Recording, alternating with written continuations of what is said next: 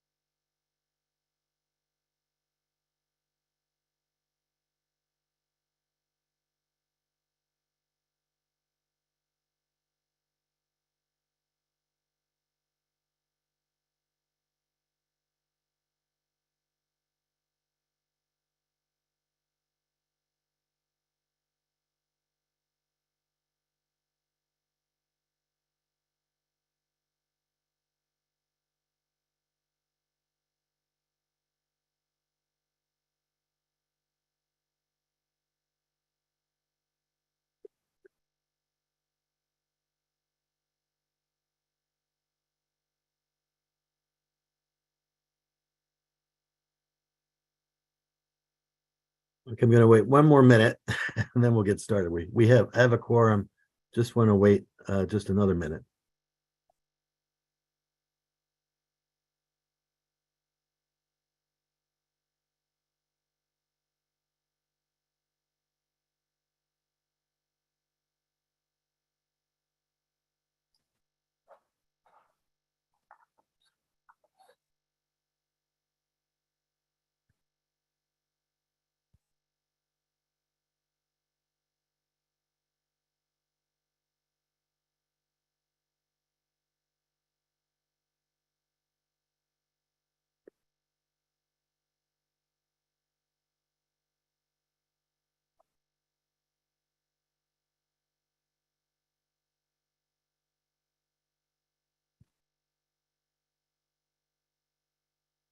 Okay, I guess we can get started now.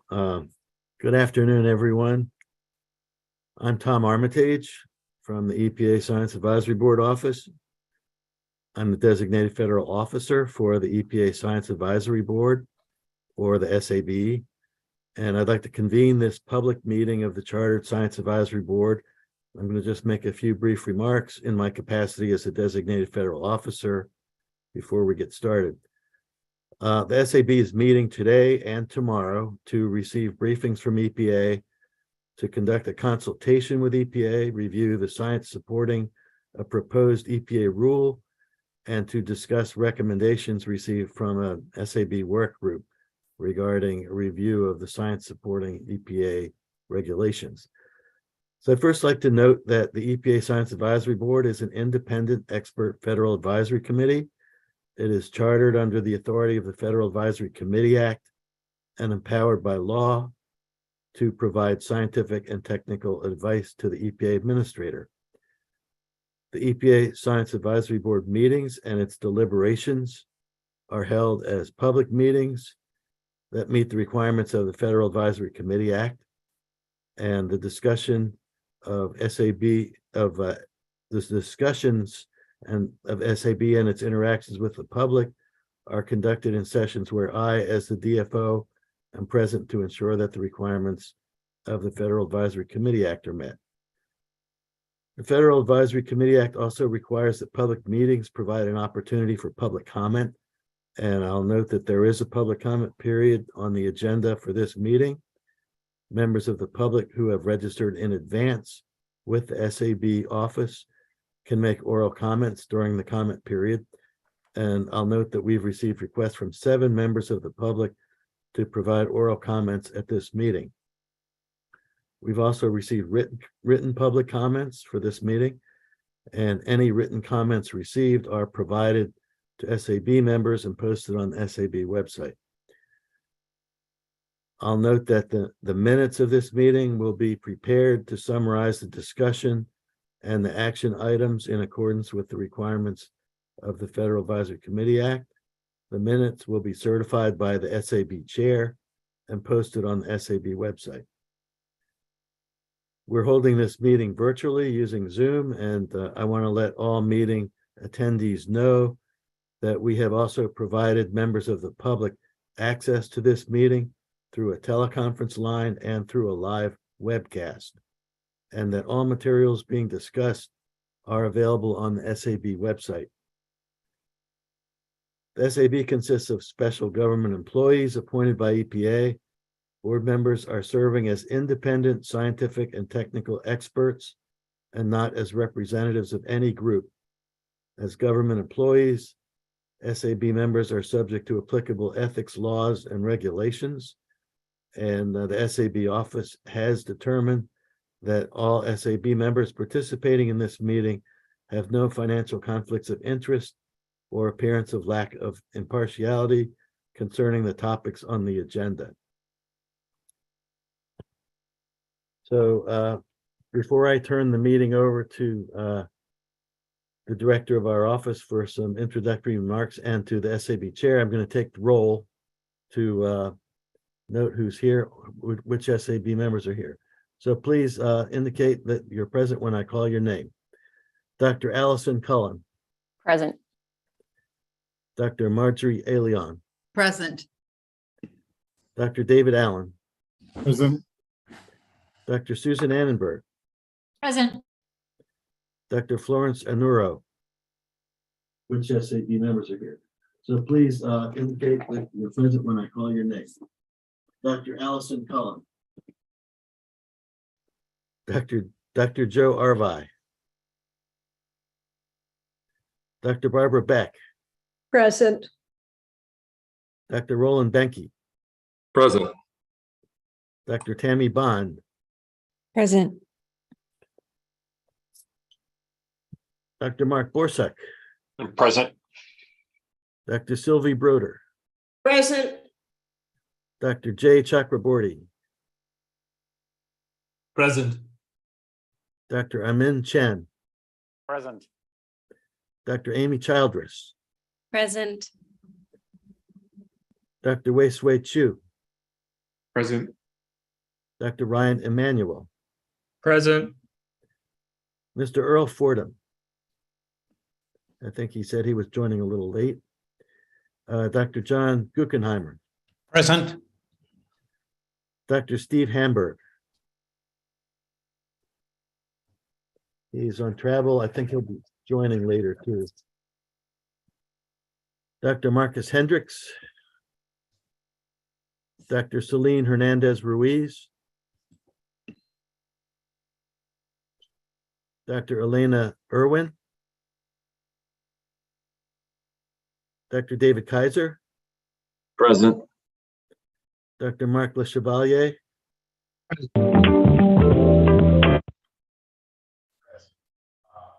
Dr. Angela Lung, Miss Lisa Lonefight, Present. Dr. Lala Ma, Dr. John Morris, Present. Enid Neptune,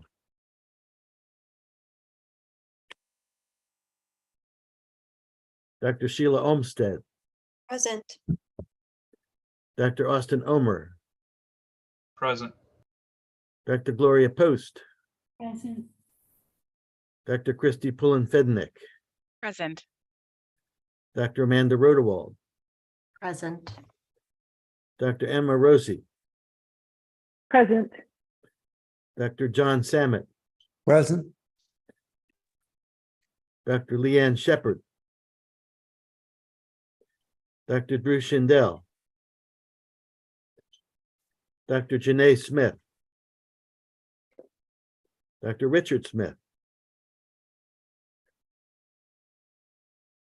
Dr. Dan Stram,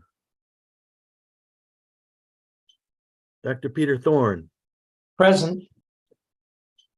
Dr. Godfrey Uzochukwu, Present.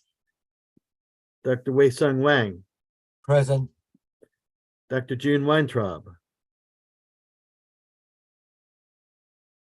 Dr. Present. Jacoby Wilson. Sorry, I was late. Present. Thank you, June. And Dr. Dominic van der Mens-Brugge. Present. Thank you. Okay, thank you. With that, I'm now going to turn the meeting over to Tom Brennan, the director of the SAB office. Thank you, Tom, and welcome everyone to this public meeting of the Science Advisory Board. We have an important and interesting agenda today, and I'm very excited for the meeting. Thank you to the board members for your public service and support of EPA and our mission. I want to thank my teammates in the SAB staff office and our contractor, Indina and Sai, all of whom have worked really hard to make sure that this meeting comes together and we have the right agenda and all the parts in place. So thank you all. And I'd like to thank my colleagues at the EPA for developing the content that the SAB will be discussing today. And finally, I'd like to thank the members of the public who will make their comments in person today and others who have put in written comments for SAB's consideration. That public input component is so important to what we do, and I appreciate your participation very much. Before I pass the meeting over to our chair, I wanted to let the board members know, and those of you who follow SAB activities, I want you to know too, that moving forward from today, the SAB will resume its pre-pandemic practice of holding in-person public meetings. It's been 3 years, such a long time since we last had our face-to-face public meeting together. And, you know, America, of course, has been in the world, has been through so much. But I feel, and our chair of the SAB agrees, and she feels this way too, that it's time to get back to our standard model. I expect to start these in-person meetings this winter. We have several SAB panels that are getting ready to conduct peer reviews. And so you'll be seeing that. We'll be moving towards face-to-face meetings starting this winter. And with that, I wanted to pass it over to our chair, Dr. Allison Cullen, and thank you, everyone. Tom, before you do that, I want to say I neglected to call the board liaison members to Go see for if they were present. So I'd like to do that now before you Sure. turn it over. So if with the board liaison members, please let me know if you're here too. Dr. Daniel Schlenk. Present. Thank you. Dr. Robert Chapin. Dr. Paul Gilman. Dr. Dina Scher. Present. Thank you. Thank you very much. Sorry, I forgot to call your names earlier. Thank you. With that, I'll turn it over to Allison. Thank you so much, Tom and Tom. So good afternoon and good morning on the West Coast. I'm Allison Cullen, chair of the EPA Science Advisory Board. And I want to welcome members of the chartered SAB, the SAB liaisons, the EPA staff, and others to this public meeting of the EPA Science Advisory Board. I'd like to begin by reviewing the purpose of the meeting and the meeting agenda. The chartered SAB is meeting today and tomorrow. We'll receive briefings and conduct several advisory activities. For today, we'll receive a briefing from EPA's Office of Research and Development on cumulative impacts research activities. We'll also receive a briefing from EPA's Office of Policy on current practice for consideration of environmental justice in agency rulemaking processes. And then in addition today, we will conduct a consultation with EPA's Office of Water on environmental justice analyses for the agency's lead and copper rule improvements. And tomorrow we will discuss the scientific and technical basis of the EPA's proposed rule, control of air pollution from new motor vehicles, heavy duty engine and vehicle standards. And finally, tomorrow we will discuss recommendations received from the SAB work group for review of science supporting EPA decisions concerning SAB review of EPA planned regulatory actions. So first, I'll just briefly review the meeting agenda in a little more detail. Public comments are first. We have received requests from members of the public to provide oral comments. So the first item will be to hear those public comments. Comments will be limited to 3 minutes per speaker. And if there are questions from SAB members for the speakers, I'd like to limit them to 1 question per speaker and ask that speakers provide brief responses as appropriate. There is a second public comment period on the agenda. Members of the public who wish to provide short 2 to 3 minute clarifying comments near the end of the meeting tomorrow should send an email to our designated federal officer, Tom Armitage, before the scheduled break during tomorrow's meeting. And his email address is on the SAB meeting website.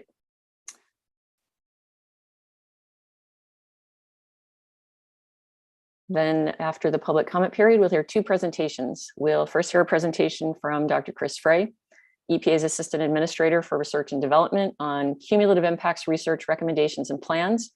And we will next hear a presentation from Dr. Philip Fine, EPA's Principal Deputy Associate Administrator for Policy, and Dr. Ann Wolverton, Senior Economist in EPA's National Center for Environmental Economics on current practices and recent activities for consideration of environmental justice in agency rulemaking processes.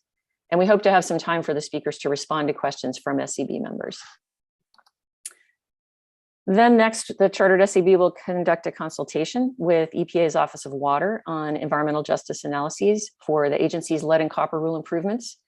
We'll hear a presentation from Mr. Eric Bernison, Director of Standards and Risk Management in the EPA Office of Water, and Mr. Michael Goldberg, who's in EPA's Office of Groundwater and Drinking Water.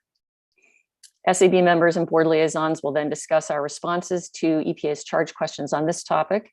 The consultation, charge questions, and draft case studies to inform the agency's environmental justice analysis are included in the meeting materials, and this is all posted on the SAB website. I hope we can complete the discussion of responses to the consultation charge questions before we recess today. I'll be asking all SAB members to provide individual written comments in response to the charge questions after this meeting, and a compilation of those individual comments will be transmitted to the EPA administrator. And tomorrow we'll reconvene at noon Eastern Time to discuss the scientific and technical basis of the proposed rule titled Control of Air Pollution from New Motor Vehicles, Heavy Duty Engine and Vehicle Standards. We'll discuss a draft report developed by the SAB work group, the Heavy Duty Engine and Vehicle Standards Rule Work Group. And that draft report provides advice in response to questions that focus on some important topics concerning the proposed rule, and those include air quality impacts, costs and benefits of the proposed rule, environmental justice, emission reductions, pollutant mixtures, and modeling for environmental justice considerations. To begin the discussion of the proposed heavy-duty vehicle rule, I'll ask Dr. Susan Annenberg, chair of the work group, to provide a brief summary of the scope of the work group report, the topics, and the questions addressed. I would then like to discuss the responses to each of the charge questions that were developed by the SAB work group. And we have lead discussants listed on the meeting agenda who will begin the discussion of each charge question by providing a brief summary of the responses. And I will then ask for comments and suggested report revisions or additions from all of the SAB members. After discussing the responses to each of the charge questions, I'd like to discuss the key points included in the report appendix and in the preamble. In those discussions, I would like us to reach agreement on any changes that are needed in that draft report. We can also discuss findings or recommendations that fall beyond the scope of the charge questions. We do not have to develop the revised report text at the meeting. If we just agree upon the report changes, I will ask members to send their revised text to the DFO, that's Tom Armitage, and also the DFO for the work groups, that's Shanta Hill-Hammond, after the meeting. Or we can agree that I will work with the DFOs to incorporate changes after the meeting. Following that discussion of the heavy-duty engine and vehicle standards rule tomorrow, we will discuss recommendations provided to the chartered SAB in a memo from the SAB work group for review of science supporting EPA decisions. The work group sent the chartered SAB recommendations concerning review of the science that supports 11 planned EPA regulatory actions. And we will decide whether we agree with the work group's recommendation and decide whether any follow-up activity is needed on these. The memorandum providing work group recommendations is posted in the materials for the meeting on the SAB website with all the other materials. And that's our agenda. So before we begin, I'd like to ask SAB members if you have any questions about items on that agenda.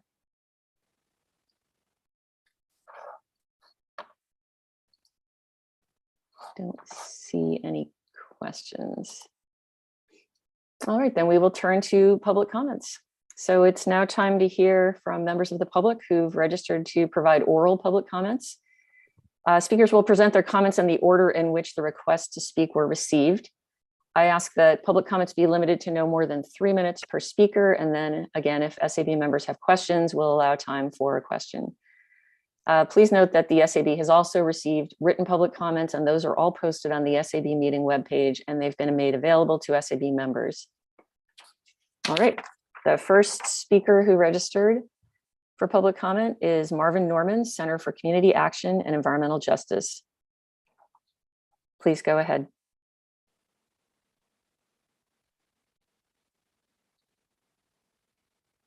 Do we have Marvin Norman with us? I do not see him in the list of meeting participants right now. All right. We We can could come back. We can take a look in a minute and see. Thanks. Our second registered speaker is Molly Greenberg, National Moving Forward Network. Please go ahead.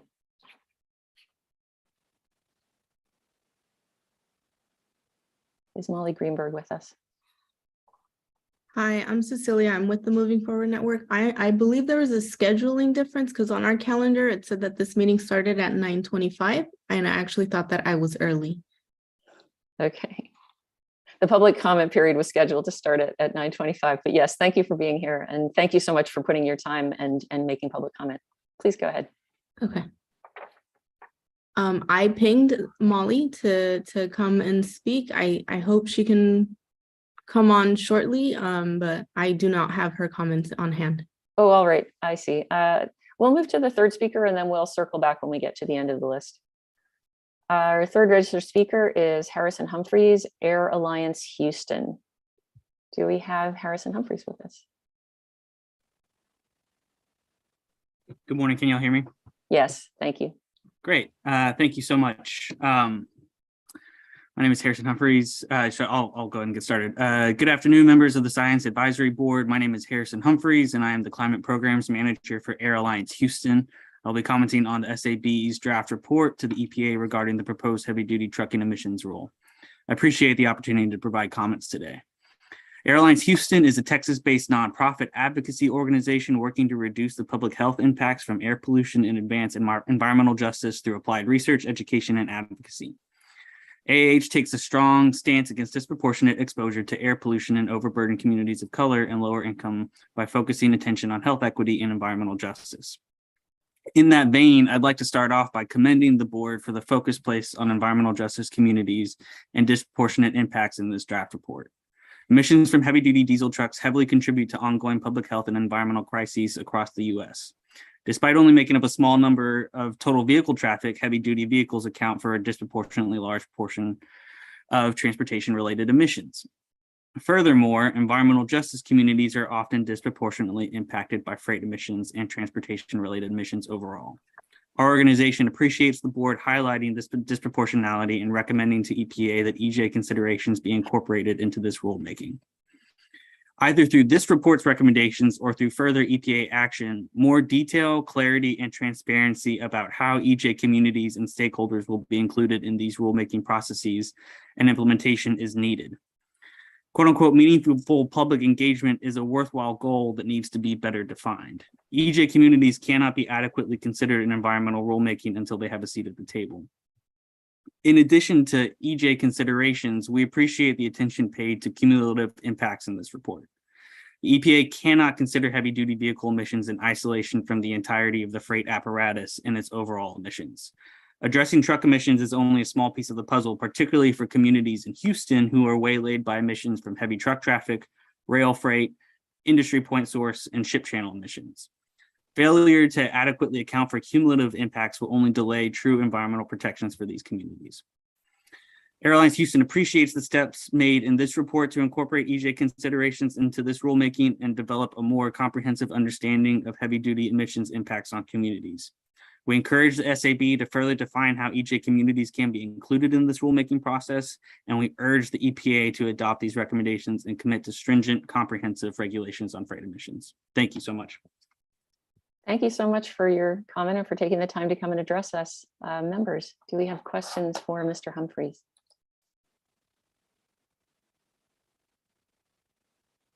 I have a question. Go ahead. I'm not sure if I can raise hand or so. It's all right. Go ahead. Okay.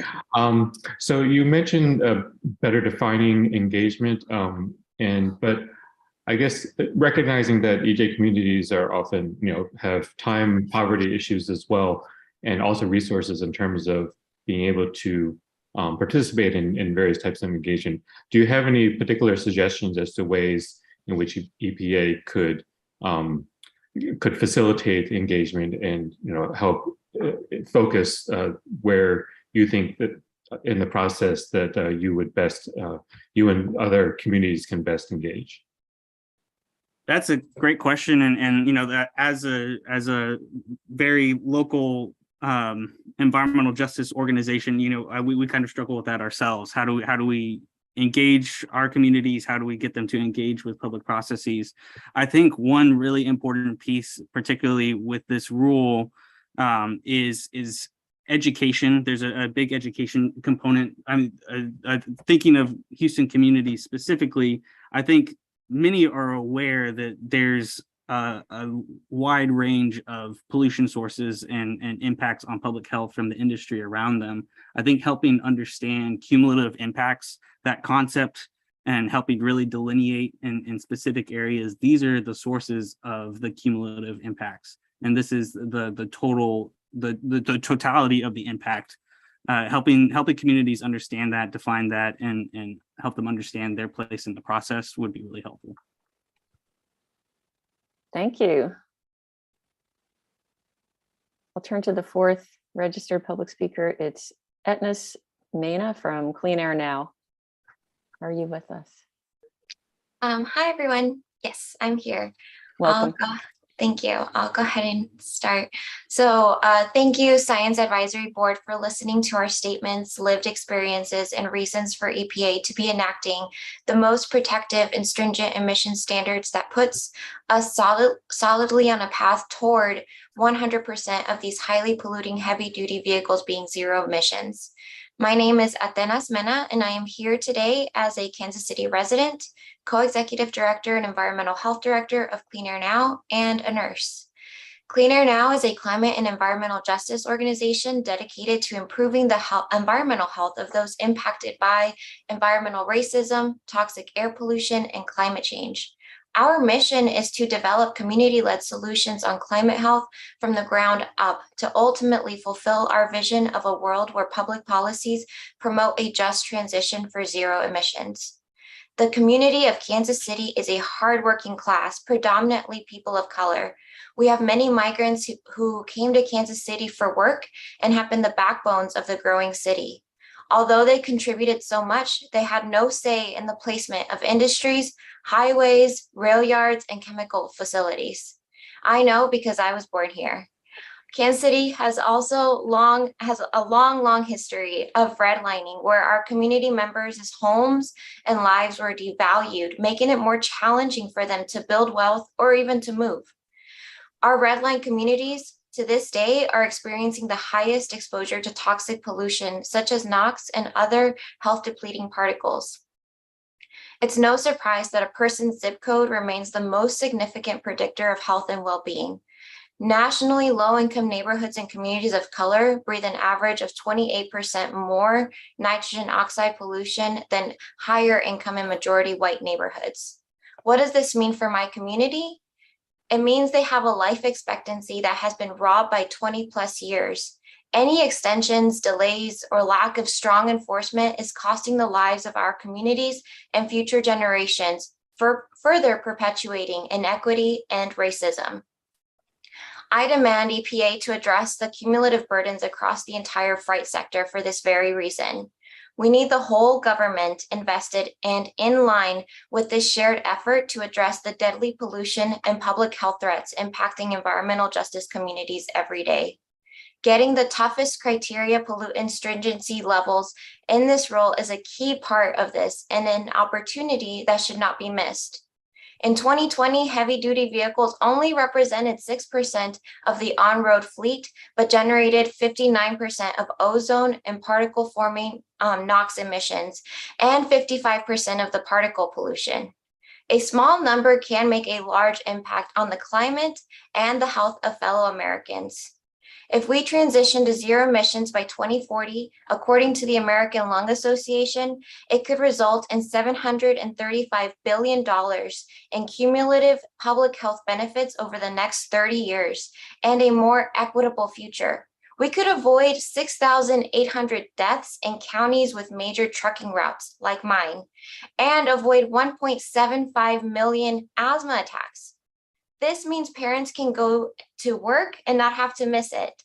They can keep their jobs. This means students will learn more and increase the chances of graduation since they won't be missing school to be in the hospital.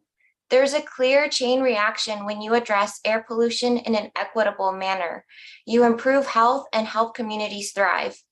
Diesel death zones are real. People struggling to breathe every day is real, and environmental racism is still a driving factor. Please allow justice to take the wheel. Thank you. Thank you so much, Atanas. Are there questions from the SAB members? I'm looking for hands, or you can jump in if you're having trouble getting your hand raised.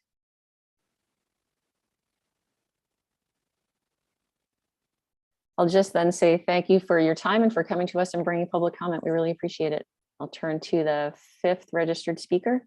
Allison, we had the earlier speaker, Molly Greenberg. I think she's on now. If you want to go back to her, we could take her. Sure, I could go back to the top of the list. Maybe I was thinking go back to Marvin Norman, who also wasn't here. We got 3 minutes ahead of our schedule, which I realize can kind of throw things off. Is Marvin Norman here? That was the first registered speaker. Then we'll turn to Molly Greenberg, and thank you for joining us. And again, yes, we got 3 minutes ahead of our schedule. So that was why we were ahead of the game. Go ahead. Appreciate it. And apologies for being late. I had Not at all. Not at all. Thank you for coming and bringing your comment. Oddly enough, I was working on my testimony, so if that helps. Hi, everyone. My name is Molly Greenberg. First, I want to thank you for the opportunity to speak. I'm the campaign manager with the National Moving Forward Network. We're a frontline EJ-led network with over 50 member organizations, many of whom are speaking today, across the country, working to address the cumulative impacts caused by an ever-expanding freight sector. We have organized as a network for about 10 years with many of our members working on freight issues and solutions for decades before the network even began. I give this background to the Science Advisory Board to understand that as MFN, our members represent the scientific, technical, policy, most important lived experiences on why, how, who, when, and where freight needs to be addressed. With regards to the Science Advisory Board draft recommendations, I will first want to share our appreciation for the focus on environmental justice-based recommendations for the draft rule. However, the process for coming to these conclusions and who is responsible for implementing these recommendations just as critical as it is to making them. EJ frontline organizations need to be in the drafting, decision-making, and implementation stages of policy and programs that affect their daily lives. We urge the EPA to take these recommendations, not just for this rule, but to incorporate it in many of the recommendations into future rulemaking, much like the Phase 3 greenhouse gas rule. Countless studies have shown and frankly continue to be released that the diesel-powered vehicles emit dangerous and deadly levels of pollution, with environmental justice communities bearing the brunt of these impacts.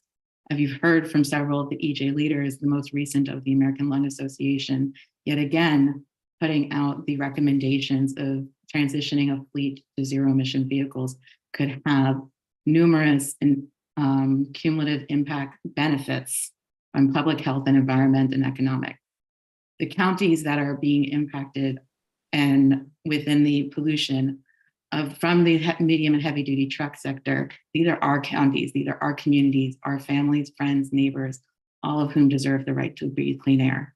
Unfortunately, while EPA's heavy duty truck rule proposed regulation recognized the problems of truck pollution, it failed to lay out protective standards that will require air pollution reductions in EJ communities.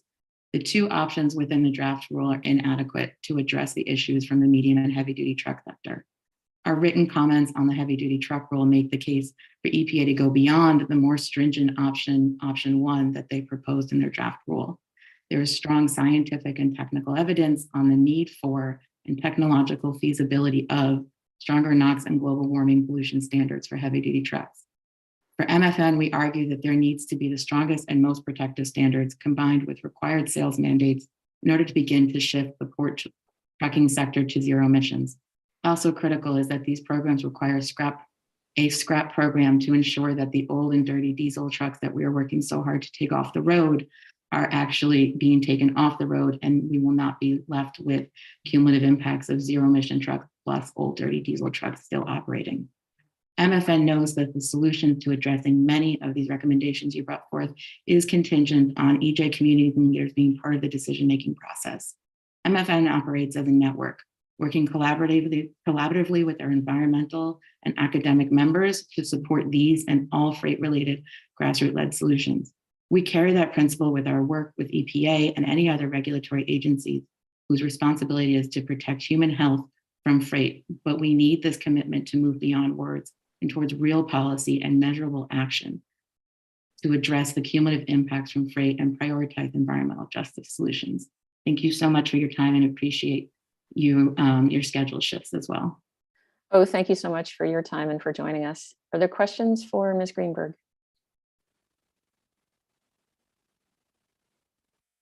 Seeing no hands, I will move to the 5th registered speaker. It's David Cook from the Union for Concerned Scientists. Thanks.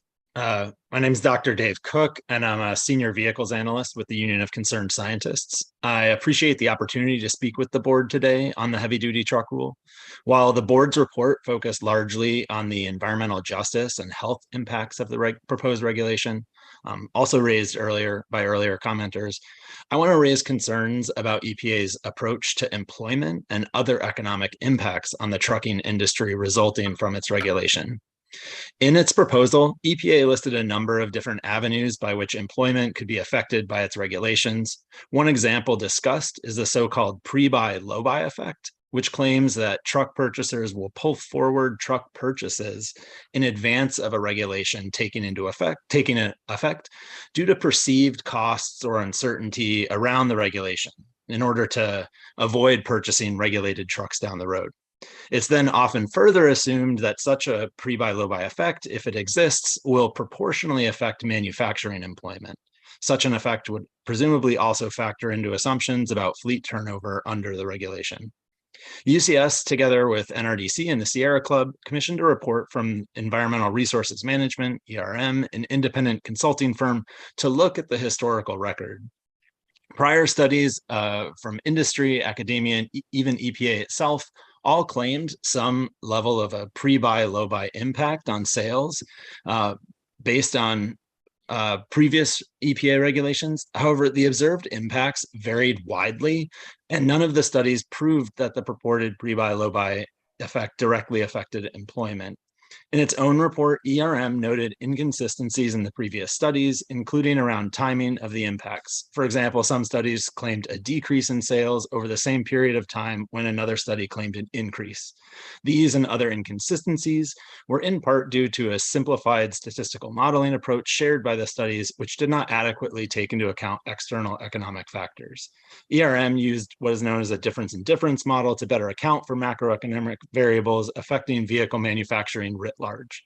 Their results showed no evidence of a pre-buy, low-buy effect from any prior EPA truck regulation. This was true not just for sales and production, but most importantly for manufacturing employment, which they considered directly in contrast to prior studies. One of the most likely explanations for the difference between ERM's results and prior literature is that truck sales are historically a leading indicator of recessions, and prior studies have erroneously attributed to EPA's regulations an observed decrease in sales in 2007 leading into the 2008 recession. In its proposal, EPA noted the development of an agency model to consider a potential pre-buy, low-buy impact that was not incorporated into the proposal's impact analysis. But EPA could deploy such a model in its final rulemaking or in future truck rulemakings, despite its own evidence of the effect being quite suspect. I wish to bring this latest report from ERM to your attention so that you might consider weighing in on the agency's analysis regarding sales, fleet turnover, and employment, given what the use of any such model could mean for this and future heavy-duty vehicle regulations. Thanks. Thank you for your comment. Do we have questions from SAB members? Peter Thorne. Go ahead, Dr. Thorne. Yeah, thank you for your comments. We just got, that report was just brought to our attention yesterday, I think it was, and looking at it quickly, it seemed like the controversial the differences between various analyses were focused mostly on the 2007 reg and did not account for the recession in 2008. But with the other periods of time that report looked at, were there other publications or other analyses that had been done previously that did find evidence of a low-buy effect? Sorry, with regards to the 2007 specifically, or in other 2002, 2004, et cetera? Right. I'm asking if there's other literature or other analyses that looked at those, or did all the previous work focus on the 2007 reg? So many of the studies cited in that in ERM's literature review, the component had also looked at the 2004 regulation, which started in phased in 2002, and then also the 2010. I think one of them even looked at, they did look at other regulations as well. And 2007 was, I believe, the only, I'd have to go back, but I believe that even in those reports that the 2007 regulation was the only one where they had seen statistically significant results. It may be that one of the industry studies, and I would have to go back to the literature to confirm, it may be that one of the industry studies may have seen like either a statistically insignificant effect in around the 2004 regulation, or just explained away why you wouldn't see it. I would have to go back to the literature, but they did look at other regulations as well, and all of them, by far, the 2007 was the one that the focus was on, because that seemed to be with the most significant results that they had seen. Yeah, all right, thank you for that clarification. Thank you both.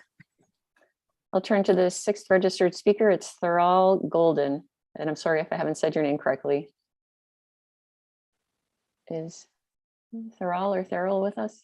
Yes, I am. Okay, thank you. Welcome.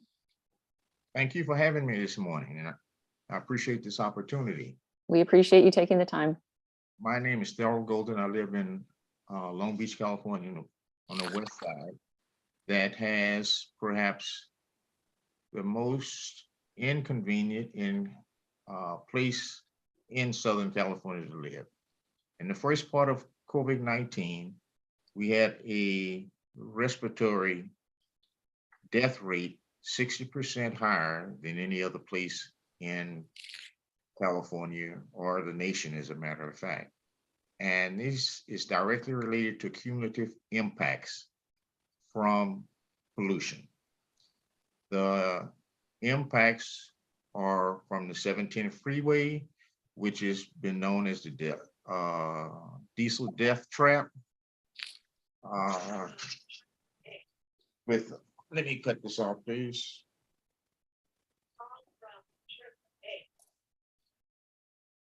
Excuse me for that interruption. That's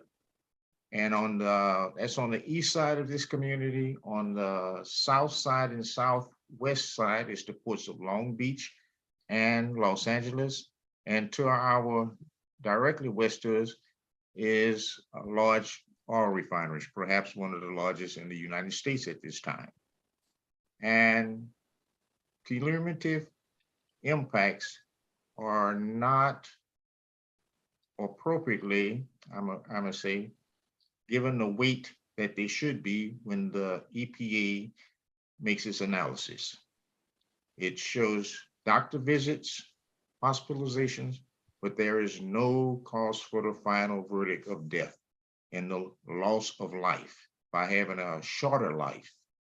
And the EPA should look at these with more enthusiasm, I'm gonna use at this time, to bring about a just environmental solution where the negative environmental impacts over a long period of time are addressed more adequately.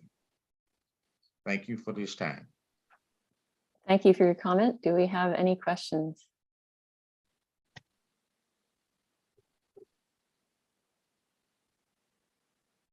I don't see a hand, so thank you again for taking the time and coming to address us. Thank you. Our seventh speaker is Jennifer Ortega from the Environmental Defense Fund, and then I'll circle back to the top of the list and see if anyone else has come back, and then we'll conclude our session. Jennifer Ortega, EDF. Thank you for the opportunity to provide comments. My name is Jennifer Ortega, and I am a research analyst at Environmental Defense Fund. My comments focus on the importance of 1, conducting an environmental justice analysis of the LCRI to ensure it will not continue or introduce discriminatory practices, and 2, requiring water systems to conduct their own analysis to inform their lead service line or LSL replacement strategies.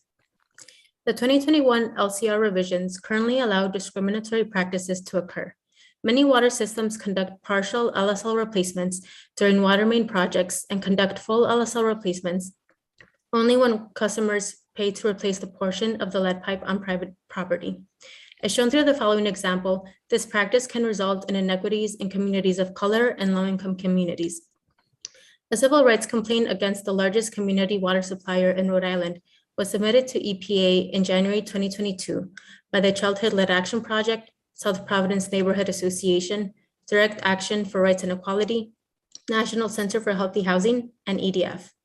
EPA accepted the complaint for investigation, which alleges that Providence Water's LSL replacement policies and practices violated Title VI of the Civil Rights Act of 1964 because they disproportionately increased the risk of lead exposure to Black, Latinx, and Native American residents.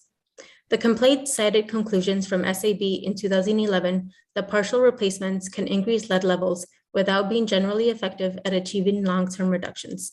The complaint also cited a peer-reviewed case study published by American University, finding that Washington, D.C. residents in low-income neighborhoods between 2009 and 2018 were significantly less likely than those in wealthier neighborhoods to pay for full replacements, and therefore they had an increased risk of lead exposure. We asked that SAB review and consider the complaint's full analysis for its EPA consultation. As SAB considers various analytical tools, we asked that the Lead Service Line Replacement Collaborative's recently published Guide to Equity Analysis be incorporated. The guide helps water systems understand how to enhance equity in their LSL replacement programs through policies that do not exacerbate or create inequities in impacted populations. The various tools and data sources listed also include a description of the advantages and limitations of each. Additionally, recently EPA hosted 2 environmental justice public comment sessions focused on the LCRI. Most comments asked for similar improvements: that EPA require full LSL replacement within 10 years, prohibit partial replacements, and require water systems to conduct an environmental justice analysis to inform their replacement strategies. We hope SAB incorporates these requests in its consultation with EPA. And this is not part of my comment, but I will be submitting this oral comment in its written form so that everyone has access to the hyperlinks of the resources that I mentioned today. Thank you. Thank you so much for this comment. Are there questions? SAB members? I don't see any hands, so I'll just thank you for your comment and for taking the time to come and address us. And circling back to the top of our list, do we have Marvin Norman here?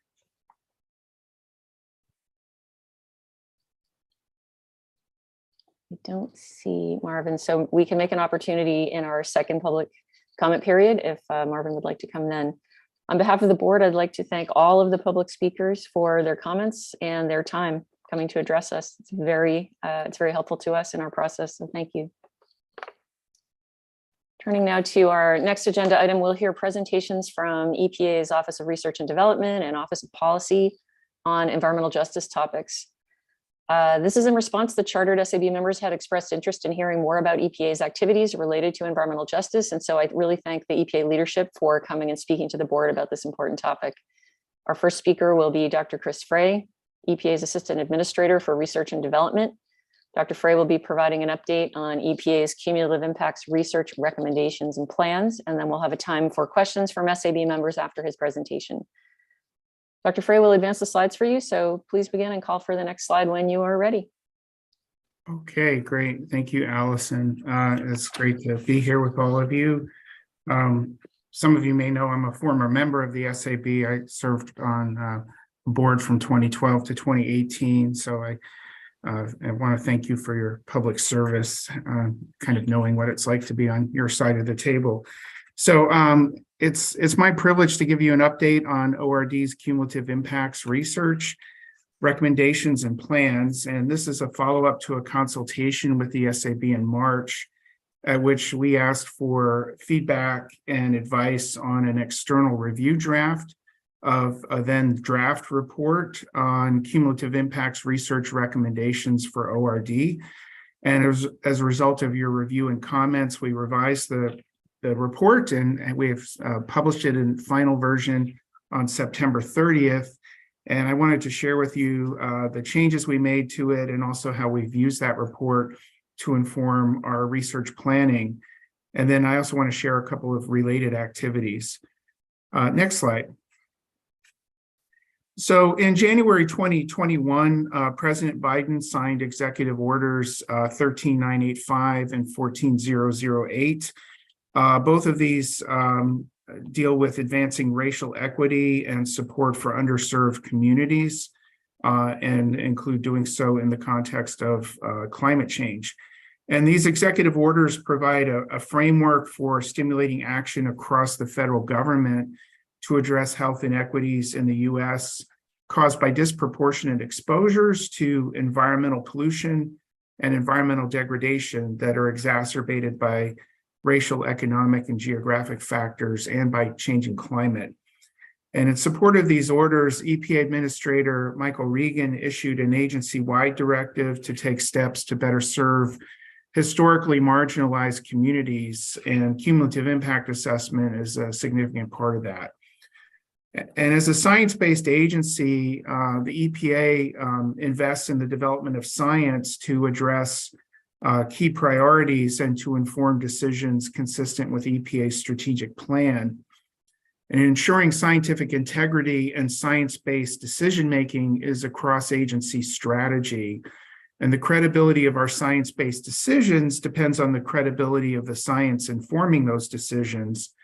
And the mission of EPA's Office of Research and Development, which we call ORD, is to conduct research that provides the foundation for decision-making in pursuit of the agency's mission, which is to protect human health and the environment. So in the Office of Research and Development, or ORD, we recognize that it's critical to bolster the scientific basis for identifying interventions or actions that can improve community health and well-being, and also for selecting, implementing, and evaluating such actions. And so to do this, we must continually strengthen the scientific foundation for assessing cumulative impacts. And so in support of this mission, ORD is developing research to ensure its portfolio aligns with those priorities. So next slide. So I'm going to talk about research planning and cumulative impacts. That'll be most of the talk. I will, hopefully if I have time, briefly mention some adjacent initiatives related to participatory science and community engaged research. So next slide. So ORD's mission, as I said, is to conduct research to support our partners within the agency and also external to the agency.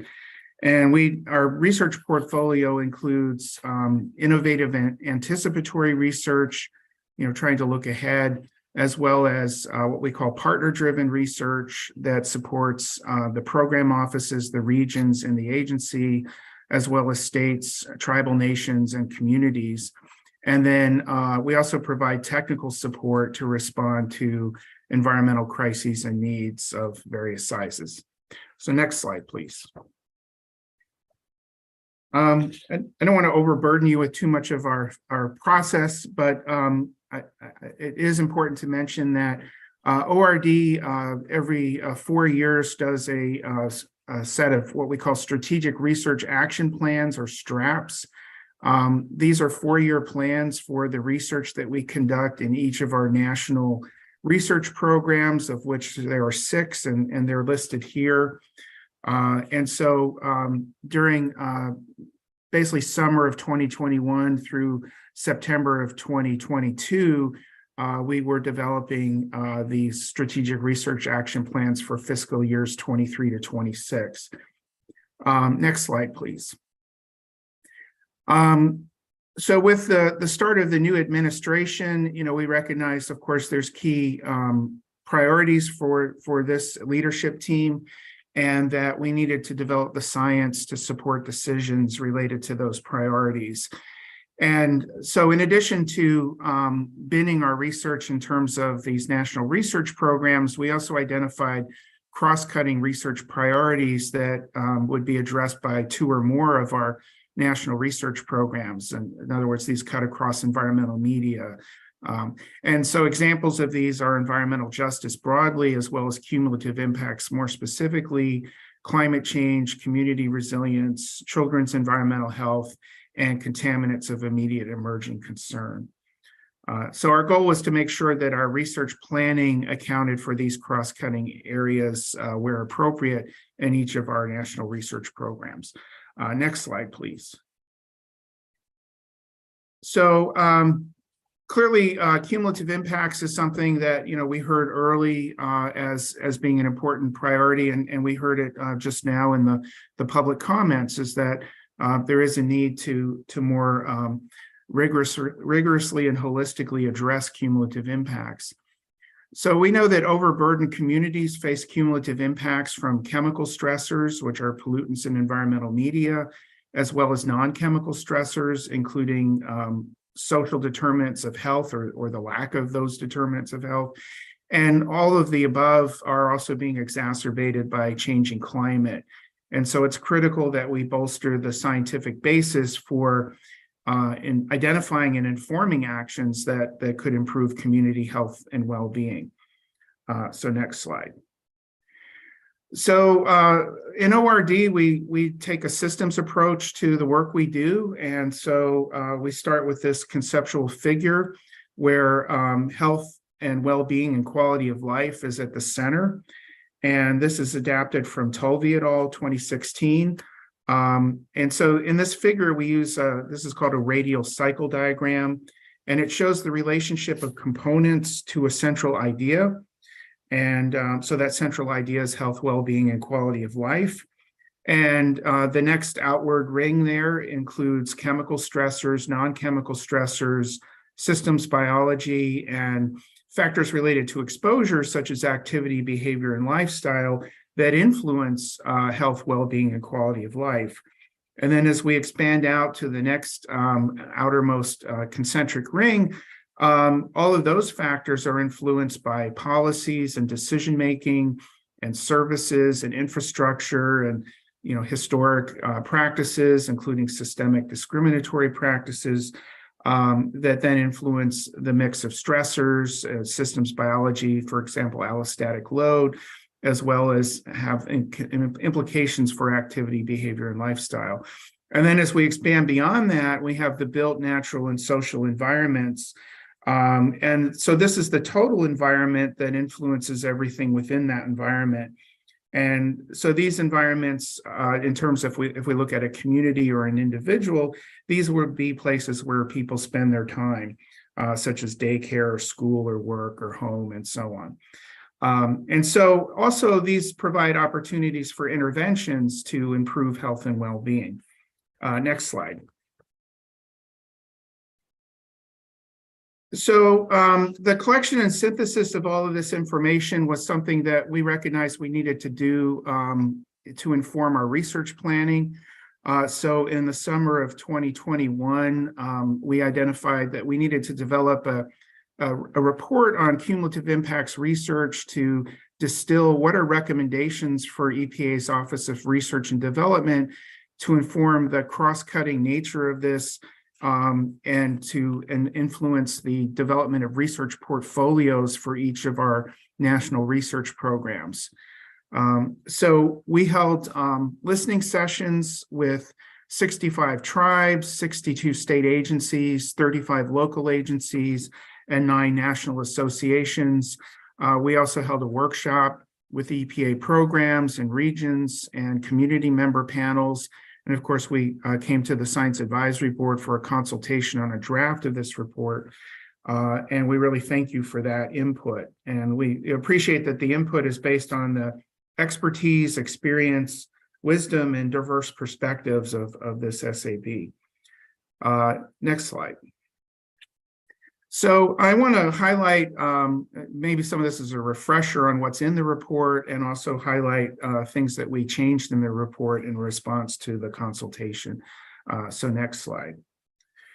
So one of the major concerns that we distilled from the comments we received from SAB members is what was described as a lack of clarity regarding cumulative impact assessment and its connection to decisions. And in which response, we created this nested text box with example applications of cumulative impact assessment to decisions. Some of these are agency decisions at the federal level, but also cumulative impact assessment can inform decisions by lots of other partners, including state agencies, local agencies, and tribal nations. And so we provided this nested set of text boxes to better reinforce that. Next slide. Another key area of discussion, and this was reflected in the charge questions that we had provided to the SAB, was definitions. And, of course, to work on a thing, we need to know what that thing is. And so the draft report contained what we called an operational definition of cumulative impacts and cumulative impact assessment. And we received very helpful comments from the members of the board questioning the use of some of the specific terms that we had and concerned about too much jargon and other word choices, and also aiming for a better representation of the essence of all of the factors, both chemical and non-chemical stressors that affect health. So in response, we removed the total burden, which I think people weren't sure what that meant, and replaced it with totality of exposures, which also incorporates an element of exposures over time. We provided the what for what we mean by totality of exposures by adding to combinations of chemical and non-chemical stressors. And we also provided the what for the effects by adding health, well-being, and quality of life and outcomes. And also, just to tell you a little bit about the structure of these definitions, we aimed for a single sentence that would provide the essence of the definition. And then we have what we call a paragraph after that we've referred to as flavor text to kind of elaborate on what this definition means to us in the context of our report. And this single definition is something we've talked to with our Office of Environmental Justice and External Civil Rights Compliance. And they have some different perspectives. They have more of a decision-oriented perspective. And so their flavor text might be a little different than ours in ORD, but we're both looking at the same definition. So that's a way to be kind of flexible and consistent at the same time. And then on cumulative impact assessment, we also tightened the language to remove some jargon. We incorporated that this would involve both quantitative and qualitative data. And we added text on uncertainty and variability in the flavor of this. It's not shown on the slide, but in the subsequent paragraph. and elaborate on some of the other elements of a cumulative impact assessment in the associated text. Okay, next slide. You may recall that the report had 5 major categories of recommendations, and these include establishing the decision context and having stakeholder engagement. Second is addressing scientific considerations for meeting partner needs. The third is empowering local decisions and actions. And the fourth is supporting science translation and delivery. And those 4 are the scientific focus. And then the 5th one is a recommendation internally to ORD to provide research management and support to enable all of this work to happen in the other 4 areas. So some of the major changes we made in the report recommendations was we were advised to give priority to the recommendations, so we've done that. We've edited some existing recommendations per comments and expanded or added detail. And then we also added some new recommendations regarding federal collaborations, how we would implement recommendations, the potential ethical implications of research methods and approaches, and to inform the development of ethics guidelines and ORD researcher training. And we also added recommendations to identify policies and interventions and related success factors and barriers, and the market effects that may occur because of those policies and interventions. So next slide. So I'm going to transition from talking about the report that you've looked at and that we've revised and finalized to what we've done with that report. So next slide.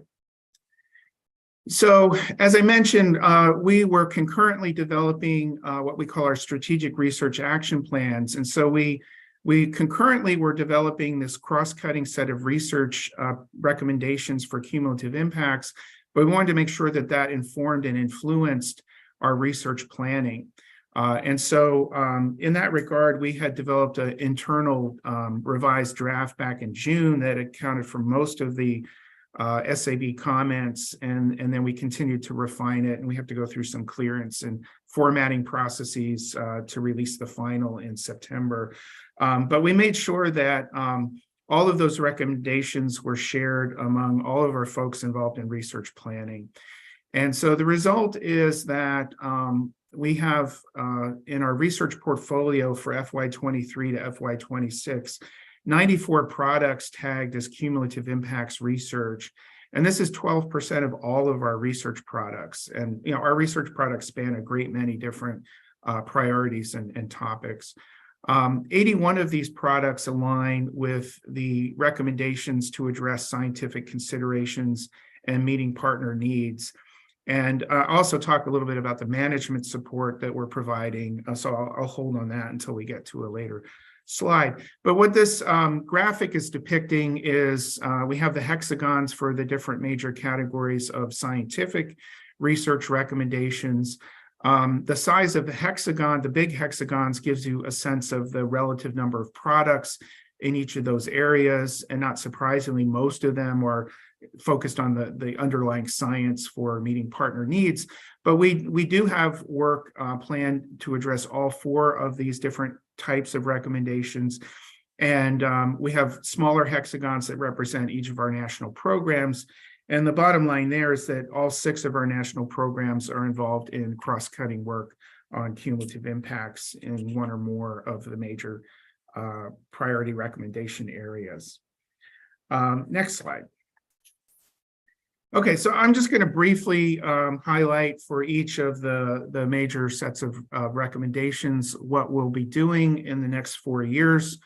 So to establish the decision context and partner engagement, we have a track record of working with communities to build community capacity and support their use of EPA research and tools. And so we'll build on that and amplify that. And we also have some experience, but we will continue to develop and apply our expertise to implement cumulative impact assessments in agency and local, state, and tribal decisions where our partners are looking for this. And then we will collaborate with our Office of Environmental Justice and External Civil Rights compliance to develop the EPA. So OEJ-ECR is taking the lead on an EPA framework for cumulative impacts that is more of a decision focus, where our work in ORD is more of a science focus. So just to illustrate some of, I'm not going to list every product that we're going to work on because we don't have that much time, but I just wanted to give you an illustrative example of some of the products that we're working on. So for example, under this first set of recommendations, we're looking at cumulative impact assessment to inform local scale permitting and programs, and that will center on problem formulation and identifying opportunities to address cumulative impacts with a focus on equity and related topics. And then the second one is an infrastructure resilience product aimed at protecting water resources from leaking underground storage tanks, particularly in communities with environmental justice concerns and that are also vulnerable to extreme weather events. Next slide. Okay, so our second main category is to address scientific considerations for meeting partner needs. And broadly speaking, the research in this area emphasizes being fit for purpose, so context dependent, and also holistic in terms of scientific approaches. It includes characterizing health disparities and impacts on well-being, and evaluating interventions with the aim of reducing disparities and improving health and well-being. And so the outcomes broadly for this set of products will include expansion of methods, tools, and data through our research, and then better understanding of cumulative impacts, and tailoring this work so that it's applicable to informing decisions. Some examples of the products that are in our plan include examining the effects of historical redlining on climate and health, including whether historical redlining modifies associations between heat exposure and morbidity and mortality. Another one is a systematic literature review on nutrition as a modifying factor related to chemical susceptibility.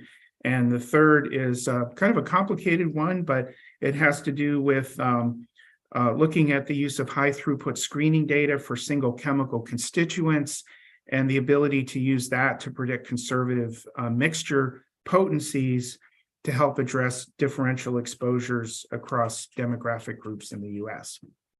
Next slide, please. In terms of empowering local decisions and actions through science, our focus in our strategic research action plan is, again, to increase the use of EPA methods, tools, and data, and to make those fit for purpose and useful to partners, and to enable the use of community-generated data and tribal traditional ecological knowledge in local decision-making. And some examples of this include a project that we're actually very excited about. This is what we call a solutions-driven research. That's what the acronym SDR down there means. So this is a solutions-driven research project aiming at looking at nature-based solutions for coastal community resilience for a community in the Chesapeake Bay to increase resilience to climate change, increased storms, sea level rise, as well as support local fisheries and important environmental resources for that community in a holistic way, and working very closely with the community in doing that. And so that includes also the social as well as environmental dimensions of resilience and equity. And then the second example there is a product that would use a social ecological lens to provide local community leaders with a guiding framework to identify overlap among local efforts to increase community capacity for change across different environmental health problem types, and to help local communities strengthen capacity for change. Next slide. In terms of supporting science translation and delivery, bear with me for 1 second. Thank you. Okay, so we'll be expanding translational research as an important approach to support cumulative impact assessment. And science translation is about, putting the science in the hands of people who need the science to inform decisions. And so this emphasizes partnerships with programs, regions within the agency, as well as external stakeholders. So this would be states, local governments, tribes, and communities to inform decision-making. And some examples of this include design for community resilience and equity, which includes design and testing of tools to help communities build resilience and equity. And the second example here is I think I may have just talked about that one, is helping communities strengthen capacity. So some of the products fit in more than one bucket. Okay, next slide. Okay, so the other thing that we need to do in ORD is to provide research management support for all of this research, right? So if we're going to do 94 research products over the next 4 years, we need to provide support to have the partnerships and the information exchange, as well as the internal infrastructure to do this. So there are lots of dimensions to this. For example, establishing and enhancing relationships with institutions that have close relationships with overburdened communities, including HBCUs and minority serving institutions. We're prioritizing the hiring of social scientists to augment our capability to engage with communities, for example, and also to deal with social determinants of health and other social science aspects of this complicated interdisciplinary work. Bringing on more social scientists means we need to support them on, for example, social science aspects of quality assurance project plans and the tools that social scientists need to do their work. We are also, and I'll talk about this, so I'm not going to say a lot right now about this community engaged research collaborative for learning and excellence. So I have a few slides on that. We also are mindful that, we wish we had all the resources to do everything, but we don't. But also other federal partners not only have resources that are complementary to ours, but, bring in different aspects of expertise and connections. And so it makes sense, and we will be partnering with them to bring research into action. And also, we will work with the Board of Scientific Counselors to have them review the implementation of our cumulative impacts research portfolio. Next slide. So I want to mention two adjacent things, and somewhat briefly, but one is, when we talk about community research that's really aimed at improving community health and well-being, there's the opportunity for community-based participatory research. There's the opportunity for co-production of information and knowledge, and that introduces that there's an opportunity for participatory science. And so I want to highlight, this is a document that the agency released in June of this year that lays out EPA's vision for the use of what we're calling participatory science. And this vision will help guide the agency to increase the types and amount of data brought forth to inform scientific research, and also to enhance public engagement and understanding, and also to take actions to investigate and mitigate environmental problems. So this is really a whole of EPA. This is not specific to the Office of Research and Development. And in terms of the term that we're using here, the term participatory science, some have used that term, but the reason why we're using that term is, other terms that kind of fall under this larger umbrella are terms like citizen science, community science, crowdsourced science, community-based participatory monitoring, and other terms. But we see the term participatory science as representing the breadth of these activities, and also as being more inclusive and accessible to the involvement of the public in the scientific process, especially for those who've been historically underrepresented in that involvement. So next slide. So the last main topic I wanted to share with you in the spirit of an update and a report out to what we're doing in the cumulative impacts and related area is an initiative that is a joint effort between the Office of Research and Development and EPA's Region 2 to pilot what we're calling a community-engaged research collaborative for learning and excellence. And this has the acronym CIRCLE. And this is to be based in an EPA facility in Edison, New Jersey. So next slide. So the drivers for CIRCLE are, again, referring back to the President's executive order on advancing racial equity.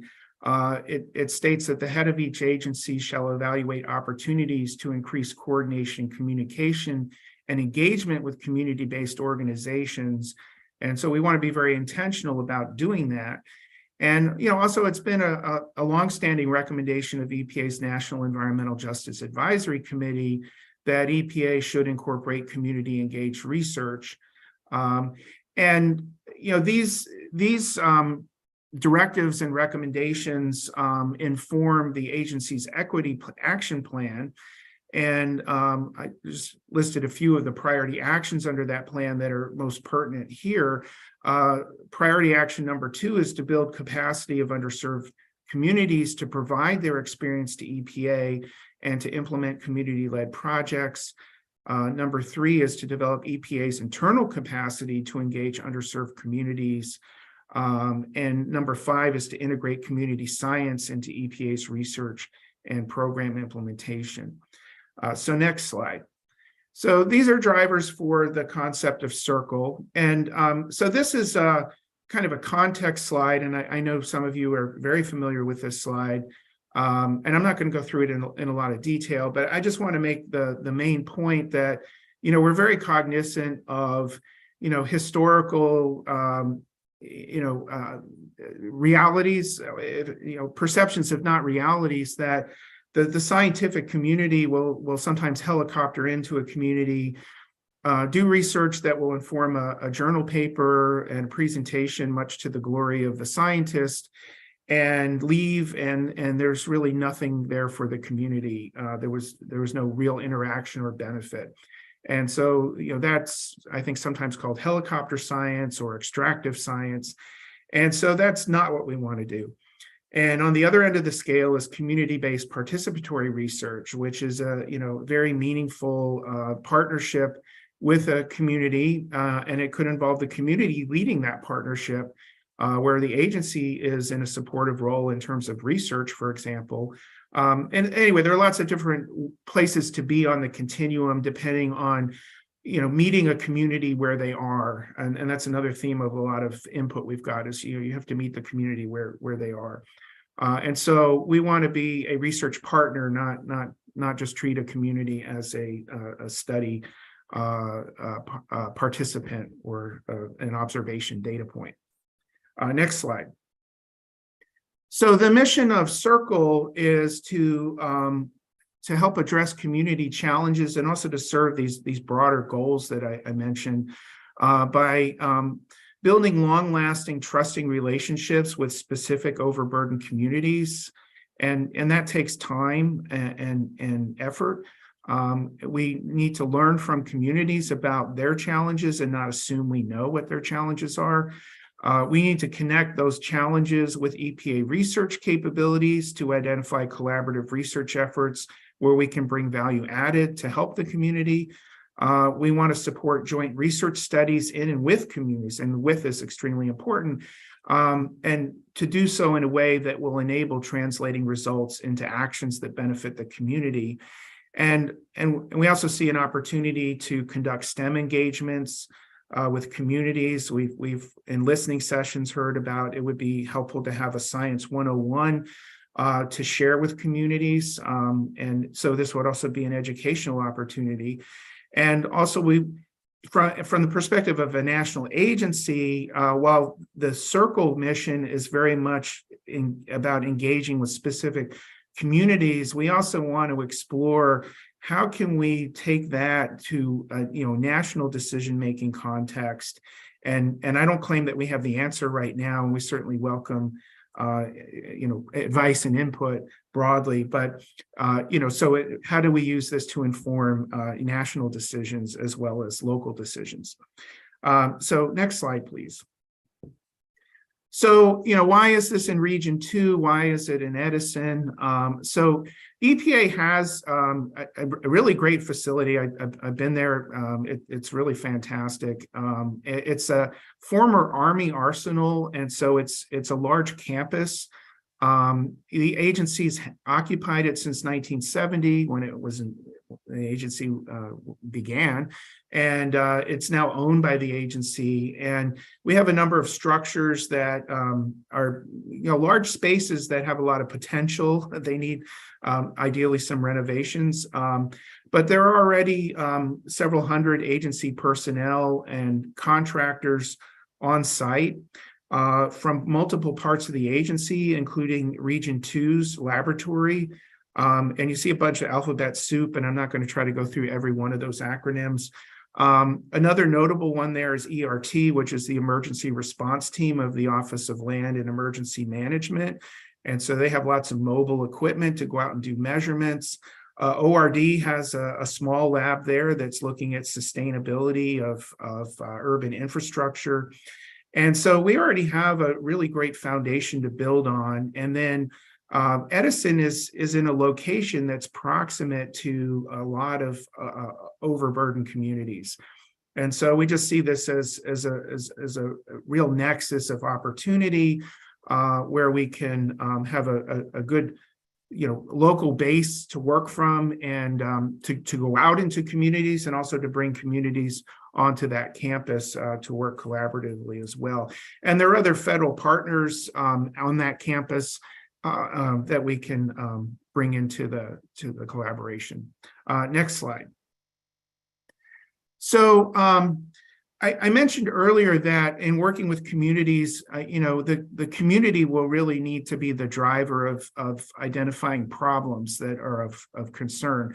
And this is a different science research model than what we're used to in ORD. I mean, we're used to, as scientists, formulating a research hypothesis, and then we know what topic we're going to work on, and then we execute the research. In this case, when we engage with a community, we won't really know what the topic is until we have that initial problem identification phase. And so one of the management challenges is that we're going to have to be very flexible and adaptive to bring the right science to bear to support a given community. So this slide is not a list of what we will do in a given community. It's a list of possibly what we could do in a community depending on their needs. And these are just an example of areas where ORD has existing expertise and capability and capacity. And I won't try to read through all of these, but you'll see they address the different environmental media. They also address issues related to community assets and infrastructure and social determinants of health and climate change. And so, our goal is to be responsive and adaptive to specific projects with communities. Next slide. As part of the initial planning for this collaborative, we have had a very valuable listening session in Region 2 with environmental justice leaders in the region. Generally, the feedback was very positive and very supportive.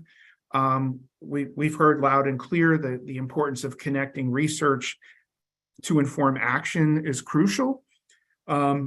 We also have heard loud and clear that we need to ensure that research is not extractive, and we need to acknowledge the contributions of and the role of the community and value and elevate that and make that meaningful. And of course, we're intending to do that, and we look forward to that. We also recognize that there will be issues of data ownership, control, and access that we're going to have to deal with each community, and each community may have different perspectives on these. And so part of developing this collaborative is that it'll challenge us to develop the processes procedures, protocols, et cetera, to address these issues. And so it will also help us build our internal capacity to work with communities. For me, the bottom line is that, this is about respect and treating communities as equal partners. And I think that general principle, I anticipate, will guide us well in these engagements. But we recognize that the agency will need to establish and build trust with communities. And, when ORD goes into a community, I think we're seen as EPA, not as ORD. And that brings a lot of stuff with it. And that's why building trust is so important. We need to be open, as I said, to research ideas that may not be what we originally envisioned. And we know that cumulative impacts is going to be critical to, these engagements with communities. Another thing I want to say before I move on to the next slide is, so this is a pilot effort. The agency hasn't done this before. We are in the process of bringing on board a senior leader. We had advertised for a senior leadership position maybe a couple months ago. And now we have a pool of candidates. And so we have the internal process of doing the selection of a candidate. Once we bring a senior leader on board, we want to engage that senior leader in further interactions with external partners and stakeholders. And we want to make even the circle itself, a truly interactive experience, not just for the agency, but for those with whom we're going to work. And so we're very committed to doing that.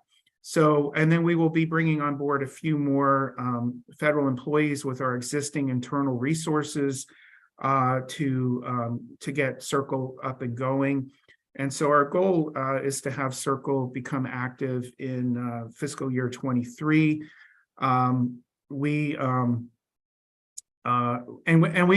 recognize that the first thing we do with Circle is going to really build the reputation of Circle. So we want to be, we don't want to spread too thin. We want to do a good job with the first engagements we have.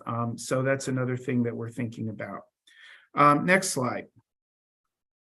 So in summary, I've thrown a lot of stuff at you. I've talked about the cumulative impacts research recommendations that we consulted with you on, and how we've taken your feedback into the final version of that, and how the research recommendations have informed our strategic research action plans. And then under those plans, what our plans are for research on cumulative impacts over the next 4 years, how this is in alignment with our participatory science vision for the agency as a whole. And also one of the ways that we're providing management support and developing our own internal capacity, as well as addressing the broader needs of communities, is through this community engaged research collaborative for learning and excellence. And, we recognize that we probably almost can never do enough to fully address the needs, but we are prepared to do more as we implement cumulative impacts research in the years to come, and we're committed to doing that. So with that, Allison, I'll turn it back to you. Thanks, Chris. That's super helpful. So I'll turn to the SAB members. Are there questions for Dr. Frey? Mark Borsak, go ahead. Yeah, hi, Chris. Thanks for a really interesting and inspiring agenda there. I think that's all really great stuff. I've been working with some collaborators, Jacoby Wilson and Marcus Hendricks, who are also on the SAB. I don't think they're on the call today.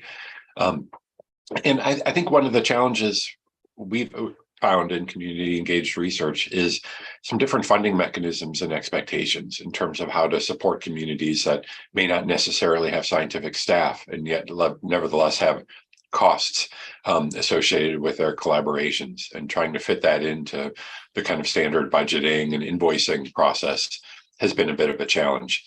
And so you may not have any answer for that, but I'd encourage you to think about creative ways to support communities financially in return for the time and energy that they're putting towards the projects. Yeah, Mark, thank you for raising that. Yeah, that is definitely something that we have heard. We've heard that input. Okay, and great. we're thinking about it, and yeah, I think you're right. There will need to be creative ways to address that. But yeah, it's definitely part of our thinking going into this. Thanks.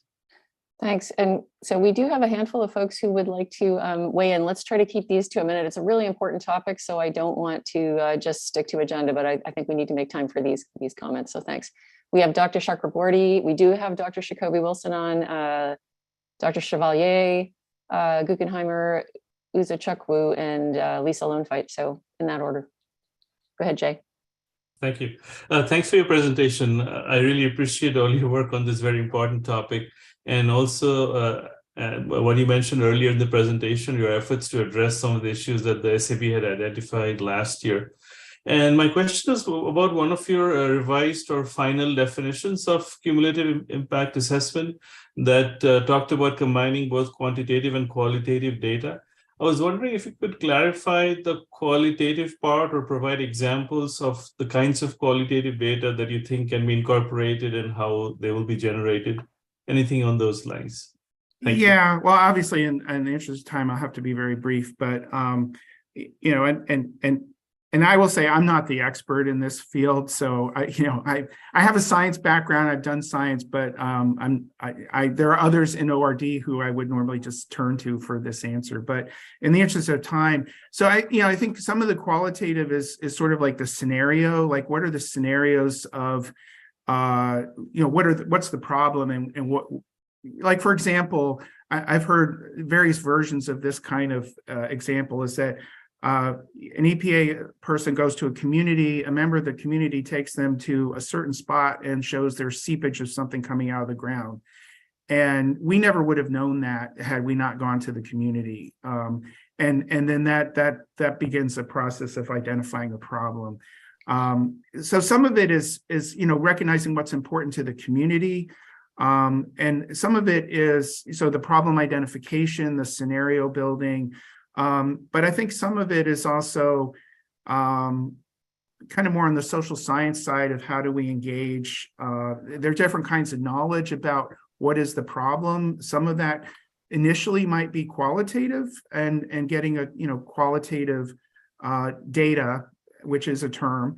We may follow that up to try to quantify, or that may be sufficient, but and that's also partly why we're bringing more social scientists on board, is that they have the expertise to deal with qualitative data. Yeah, good to hear. Thanks. Yeah, sure. Thank you. Thanks. So we'll turn to Jacoby Wilson. After Tammy Bond, we'll turn to the next agenda item, but there will be more discussion period after the next speakers. So some of these may actually fit well with that too. Go ahead, Jacoby. I tried not to be too long-winded. Just great to see you again, Chris. Just wanted to say that, as a former member of NEJAC and an ex-official member of the Justice 40 Working Group, I think this is an important conversation. And just a few things. So I think that definition of cumulative impacts is interesting. One of the things we talk about as it relates to environmental justice is also the positive impacts and the whole salutogenesis, salutogenesis. So I just want to reemphasize that about positive exposures. And going back to exposure science, the 21st century report also talks about positive exposure, think about exposure science. When we think about participatory science, I understand why you want to do participatory science. I think from an EJ perspective, that community science is what EJ folks talk about has been the primary thing we want to emphasize. Community on-demand research and Megan Wilson's work. So I just want to lift that back up. When we talk about the frameworks of getting that representative recognition of justice and restorative justice, that we focus on community science, particularly for those frontline, fence line communities. Another question, issue to think about is the tools. So how are we making sure these tools are getting to the hands of communities and that they're the right tools and that those tools are co-designed by communities who are the contextual on the ground experts? And I have a lot of other comments because cumulative impacts is what I breathe every day. There's some policy stuff I want to talk about, science to policy. But one last point, as you know, today, EPA just announced the ARA air quality monitoring grants. Mm-hmm. So how are those grants, how is that data going to be integrated into the cumulative impacts framework of the EPA to make sure that data is translated to action as it relates to compliance, enforcement, permitting, enforcement Title VI, and also Justice 40 benefits and investments through the bipartisan infrastructure bill, RA, et cetera. So I'll be quiet. Okay. Thanks, Dr. Wilson. Yeah, well, thank you, Jacoby. I always appreciate your and yeah, I wish we had more time because I really value your input. On your first point, the positive impacts, that is in our thinking. And in fact, anyway, the short answer is yes, we're absolutely, and I've read your paper on that, and that's a key thing. It's what we really are. My thought is we want to improve the health and well-being of communities. So it's not about documenting misery, or not about stopping at documenting the bads, but also how do we get to the good. And so I think we're aligned on that. And yeah, I think your other points are all outstanding. In the interest of time, I don't think I can cover them all, but really appreciate your input. Thanks. Mark Le Chevalier. Yeah, just a quick clarification. I presume under the non-chemical effects, microbial exposures are also included. In the example you gave on nutrition and chemical effects, of course, nutrition is a big factor in the severity of microbial infections and outcomes. So just wanted to hear that that's included in your overall cumulative impacts. Yeah, that's a good question. Some of the microbial stuff, the authorities for that are with other agencies, and so this is kind of a challenge for us. But in terms of looking at cumulative impacts, it does make sense for us to have that holistic view. So in terms of the science, yes, that's important. And another dimension that we often talk about is a One Health concept. And so, we're very interested in a holistic science approach. Well, I just think that would be important, and I just think that may be a problem in implementation, and just ask that because it'd be a big miss if that isn't fully integrated into the approach. Thanks. Mm-hmm. Thank you. Dr. Guckenheimer. I'd like to make 2 points. The first is that I think at the center of your original diagram is health, well-being, and quality of life. And I think that the specific definition of those terms in the way in which they're implemented is very fuzzy.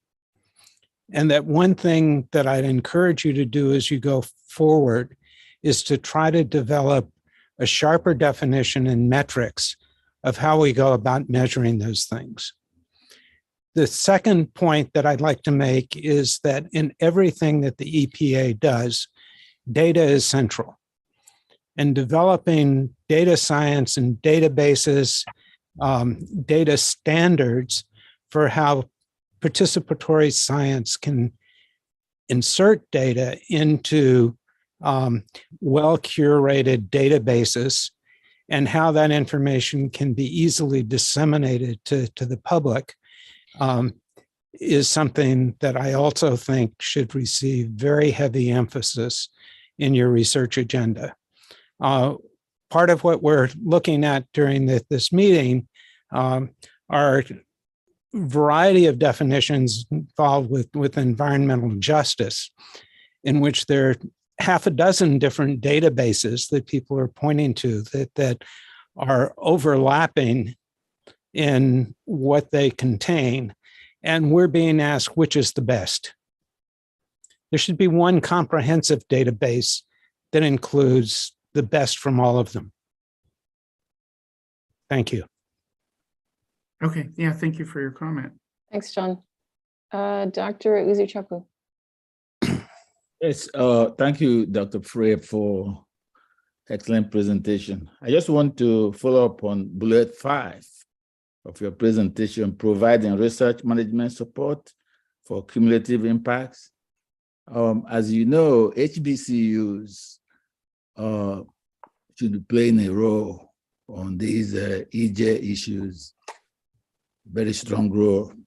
So what is your plan to enhance relationship and the established partnership? What are you thinking? What are you going to do? I teach at HBCU, so what do you have in mind? Yeah, there's several things. One, as I mentioned, we're working on MOUs with several HBCUs to build closer collaborations and partnerships.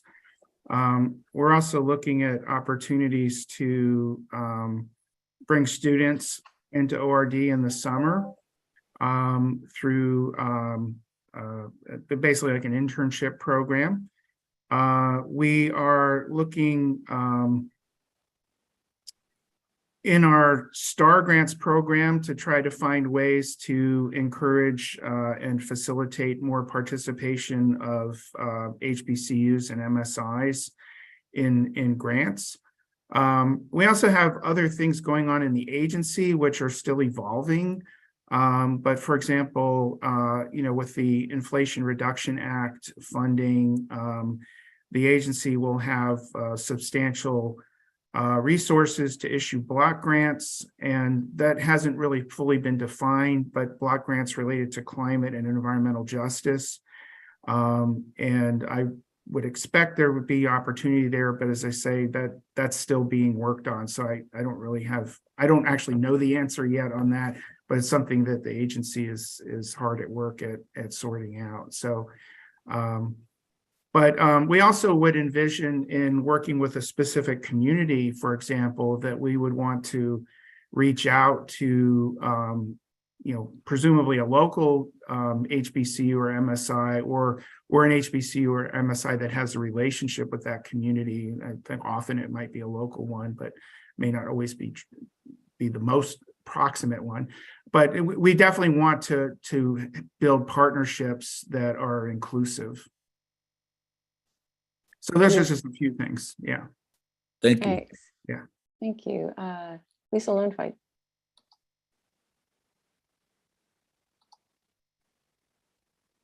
So,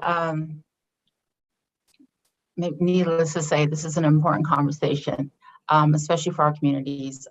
This is the area of research my family's been in since we began to tell our creation story.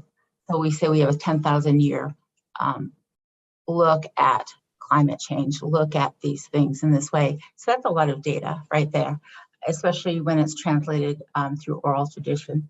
And I just want to point that out because it's sort of mind-boggling. And I think the social science aspect of the presentation is important, but it's also important not to disempower the indigenous science and the traditional ecological knowledge that tribes have. Also, one of the things that we are, that we should be, and we are protective of, is our some of our knowledge. I think that what has happened though, what at least with our tribe, we've been given the permission to do is share that with the larger community, because we feel like that is something that our elders have said that at some point we will share this because we'll have to. And so I just find this this conversation exciting. It's pretty riveting. Part of what when we're looking at TEK or traditional ecological knowledge, it's a part of indigenous science. So those are things that, some subtleties maybe that we have to look at in terms of definition. What does Western and indigenous knowledge share? Those sorts of questions, but I'm really excited about this. I direct our science department, science, technology, and research department here at our tribe, the MHA Nation. But we are, I found out later, we're the first science department that is funded just like everything else, like human resource. So although we will apply for grants at some point, we are supported by our government to do this work. And that's something that is unique, but is pretty vital, because then we can just do our research. We can just keep moving forward like that. Would love to partner with other organizations. And I think more than ever before, I was updating our leadership on the SAB, and I said, this is a phenomenal time for science and for indigenous people and others, because it's the conversation I'm hearing is very inclusive and very empowering and respectful. It hasn't always been that. And so just applauding the efforts and anything that we can do to be a support, certainly we're happy to, but thank you very much. Yeah, no, thank you. I wish we had a lot more time. Actually just came from a Region 9 tribal meeting in Lake Tahoe. And we had of course, the National Tribal Caucus and the National Tribal Operations Committee meeting in Washington maybe about 2 months ago. And then in the summer, I went to Cherokee, North Carolina for a meeting of the Tribal Science Council, which is co-chaired by folks in ORD and with Neil Patterson on the tribal side. And so that, yeah, the indigenous knowledge in TEK is something that I'm very interested in how we can appropriately, respectfully make use of, and recognizing, as you alluded to, that this belongs to a tribe. And so it's up to a tribe whether to share it. And at the meeting I was at a week or so ago, I heard different perspectives on willingness to share that information. And I totally appreciate and respect that. I think some tribes just said flat out, we don't share it. Others said, we'll share it. The agency should take it exactly as we give it. And then I heard some other perspectives about having, interactive science co-production. And so I think it kind of goes back to what I said about the communities and, meeting folks where they are, I think is extremely important. But I'm sure you're aware, the White House has been working on guidance for the federal government on TEK and indigenous knowledge. And in fact, today I just had a meeting with our Office of International and Tribal Affairs. So we work together on tribal science issues. And so this is something that's very important to us in ORD. And I didn't have time to talk about it in today's presentation, but we presented at the Region 9 tribal meeting the listening sessions and the collaborations and input and consultations that we've had with tribal nations, and how that's informed our research action plans, and that we also have a number of research products that are aimed at areas of tribal interest. And so anyway, we're very interested in furthering that. And I've got a team in ORD that kind of takes point on those issues. So I'd be very happy to follow up. One point of clarification, if I may, please. Sure. Part of why the our science, I call our languages, our traditional languages that we speak, they're science languages, in my opinion. I'm a scientist, so that's why I say that.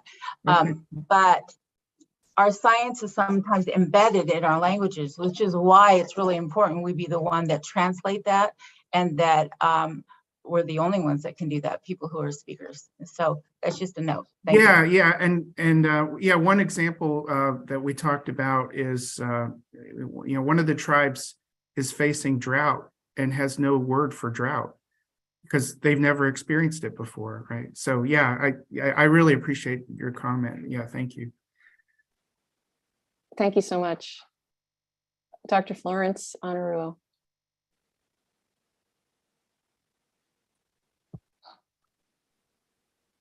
Florence, you may be on mute. Yeah, there you go. There you go. Can you hear me? Yes.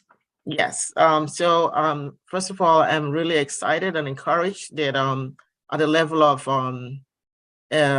concern and focus on cumulative impact. So I'm really, really excited.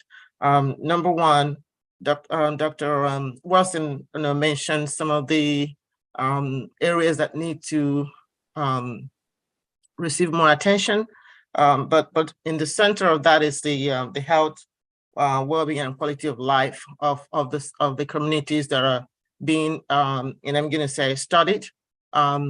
But I was also really happy and encouraged that in your presentations you mentioned or addressed some of the things that the communities that are involved in, they call it citizen science or participatory science. But one of the things that they really resent is what you termed helicopter science. You know, when scientists come in, extract information and they go away. And the fact that that's being addressed is a huge thing for them. And I think that somewhere along the line, there should be a toolkit because every community is different. Their level of knowledge of science is different. Their issues are different. So when we work or I work with communities, you need to really understand where they are and having a toolkit that could really educate them, because education is really essential to educate them on the basic science. And you mentioned Science 101, and that would be very essential. And then I have to quickly also address the HBCU that Dr. Uzochukwu mentioned. Collaboration with HBCUs are great, but sometimes with these community-based initiatives, the protocols they get kind of lost in the process.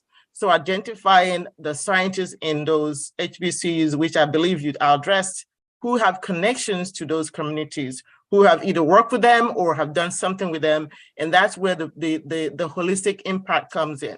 And so I think those needs to be addressed. But having a toolkit and some basic science information that it's, I wouldn't say standardized, but if you're going to do that type of science, these are the basic things that they need to know. And that's my comment. Yeah, thank you very much. Yeah, I really appreciate that. And I think we're thinking along the same lines as you've expressed. So, but very happy to have your input. Thank you. And then the last comment will be Dr. Tammy Bond. Go ahead, Tammy. Hi, thank you. Yeah, so I would also like to address the idea of toolkits and best practices, but possibly from the research university, the sort of high research activity university perspective. And so people have raised a number of things, the danger of extractive knowledge and extractive partnerships, the different timing and the investment that's required, logistics, not stated here, but also very present is the incentives that are offered for and that are recognized for partnering and for actually making a difference versus, say, writing a journal paper. And so we all struggle with those, and I don't mean to make a big deal of them, but I do want to call out the role of EPA as a funding agency in legitimizing and normalizing some of the practices that need to be brought into, say, R1 or high research activity universities. And sometimes they don't hear their faculty who are committed to this, and that causes, pain and stress for everyone, including their partners. And so I know that Circle looks like just a pilot right now, but I would just like to encourage EPA to think about communicating to all its researchers the training and practices they need to have in order to engage meaningfully and respectfully. Thanks. Yeah, thank you, Dr. Bond. Those are really valuable comments. And, an ORD is, I come out of academia, and I'm kind of used to promotion and tenure committees and the like. And I think we have something analogous in ORD, and we're also thinking about, how do we incentivize our own scientific workforce to do this work for exactly the reasons you mentioned. But it's an interesting point that, we also can be a kind of a thought leader and an influencer for the scientific community more broadly. And I really appreciate that comment. So I have to cut it off there. I really appreciate this conversation. There's obviously a lot of energy and engagement of the board. We really appreciate ORD and EPA as a whole digging in. There's also a lot of humility and respect. There's a lot of learning going on, and this is work for generations. It can't be rushed. So I did make 25 extra minutes of space in the agenda because it's so important to have this conversation. And, we need to make space for it. So we did today, and we'll have more of these topics coming up because there's a lot going on, as I said, but just really appreciate that sort of willingness and engagement on all sides. It's really inspiring. So thank you all. And thanks, Dr. Thank Frey. you. I really appreciate all your efforts here too. Thanks. And there will be more chances. So for those who are holding a comment or two, we will get back into it.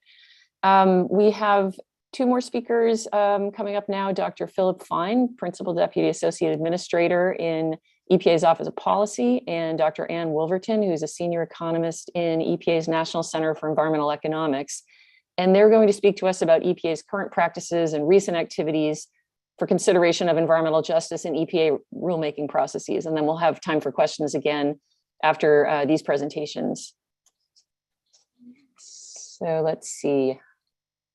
Dr. Fine, are you ready to speak? Okay. Can you hear me okay? Yes, we can hear you just fine. Yeah, I'm at a conference in San Francisco, so there might be some background noise and I might talk a little quieter than normal. Hopefully you can hear me okay.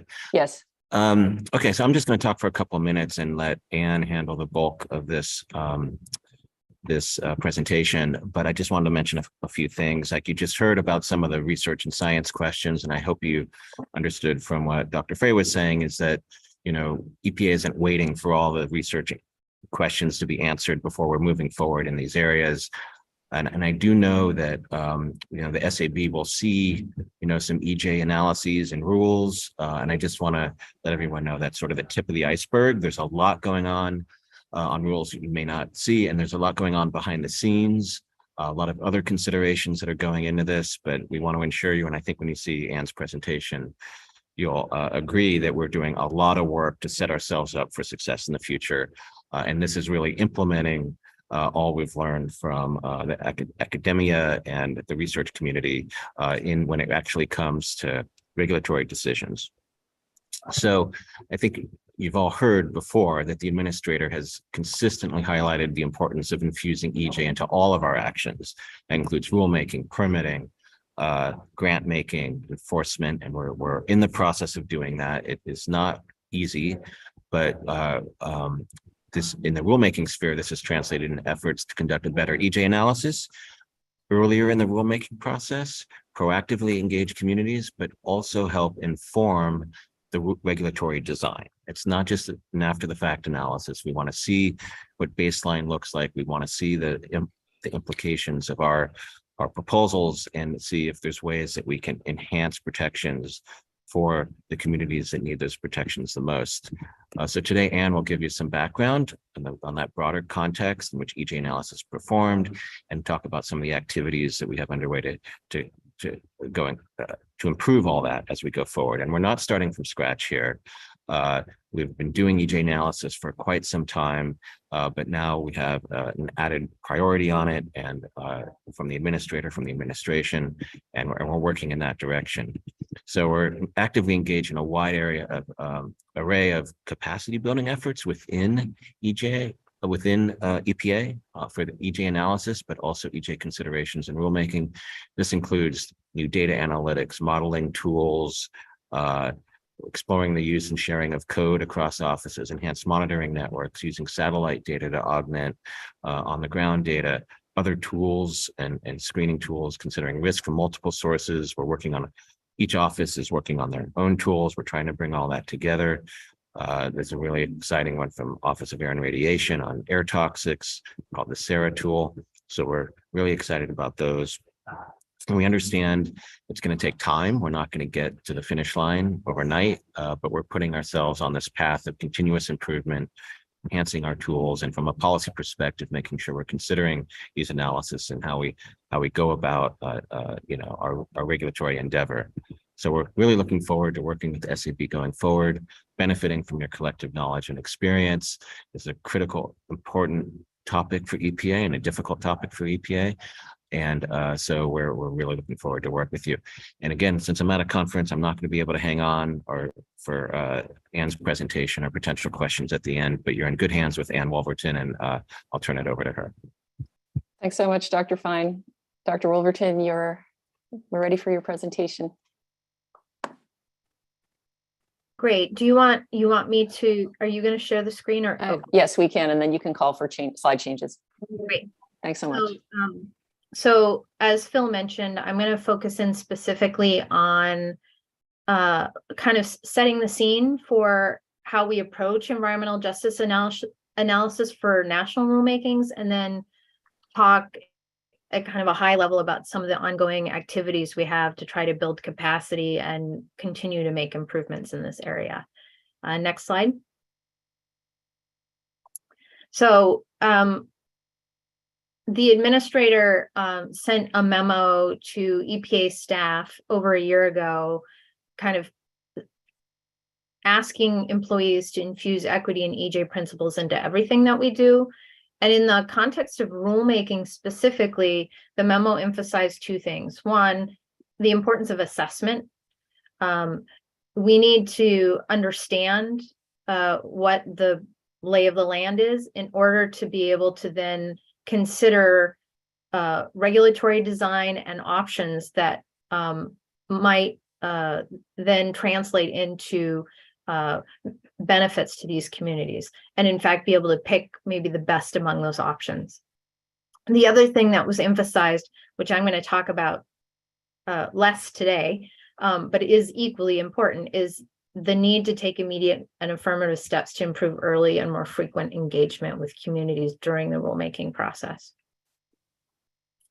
And then with regard to both these steps and how Phil mentioned, we're not doing analysis just for analysis' sake. We want it to ultimately inform and change the way we approach regulatory design, even when there are constraints on the extent to which we can consider EJ in determining regulatory options or stringency. There are lots of other handles within that broader bin of policy design that encompass things like enhanced monitoring, compliance and enforcement activities, collection and dissemination of information, and other kind of key decision and activity points where we can exact change. And so we're trying to think broadly about this when we talk about the way in which what we learn from an EJ analysis might ultimately inform the options that are on the table. Next slide. And so these priorities have been reflected and picked up in both EPA's strategic plan and its equity action plan. In addition, I wanted to point out, and echoing the presentation you heard previously from Dr. Frey, that there is a recognition of the need to move forward on understanding not just the incremental impacts of a regulatory option, but also to think about issues of cumulative impacts and cumulative risks. And to be able to do that, we need to improve and advance the analyses in identifying disproportionate impacts, and then be able to demonstrate how the different activities the agency is engaging in respond to those potential concerns. Next slide. So how do we approach EJ analysis for rulemaking? We have a EJ technical guidance that was issued in 2016 after a Science Advisory Board review, and it sets out three broad questions that we hope that analysis will be able to evaluate. And these are kind of paraphrased and simplified here on the slide, but they boil down to, is there evidence of potential EJ concerns in the baseline, which is kind of the status quo and what the world looks like without the regulation? Is there evidence of potential EJ concerns for the regulatory options under consideration? And then when you compare the two, do the regulatory options exacerbate, create, or mitigate EJ concerns relative to that baseline assessment?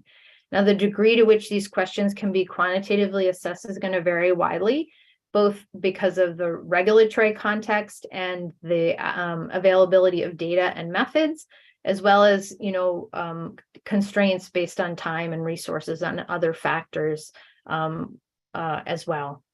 But the goal is to kind of continue to push forward and do what we can with continual progress in these areas. I'm going to talk in a little bit more detail about the EJ technical guidance. It's still going to be pretty high level, but I did want to mention that because program offices are so different and regulatory contexts in which we're conducting analysis are so different, EJ technical guidance is not prescriptive on approach.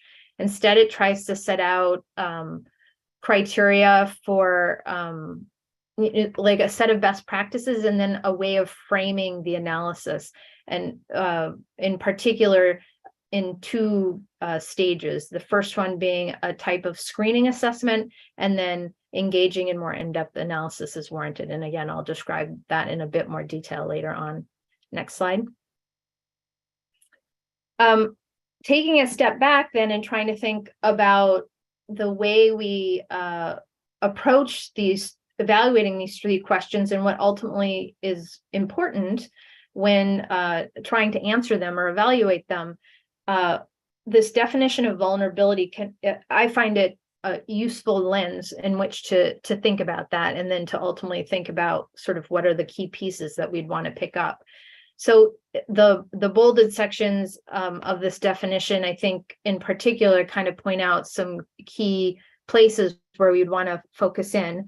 The first one is that there's this whole matrix of factors that are not necessarily directly related to whatever the risk or hazard is that's being regulated that can interact with that factor.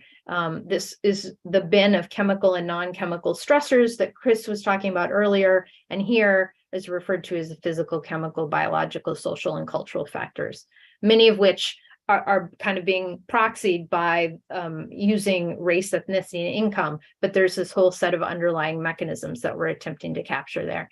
These can then manifest as increased susceptibility because of greater exposure to one or more of these factors, as well as a compromised ability to cope with and or recover from such exposure. Next slide. And so when we crosswalk that definition back to those three questions, that gives us a little bit more to think about or to chew on in terms of the way that we approach trying to assess potential EJ concerns in the baseline versus for each of the regulatory options. So in the baseline, what we would then want to understand is what is the likely magnitude of baseline risks, exposures, or health effects, and to what extent are these concentrated in or higher for particular populations of concern? And then to what extent are multiple chemical or non-chemical stressors already affecting these populations of concern? And then when we think about the regulatory options and the impact of the rule, we're assessing how the magnitude of risk, exposure, or health effects changes, and does that vary across the options under consideration? And then again, are those changes concentrated in populations of concern or perhaps not concentrated, which would be also problematic?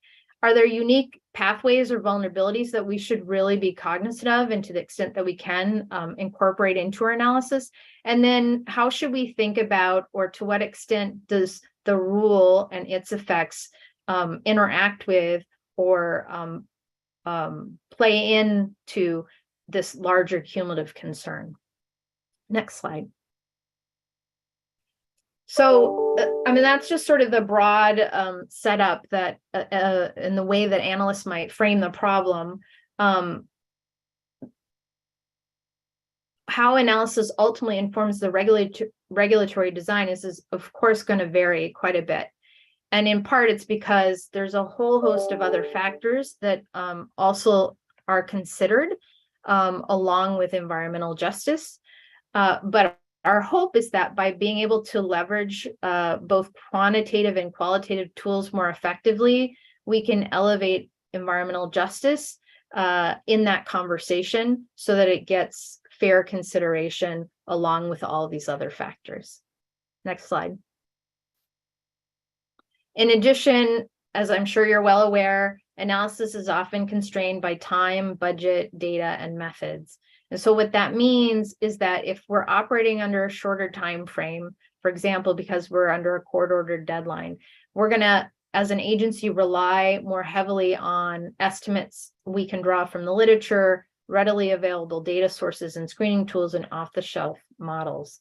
With more time, it's possible for us to be more innovative, both in the shorter term and within the frame of a particular rule, but also more generally with the types of activities that Dr. Frey was discussing and describing, with investments in data and novel approaches that can fill those identified knowledge gaps.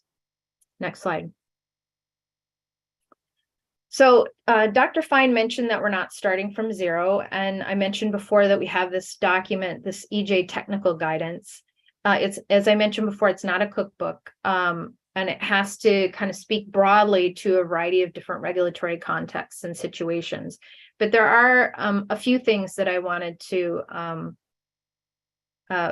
describe, because I think they at least give you some context for again, how an analyst might approach the conduct of analysis for a rulemaking more broadly. So the technical guidance already emphasizes that need to integrate EJ early into the risk assessment and regulatory analyses processes. In part, that's because, as I think it's been mentioned before, what you can ultimately do and evaluate in an EJ analysis is going to hinge in part on the data and methods that are available. And many of those pieces are built into the risk assessments and the regulatory analyses. And if you don't anticipate the needs down the line for an EJ analysis, then you're not going to kind of build that in at the front end, and that will then limit what you can do later on. The flexibility I mentioned in terms of balancing data and budget time constraints with these analytic expectations is important to keep in mind, but I also wanted to point out that the technical guidance does say, and this is related to that data and methods point, if risks and or benefits are quantified, which is an indication, the fact that you do have some data and some ability to quantify effects, some level of quantified EJ analysis is expected. Next slide. With regard to that two-step process that I mentioned earlier, the screening assessment and then a more in-depth analysis is warranted. I just wanted to mention that when we say screening assessment, we're talking about more than just using some sort of screening tool, which can be an important input into this initial assessment. But in addition, want to make sure analysts are thinking broadly about the quality and availability of data and analytic methods. And that might also identify gaps where perhaps you can build some either purchase data or collect data that could help support an in-depth assessment later on. Looking at the peer-reviewed literature as well as soliciting stakeholder input on areas of potential concern, evidence of differential exposure or unique pathways, that can be a very important indication of whether we need to dig deeper in particular areas. And then there are a whole host of different types of either high-level summary information or data analysis that can support this initial screen. That might mean doing a proximity analysis. That might be understanding the number of sources and the nature amount of pollutants that are already impacting populations, and in particular, the distribution of those, as well as a host of other factors. And then we don't have kind of this hard if this, then that in terms of which of these should be pursued for additional analysis. That's a little bit of a gray area, and frankly, we there's some where we know it when we see it, and then there's a big gray area where we have this ongoing active discussion and back and forth to be able to determine what can be done and what should be done. But the technical guidance does provide broad guidance on a host of different analytic decision points, such as geographic scope, scale, choice of comparison groups, and then a broad description of different more nuanced approaches that might be pursued by an analyst if there are data time to pursue them. Next slide. One screening tool that we already have available that I'm sure most of you are familiar with is EJ Screen. And, again, it's not used for every rule, but when it is a easy to access tool that allows analysts to easily access nationally consistent environmental and demographic data at a fairly disaggregated scale. It has high resolution data both at the community level and for a set of 12 environmental indicators. And it has a lot of features that can be user defined so that you can customize the analysis to some extent, as well as the ability to look at effects within affected communities relative to either the state, regional, or national level, and to be able to think about those both in terms of the levels changes or the absolute absolute risk and or percent with regard to demographics, as well as on a relative percentile basis. And so that gives analysts a lot of different ways of thinking about the data and trying to identify whether there might be potential concerns. Within the rulemaking context, we have relied less on the indices that are available in EJ Screen. Those can be really useful when you're trying to prioritize activities. And we have seen examples where they've been used, for example, to think about how to pursue community engagement at their early stages of a rulemaking. But we haven't necessarily used them directly in a regulatory analysis for a couple of reasons. One is because we're trying to more fully characterize the distribution of effects and then think about the extent to which what's in the tail might be correlated with where socially vulnerable groups might be potentially at risk. And to do that, you kind of need to have the more disaggregated information and also information that's more tailored to the regulatory context. But going forward, there might be more call for thinking about this, in particular in the cumulative space. Next slide. So I'm going to switch gears a little bit here from kind of the broader sense of how we approach EGA analysis to now thinking about what have we done and to date and what can we learn from that experience and history. We recently completed an inventory of EJ analyses that have been conducted for all economically significant final rules since January 2012.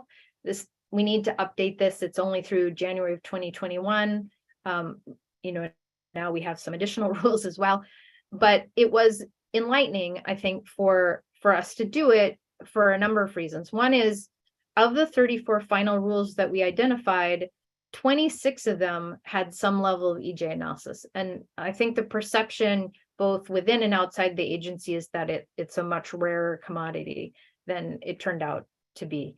Now, when I say some type of EJ analysis, I'm talking about something that's more than just template language. There's some attempt to describe evidence from the literature, some description of potential unique exposure pathways, those sorts of analyses that might be more qualitative in nature. Not everything was quantitative, but even of those with some level of EJ analysis, 18 of the 26 managed to do some level of quantitative analysis. The other thing that was somewhat surprising is that I guess we expected that the degree to which EJ analysis was being conducted would fluctuate over time with administration priorities, but in fact, we found that that isn't the case. For me, having worked on the EJ technical guidance for a very long time before it was released, I saw this as maybe a good sign that we were successful in institutionalizing expectations for this type of analysis, that analysts were continuing to do it, even when it wasn't being integrated into decision making. So, and that's of course where we want to make progress going forward. There's a lot of limitations to what's been done in the past. You can switch to the next slide, actually. The majority are focused on the baseline, and a lot of them rely on proximity analysis of drawing buffers around particular sources or facilities. But the number of rules that were able to differentiate impacts across regulatory options was, again, higher than I think many of us expected. And the ability to move beyond just a proximity-based assessment to describing or evaluating the distribution of emissions, concentrations, exposure, or risk happened in a number of cases. And then there's a subset in which they were even able to characterize distribution of health outcomes across regulatory options. Next slide, please. I keep forgetting I'm not advancing them myself. So I'm not going to go into a lot of detail about this. We collected a whole bunch of information about the different characteristics of the quantitative EJ analyses, in part because we wanted to understand what's been done in the past, but also as a resource to analysts in terms of looking for potential starting points that are in similar contexts to the ones that they might be currently grappling with. But there are a couple of highlights that I thought I would mention. One is when looking at groups of concern that are being evaluated in these EJ analyses, we found that most of them are presenting results disaggregated by race, ethnicity, and low income, not rolled up into some aggregate category. So there is a recognition that the impact risks and various impacts could vary amongst specific groups, and that it's important to have those disaggregated at a scale where you can pick up those effects.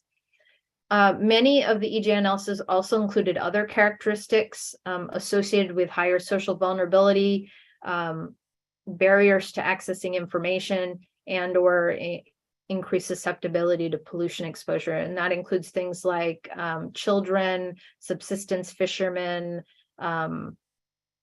tribes, and the linguistically isolated. And there are some other examples as well. With regard to the metric of comparison for being able to figure out whether there's communities are being differentially exposed, almost all of them use national averages as the basis of comparison, though there are a few examples where they also looked at state level and rural averages. Next slide. Well, so often then what's happening is that we're characterizing the average demographic characteristics of communities across many facilities. That is unsatisfying in many cases if we don't understand the underlying distribution of those effects. Some analyses, but certainly not all, did present outcomes differentiated, looking at specific facilities, groups of facilities, or specific geographic areas. As I said before, it's certainly not all. And so this kind of highlights some areas where we could likely do additional work going forward. Another area where we didn't necessarily do a lot of exploration is looking at the sensitivity of outcomes to alternative assumptions. Apart from the use of multiple distant buffers when doing proximity analysis, that's a fairly common aspect of the analysis that is varied. And then, recently we've really heard, particularly with some of the newer executive orders, about the importance of thinking about the burden on communities, not just the environmental burden, but the cost burden. And so there are no examples in this time frame where there was any thought to the distribution of costs.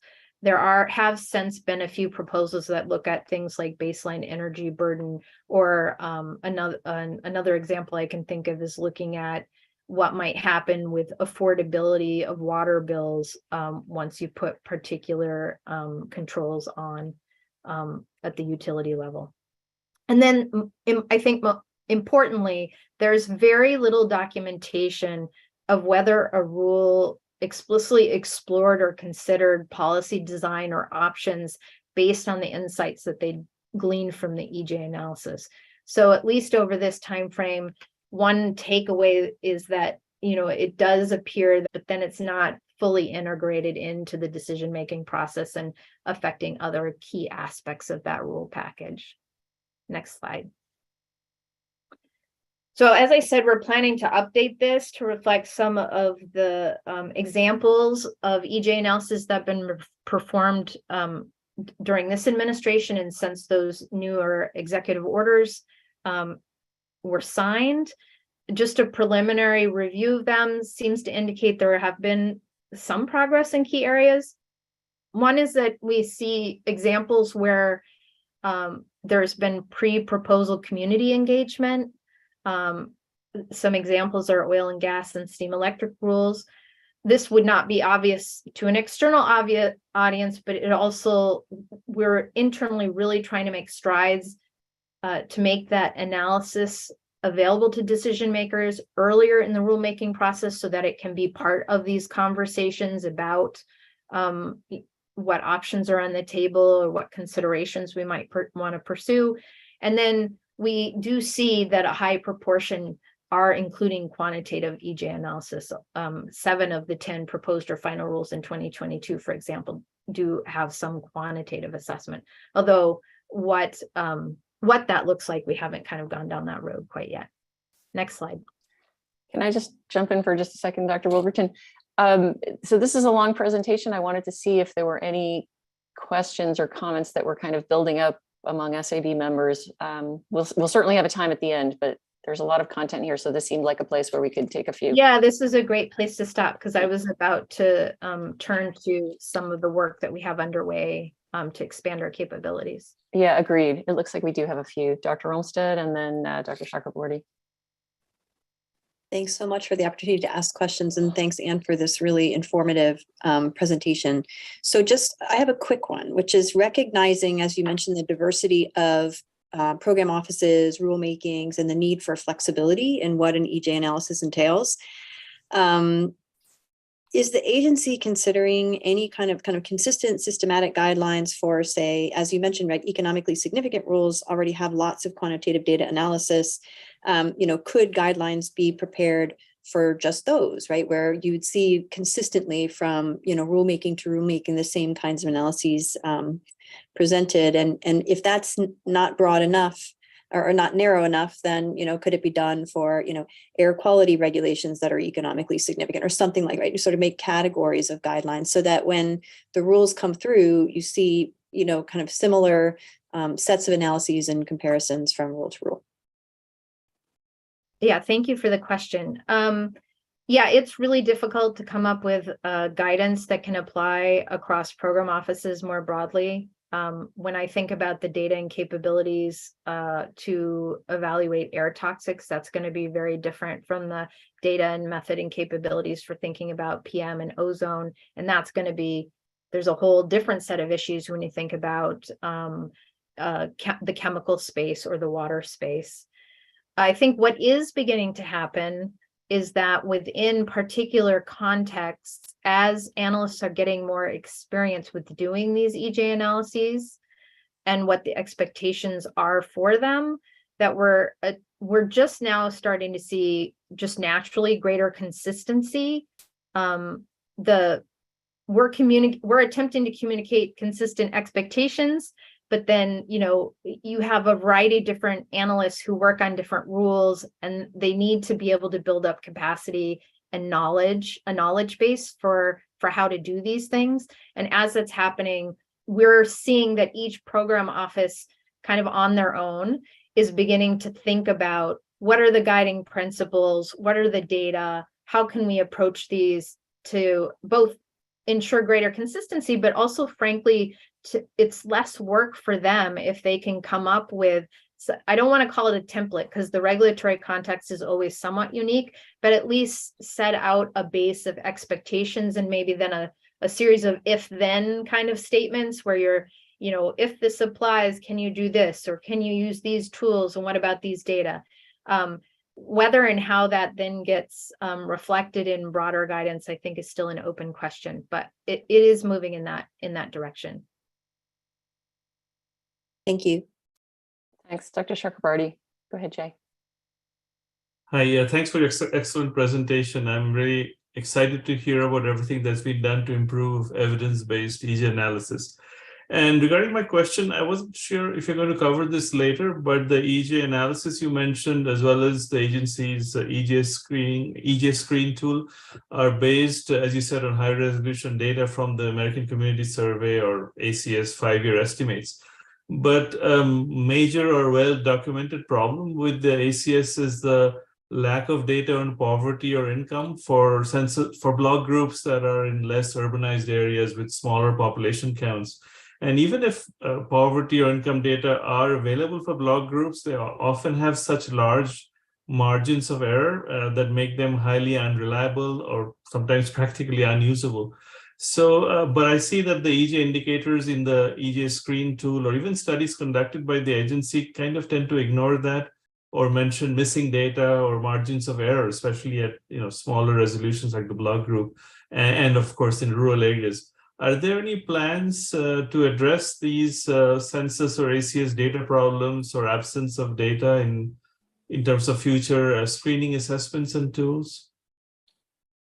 Good question. I think there's definitely an active conversation underway within the agency about how to use these data and how to accurately reflect the uncertainties that underlie them.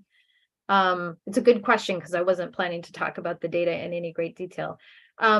I think in terms of how we would fill those gaps, that's EPA is not a statistical agency, so we wouldn't be in the position of collecting those data, but there is an active higher level interagency discussion about how to collect better data that's more reflective of being able to monitor not just the status quo, but progress going forward through an equity lens. And so those types of issues are being discussed and raised through an OMB-led process on equity data and methods more generally. That is engaging the statistical agencies more broadly. The use of data and how to think about it intelligently is an area where I think we could probably provide greater guidance in the EJ technical guidance, but I don't have any specifics for you on that right now. Okay. Thank you. Thanks, Dr. Wilson. Go ahead, Jacoby. Yeah, thanks for the presentation. Just a few comments, not necessarily questions. I think it's helpful when you think about the baseline element. I mean, what does baseline really mean, and how how you compare, what's the reference population? So I think that's relevant. That sometimes a reference population may need to be changed, right? So you may want to do more of an intra comparison than sort of an inter comparison, for certain populations. Apples to apples and oranges to oranges is one way to say that. Also, when you think about looking at comparing to national averages, that could be problematic, as you said, and even since we're talking about the EPA, it'll be important to also look at within the region. I know EJ screen, I believe, is like a regional kind of comparison, so that'll be helpful too, just to get some more specificity with your comparisons. You talked about absolute and relative numbers. I think that's going to be important again when you think about apples to apples, oranges to oranges. Vulnerability, susceptibility, intersectionality across vulnerable and susceptible groups as well. So I think that's important. And this issue and the issue of cumulative impacts, right? I'm not sure this may be politically correct, and maybe it isn't. But what happened to the CCAT tool? This is another tool that was out there. I'm not sure I was going to say I don't want to get anybody in trouble, but CCAT was something I got really excited about as a tool that integrated this community component. So maybe going back to that tool could be another useful tool in the toolbox, along with EJ Screen. And I think this, when it comes to some of the approaches to doing the EJ analysis, the qualitative, of course, as part of environmental justice, representative recognition of justice is very important. So the contextual experts, their feedback and participant loops, feedback loops should be an important part of this. And I'll go back to my previous point to Dr. Frey. You need bad data in, bad policy out, bad EJ analysis out. So this issue of the new air quality monitoring funding, for example, as a new data set on the air quality side, how can that type of data be integrated in these assessments? And another two last points. You said that it's not anything bad. You said that folks were previously doing these analysis as part of the process, but not using them analysis in the rulemaking. That's checkbox, right? That's a procedural justice issue that I'm glad you highlighted that. That's probably is one of the big concerns from communities about how we do this and how these analyses have been really integrated, right? And then one last point is you mentioned, I think this is a baked-in bias in the system, the economic impacts piece. Okay, cool. Economic impacts from whose perspective? Is it from the industry's perspective? Is it the economic impacts from the local community's perspective? That's something to think about too. And then when you think about in that framework you had environmental justice. Where's the public health impacts? Because I won't be biased. Towards public health. And so that economic efficiency piece, I know it's baked in. That is highly problematic because I think in some ways diminishes some of the externalities that get internalized. That get some feedback loops into negative, health outcomes, whether it be diseases or non-disease health outcomes. So I'll stop there. Just wanted to share a few comments. No, that's great. Thank you. I'm making a running list of some of the things that you mentioned. So, sorry I talk so fast. Yeah. No, that's great. Thank you so much. You're welcome. Thanks, Dr. Samet. Go ahead, John. And then Hi, we have Ryan Emanuel, and then we'll go back to the presentation. Okay, and thanks for the presentation. You partially answered my question, I think, in responding to Sheila, but I'm trying to understand who actually does these analyses, and are they done independently in each program office? Or is there going to be a central core of experts who understand the data sets and the tools? So, for example, the one we have now for the lead and copper rule, who actually did it? And yeah, so the program offices do the analyses. So each specific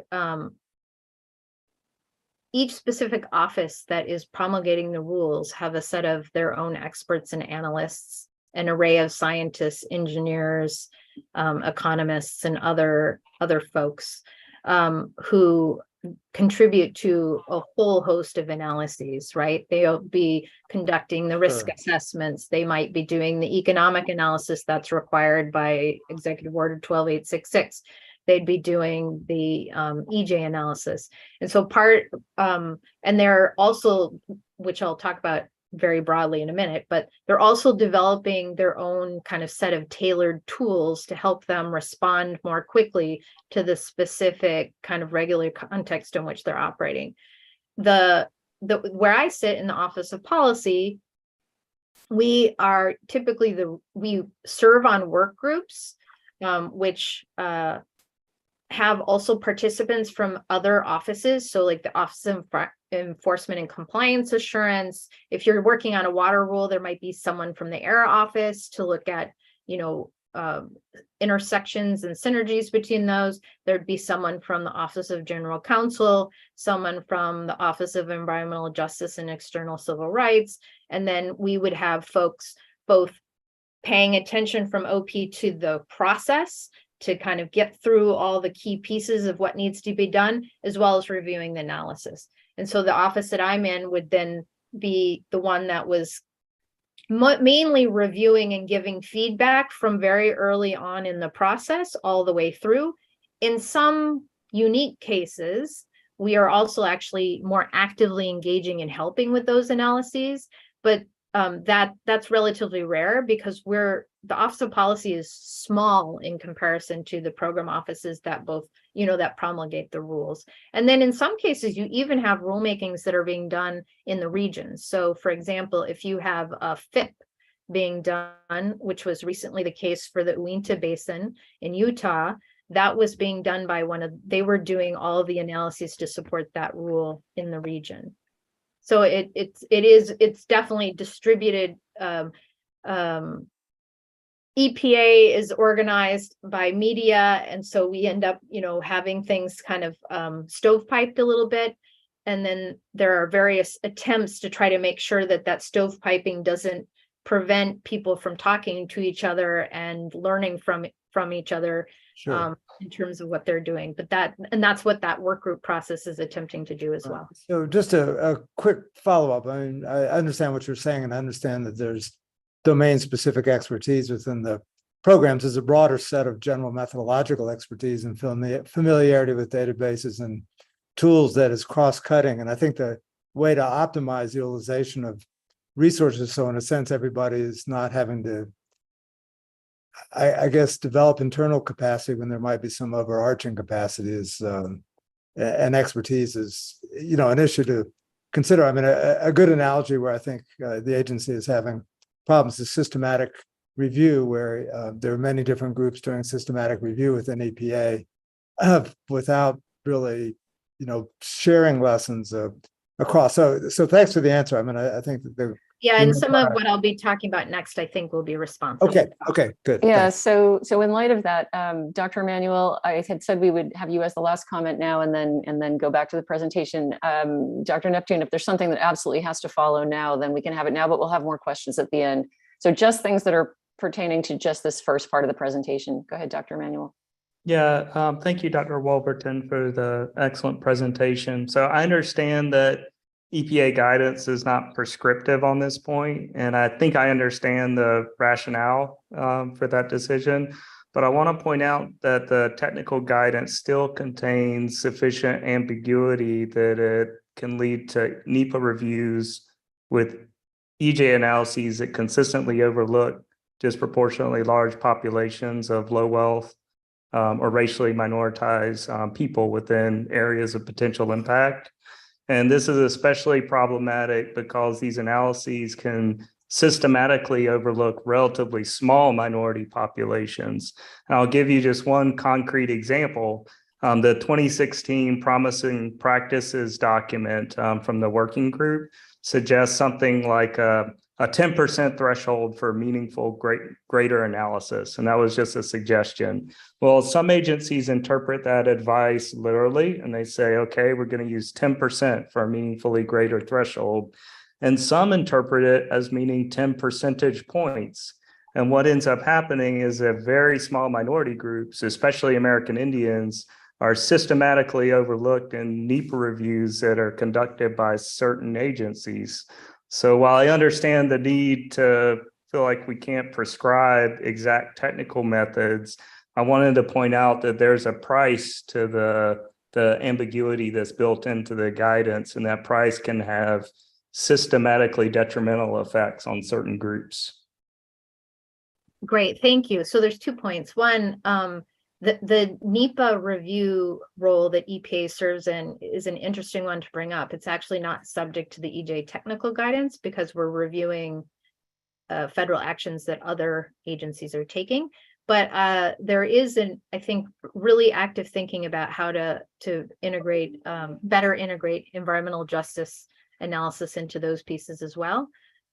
If that is something of interest to this group, I think we'd have to get a different set of people to come in to talk about it in the future. But that doesn't take away from your second point, which I think is also true for rulemakings. When you've got particular groups that from a national perspective, when you cut it that way, look like a really small percentage of the population, it can be really hard to pick up on differential effects. And so one of the things that we've been thinking through, I can think, I'm not going to talk about it because it's not out of the agency yet, but of a rule that's about to be proposed, was to think about, are there ways that we can drill down in to be able to more meaningfully analyze and evaluate potential effects for groups that might be at greater risk. And so that is something we're actively thinking about. And I think you'll see on my list later on, like a quick list of issues where we're hoping to update the technical guidance. And one thing that I think it falls short on currently is how to think about interpretation and communication of results.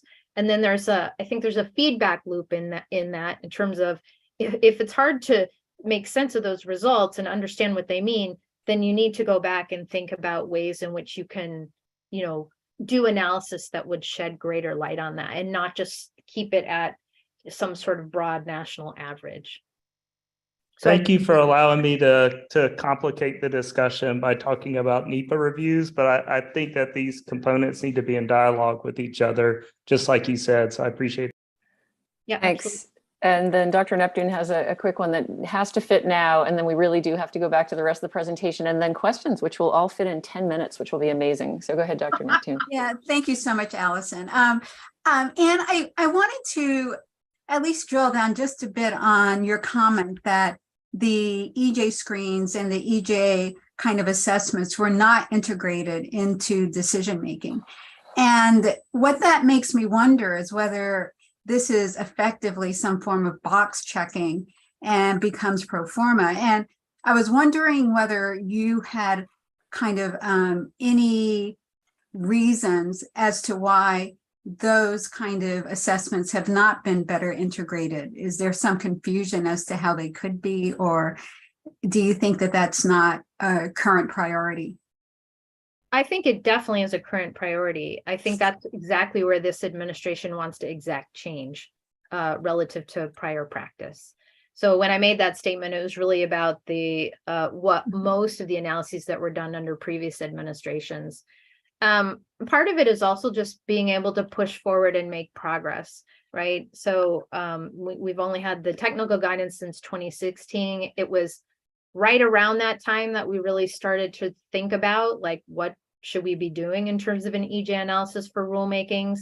That next step forward, I think, is to think about how it can actually inform decision making, and that is a place where, frankly, a lot of people struggle, right? Because of all the various constraints and limitations on what EPA can do. But that's, if we're doing it just to append it to the end of a big ream of documents, I don't really see what the purpose of that is. We really do need to make sure that it is integrated. And so that is the hope, that is the goal. Okay, thanks. Thanks. So let's go back to the presentation, and then we don't have a great deal of time, but this is such an important conversation, but let's see how fast we can go, because we do need a break as well. Other people can slip away part way, but I have to be here the whole time. So I need a break too. So let me see if I can speed this up a little bit. I know we started late too, but I want to at least give you a taste or a flavor for what's happening, particularly since many of these activities are not obvious externally right now because they're still very much works in progress. This just has, I'm not going to talk about all of these in great detail. I'm just going to pull out a few examples, but there are 4 bins here of activities that have been going on to try to build a better EJ analysis toolkit for rules. The first bin is really process related, so it's not really, within the purview of the SAB, because it's not really a science or a technology thing, but I think it's important because it helps to support what can be done and help integrate it into the decision-making process that we were just talking about. So we in the Office of Policy are discussing analytic plans for EJ analysis early with each of the program offices. And then we have now an explicit review role for the EJ analyses for significant rules. Significant rules meaning economically significant, but also significant for other reasons, and therefore we'll go through OMB review. And in some cases, we're doing some degree of EJ assessment even for smaller rules, because it's been determined that there's definitely a potential EJ concern underlying them.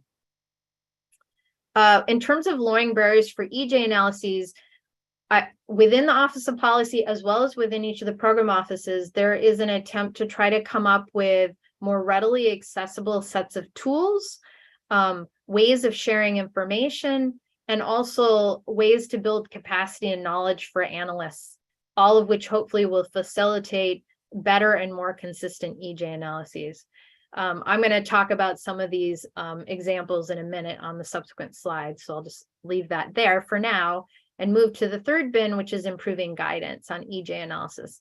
And there are 3 examples in this bin. I have a slide on each of them, but one is updating the EJ legal tools, which actually, again, isn't really something that an analyst would look at and incorporate into what they're doing, but it does give you some indication of where EPA has flexibility for the way in which EJ and equity considerations can explicitly be considered within that broader policy frame. I've already mentioned the revision of the EJ technical guidelines, and then there's a work underway now to try to develop a cumulative impacts framework that will allow us to do something now while we're waiting for some of that work that will really advance the knowledge that Dr. Frey talked about earlier to come to fruition. And then there's this broader set of longer term activities to increase the knowledge base going forward, ways to consider EJ during the tool development, just more broadly, not, there are lots of tools in the agency that aren't specific to EJ, but if you can build in some consideration of demographics, you can sometimes facilitate greater consideration of EJ later on. We're organizing internal workshops to think about data and methods challenges, where we're bringing external experts in, having facilitated discussions, and then trying to identify paths forward to make further improvements. And then, of course, developing new data and conducting research, some of which you've already heard about. Next slide. So I'm just going to walk through a few examples that fit into these bins 2, 3, and 4. Just to give you, again, a flavor of some of the ways in which we're trying to create a space for better EJ analysis. So one of them is we formed a cross-office EJ and rulemaking community of practice. I helped co-lead that. The purpose of it is, at least initially, to share information and current practices across these program offices that sometimes can be a little bit stovepiped. So what are different offices doing? What tools are they building? How can we learn from each other? In the process of doing EJ analyses, what kinds of challenges have you encountered? What kinds of meaningful engagement are you doing, and what processes are you using early on to do that well? And then going forward, we're actually hoping to, in addition to this information sharing kind of piece of it, to actually have smaller groups focus in more deeply on specific questions to see if we can identify paths forward, and by doing it in this cross-office kind of way, also ultimately improve consistency in the way that we approach certain issues. Next slide. There's a whole bunch of tool development, particularly in the screening tool side of things. I'll have a slide in a couple of moments about EJ Screen, which was just recently updated. But then there's a whole host of batch processing tools. EJ Screen really is the easiest to use if you're looking at, a relatively small number of sources. If you want to look at a whole bunch of sources, you can take the underlying EJ Screen data and then create a batch processing tool to be able to facilitate, a whole host of analyses for, 500 different facilities. And then we've been writing code bases in R that help to, that we can basically hand off to analysts in the program offices that are very flexible and allow for some user-defined kind of pieces to conduct proximity analysis, as well as looking at worker demographics. That's kind of a new piece that a few program offices have begun to look at.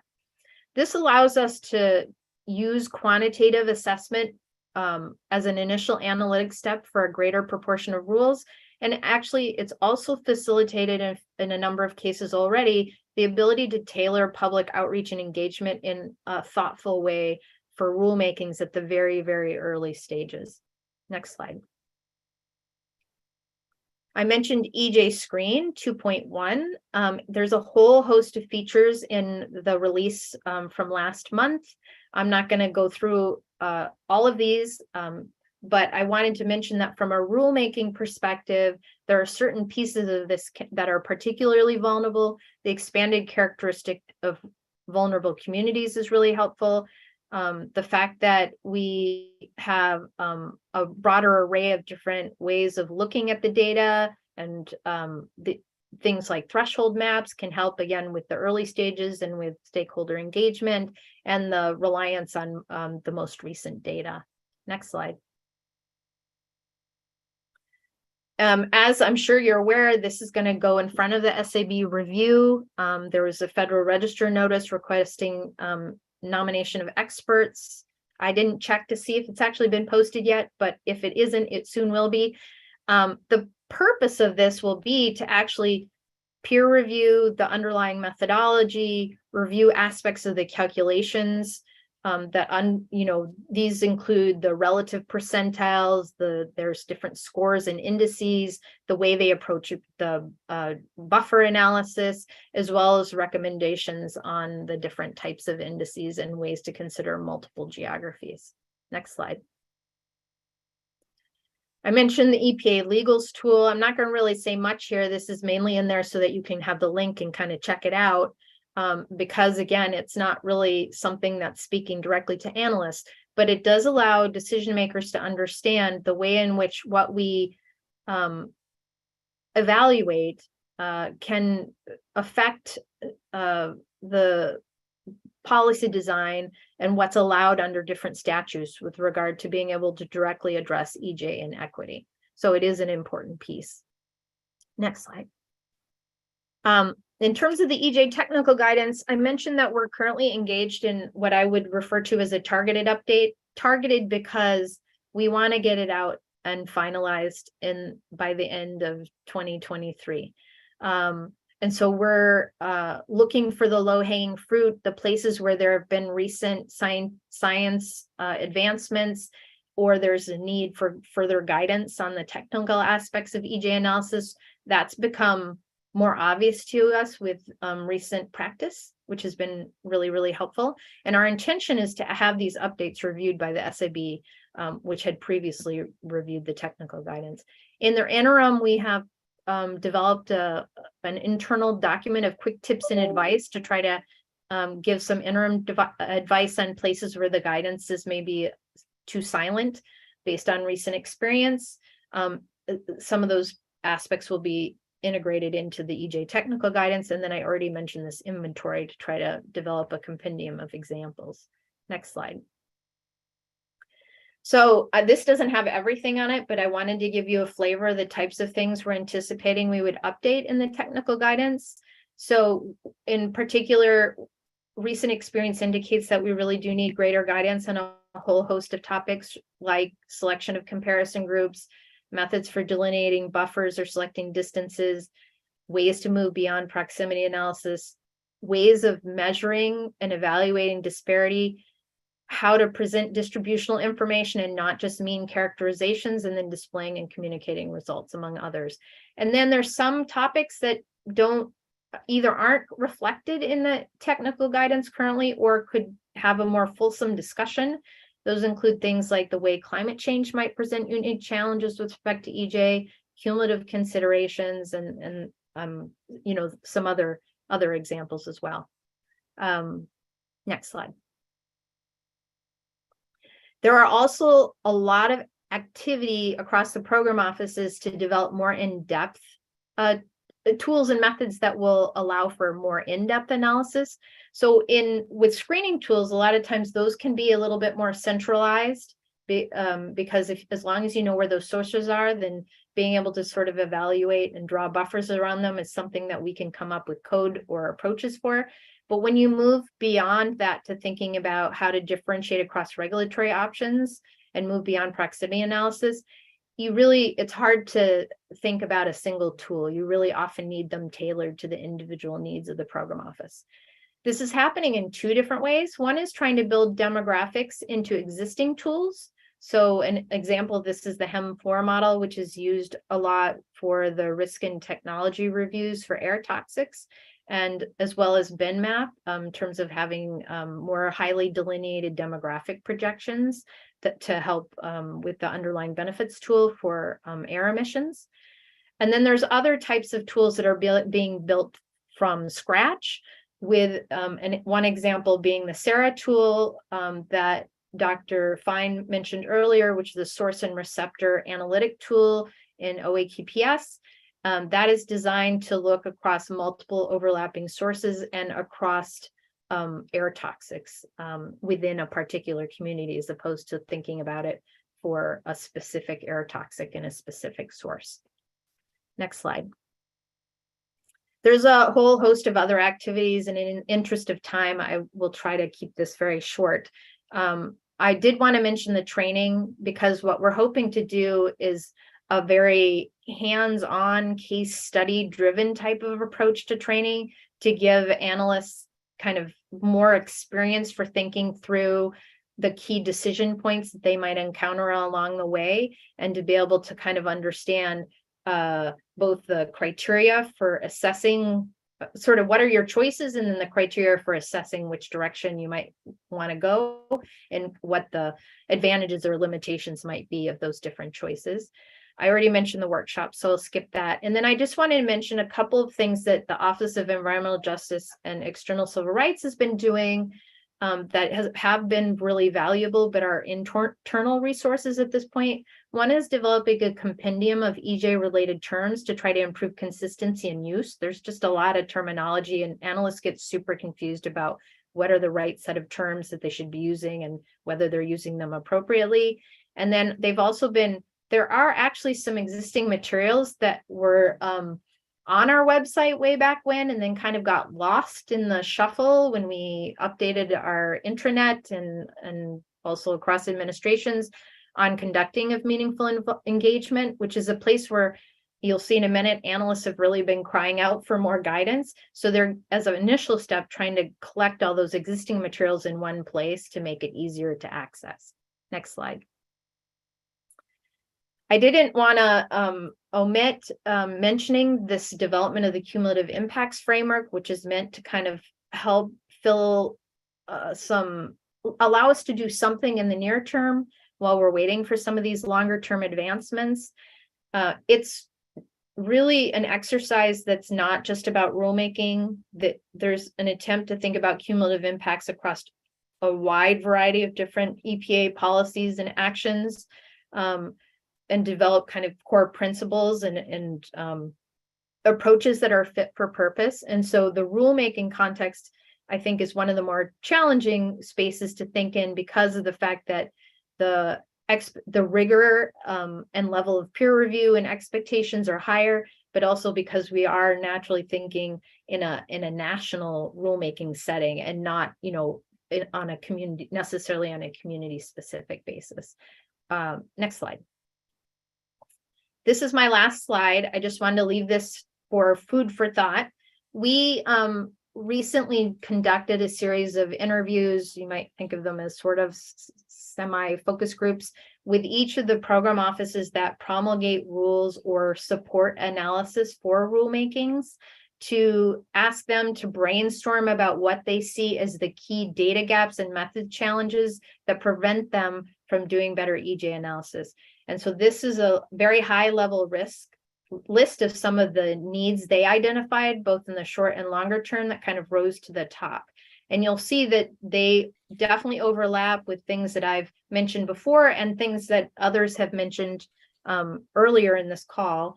Things like the data needs, both on the demographic side and the environmental or risk side, or health side, the desire for some sort of guidance on assessing cumulative impacts, exposure, and risk, the need for training, and then collecting or making available more temporally or spatially resolved data.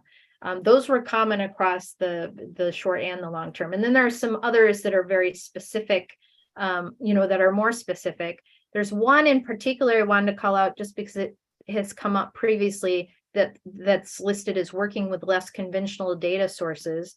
That encompasses a whole host of different examples when we talk to the program offices, that ranged from better leveraging of satellite data to using machine learning approaches, to thinking about how to leverage qualitative data, community gathered information and data, as well as TEK knowledge. So with that, I will stop.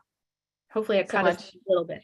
Thanks so much, Dr. Fun and Dr. Wolverton, for a lot of information. We did start late, but we also gave more than the hour that was allotted to this part of the program. If there are questions, keep them to 1 minute. I'll take the first 5, and responses also need to be kept to a minute, and then we're going to take a 5-minute break. Dr. Wilson, Jacoby, go ahead. Yeah, I'm trying to raise my hand first. Thank you for that part of the presentation. Just real quickly, there's a current National Academy of Sciences call to have a committee on reviewing geospatial tools for environmental justice. And the reason I raise it up is there needs to be some coordination because a lot of what you just presented in your second part of your presentation, it would be great if this, through working with them, because it's similar work as it relates to how you do proximity, buffers, the indicators, et cetera, looking at longitudinal and temporal. So I just want to call it out as something to think about. In addition, getting to your last point about unconventional data sets, I think those data sets are going to become conventional because the need for representative recognitional justice again, and also distributional justice, right? And procedural justice, all the forms of environmental justice, I think is going to push for us to bring in more of those data and have a system. You need a systematic way to judge that data. I understand your slide on fit for purpose. I think Charles presented that slide. Charles Lee presented that slide before, but understand the value of that data and make sure that data is integrated across multiple parts of the EPA. So I just want to say that, but again, some coordination with the National Academy of Sciences between your work, SAB maybe, and that new work will be useful as it relates to screening tools. Oh, and one last one, I'm sorry. Oh, I'm sorry. Contextual data at the state level is important, and we're building in near real-time air quality data into our screening tool. So bringing in near real-time data into the screening tools, I think will also be useful. I forgot that point. I'm sorry. I passed the mic. Thank you. Thank you. Can I just ask is the NAS call that you're talking about the one related to the White House CGIS tool? Yes, CGIS tool. Yes, that's correct. Okay, great. Thank you. Thanks. Dr. Annenberg, the floor is yours. Yeah, thank you, Dr. Wolverton. Really, really excellent presentation. Just so excited about all this work. It's really, really great. You, in your first part of your presentation, you had mentioned in your review of the past analyses that you were surprised by how many of them actually did include a distributional analysis. And I just wondered, I think you alluded to doing this as a next step, but I wonder how many of those are actually using appropriate tools for this, for the EJ context, or how many of them are using tools that, are sort of the traditional coarse resolution, just coming from an air quality world, coarse resolution, air quality modeling that isn't necessarily spatially explicit enough to actually do a high quality EJ analysis. If there's some kind of quality review of how those EJ analyses were done, that might be helpful to know. Yeah, so when you think about, in particular, analysis of air quality, sometimes the limitations are being driven by the spatial resolution of their air quality models that is unrelated to EJ, and then that becomes this question of how to kind of pair it with the need for much more spatially resolved information on the demographic side. And given that, I think you guys have discussed some issues and questions related to some of the more current analyses, you can, suspect that is also an issue with some of the previous analyses, but we have been looking at that to some extent. Terrific, thanks. It looks like those are all the hands. So I am calling for a 5-minute break. We'll reconvene at 12:17. Great. I just want to thank everybody for the great questions and comments. I've been trying to take notes, but this has been really great for me as well. Thank you. And we really appreciate your work on this. Thank you so much.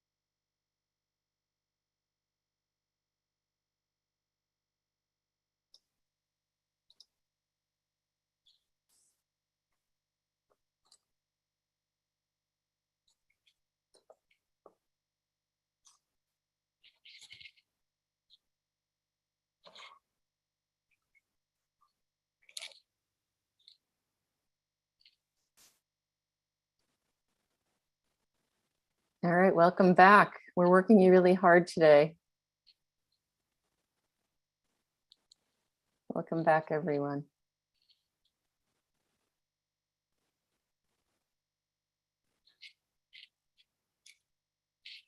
All right, I'm going to turn to the next item on our agenda, which is a consultation with EPA's Office of Water on environmental justice analyses for the agency's lead and copper rule improvements. And we'll first hear remarks from EPA from Mr. Eric Burnison, Director of Standards and Risk Management in the Office of Water. And then we'll hear a presentation from Mr. Michael Goldberg, who's in the Office of Groundwater and Drinking Water. I'd like to ask the speakers to begin their presentations, and we'll advance the slides for you, so you can just call for the next slide when you're ready. Please. Thank you, Dr. Cullen. Appreciate the opportunity. I want to thank you for your time today and for the members of the SAB for the consultation on an important regulatory action within EPA's Office of Water, and that is the lead and copper rule improvements. This is a regulation that we've had the opportunity to talk to the SAB about a couple of times in the last 11 or 12 years, but we're back today because the agency has embarked upon another round of revisions to improve the public health protection provided by the lead and copper rule. As Doctors Frey, Fine, and Wolverton have already identified, an important priority under this administration is consideration and evaluation of environmental justice. And that is an important priority within the context of this rulemaking. Under the White House's lead pipe and paint action plan, they've committed to achieving 100% replacement of lead service lines. And lead service lines, where they are present, represent the largest source of drinking water lead exposure.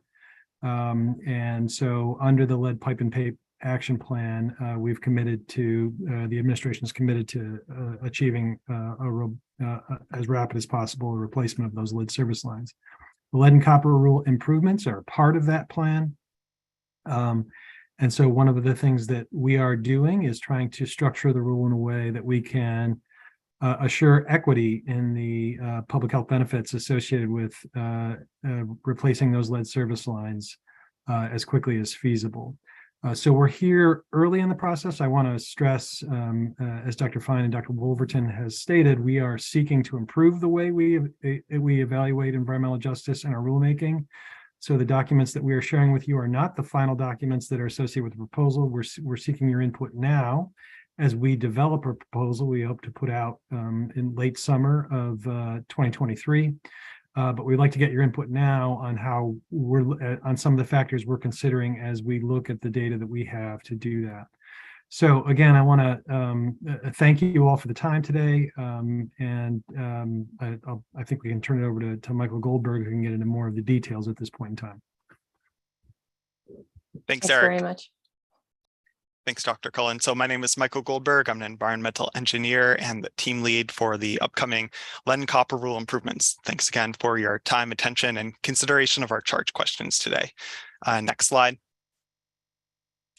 So the purpose of today's meeting, this consultation, is to discuss the range of tools, indicators, and measures that are used to determine environmental justice impacts, specifically for our assessment to go along with the proposed rule regarding to lead service line presence, as well as the replacement in drinking water systems. This will inform our the environmental justice assessment to go along with our proposed rule. Next slide. So the agenda today, I'll start off with a brief background about lead and drinking water, as well as the regulatory history of the lead and copper rule, including the most recent iteration, the lead and copper rule revisions, or LCRR, which were promulgated in January 2021. I'll get into the upcoming lead and copper rule improvements, which we are looking to propose next year, as well as the plans for EPA's environmental justice analysis to go along with this proposal. As Eric mentioned, that we still are in the preliminary stages here, so we're really excited to get your feedback on how we can make this as robust a scientific assessment as possible. And then finally, there's time for us to discuss EPA specific charge questions. Next slide, please. Next slide. So lead in drinking water, it's not often a result of the contamination of source water with lead, but more often the result of corrosion of lead-bearing plumbing materials. And where they're present, the main source of lead drinking water are from these lead service lines. These are pipes that lead from the water main in the street into the home. These are long pipes made of pure lead, but there's other potential sources of lead in drinking water.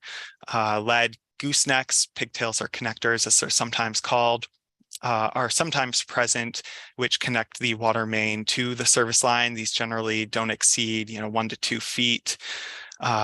Galvanized pipe is another potential source of lead in drinking water, both from trace amounts of lead in the coating used in the galvanized coating itself, as well as corroded galvanized pipe can adsorb lead particles that have flaked down from upstream lead sources, such as a lead service line. In addition, old faucets, such as those that are, old brass or bronze faucets, which can sometimes contain higher levels of lead, if they were, constructed before the lead-free ban, as well as lead solder can be potential sources of lead in drinking water. The health effects of lead, in children, exposure to lead can cause serious health problems such as lower IQ, learning and behavioral problems, whereas in adults, there are health effects associated with lead in adults too. This can include high risk of heart disease, high blood pressure, as well as the potential for kidney or nervous system problems. Next slide. So regarding disparities in lead exposure, so the previous rule, the LCRR, also had environmental justice analysis, and it found that minority and low-income populations appear to be disproportionately exposed to the risks of lead in drinking water delivered by community water systems. Because of disparities in the quality of housing, the community's economic status, access to medical care, and lower income people are also disproportionately affected by lead from other media. So lead paint, lead contaminated soil, for example. And the disparate exposure to all sources of environmental lead experienced by low-income people and communities of color may be exacerbated because of more limited resources for example, remediating lead service lines. So actually digging up those lead pipes and replacing them, which, as I mentioned, can be, where they're present, are generally the most significant source of drinking water lead exposure. Next slide. So the lead and copper rule is a national primary drinking water regulation under the Safe Drinking Water Act. So EPA under SIDWA has the authority to regulate public water systems. The original lead and copper rule, or LCR, was promulgated in 1991.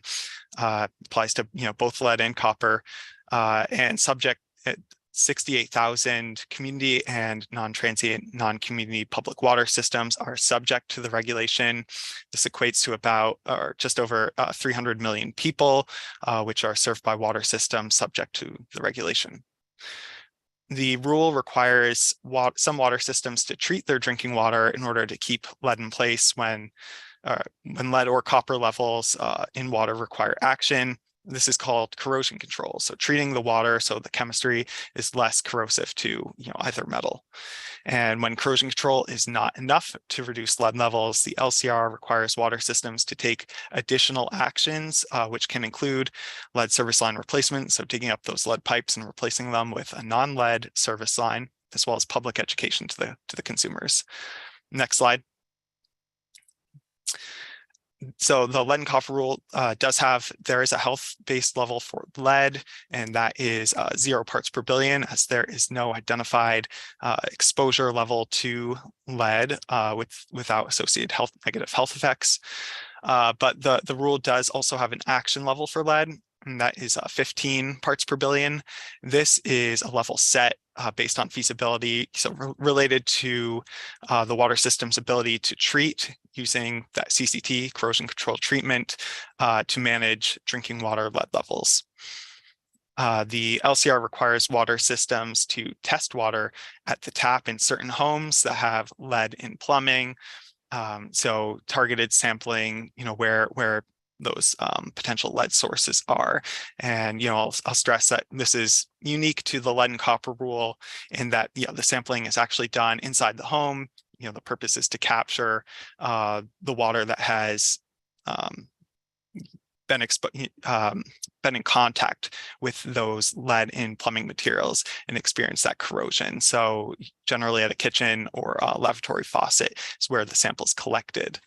And water systems must compare the 90th percentile of lead results compared to that action level of 15 to determine if actions are needed to reduce lead exposure. So by looking at the 90th percentile, they're able to assess if there's systemic issue regarding their corrosion control efficacy, treatment efficacy. Next slide.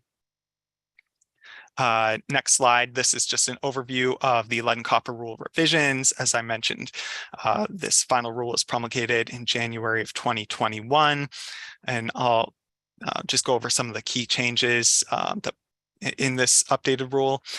The LCRR requires water systems to develop a lead service line inventory, which must be publicly available. So actually, starting to find out where those lead service lines are located.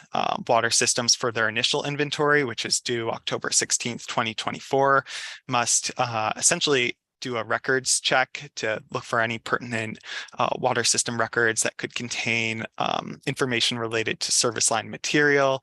They must, compile all that information and create this inventory just to get a better idea, where these lead service lines actually are. The LCR also includes revised tap sampling requirements.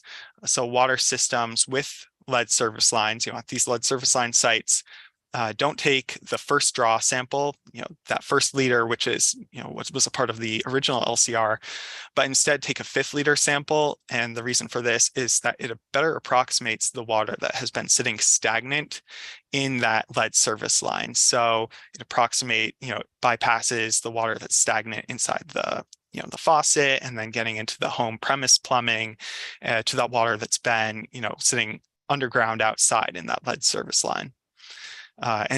This revision allows water systems to better identify, potential higher levels of lead.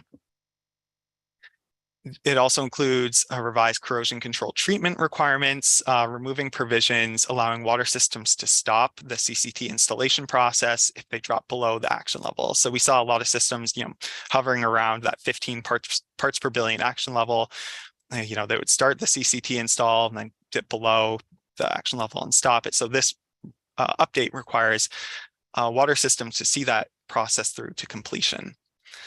Next is what we call in the rule find and fix. So water systems where they find an individual site that exceeds 15 parts per billion must investigate or attempt to investigate the potential cause of that elevated lead level. So if it was a localized corrosion control treatment, water quality parameter issue, then they can look into addressing that localized treatment.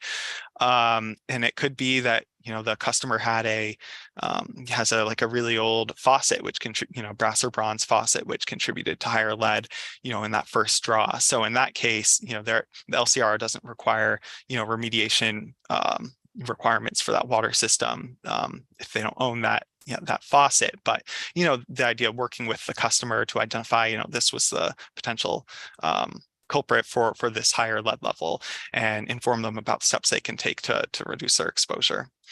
Next slide. So another key element of the LCRR is a new trigger level of 10 parts per billion. So this is in addition to that action level of 15. So the idea about including this was to have water systems take action sooner to manage lead in drinking water, so they aren't waiting until this action level exceedance to start taking action. So certain actions triggered by the trigger level include conducting CCT studies, so evaluating, what's the optimal treatment strategy to manage, drinking water lead in your system. There's a goal-based lead service line replacement program. So following the lead action level exceedance, it's a mandatory program, but the system following a trigger level exceedance would start a goal-based replacement program. In addition, there's increased public communication requirements following the trigger level exceedance. And I mentioned following the action level exceedance, there's this mandatory lead service line replacement requirement. There's this requirement of 3%, and they must be full replacements. And I'll get into this more later, but typically ownership of that service line is split between the customer and the water system. And the SAB had found in a previous report that they gave to OGW DWs that partial replacements, so only replacing maybe half or so of that line, doesn't in the long term necessarily decrease lead levels and may cause a temporarily increased lead spike in their drinking water lead levels. So only full lead service line replacements count towards replacement credit to this 3%. In addition, the LCR eliminated loopholes that were part of the LCR that allowed lead service lines to remain in place, unreplaced. And these were called test out provisions, where if you took a service line sample and it was tested below 15 parts per billion, it could be considered replaced. So, that test out provision has been eliminated from the LCRR. Next slide. There's small system flexibilities in the LCRR. So this applies to community water systems serving at or below 10,000 people. So that's how the LCRR defines these small water systems eligible for this flexibility, as well as to all non-transient, non-community water systems.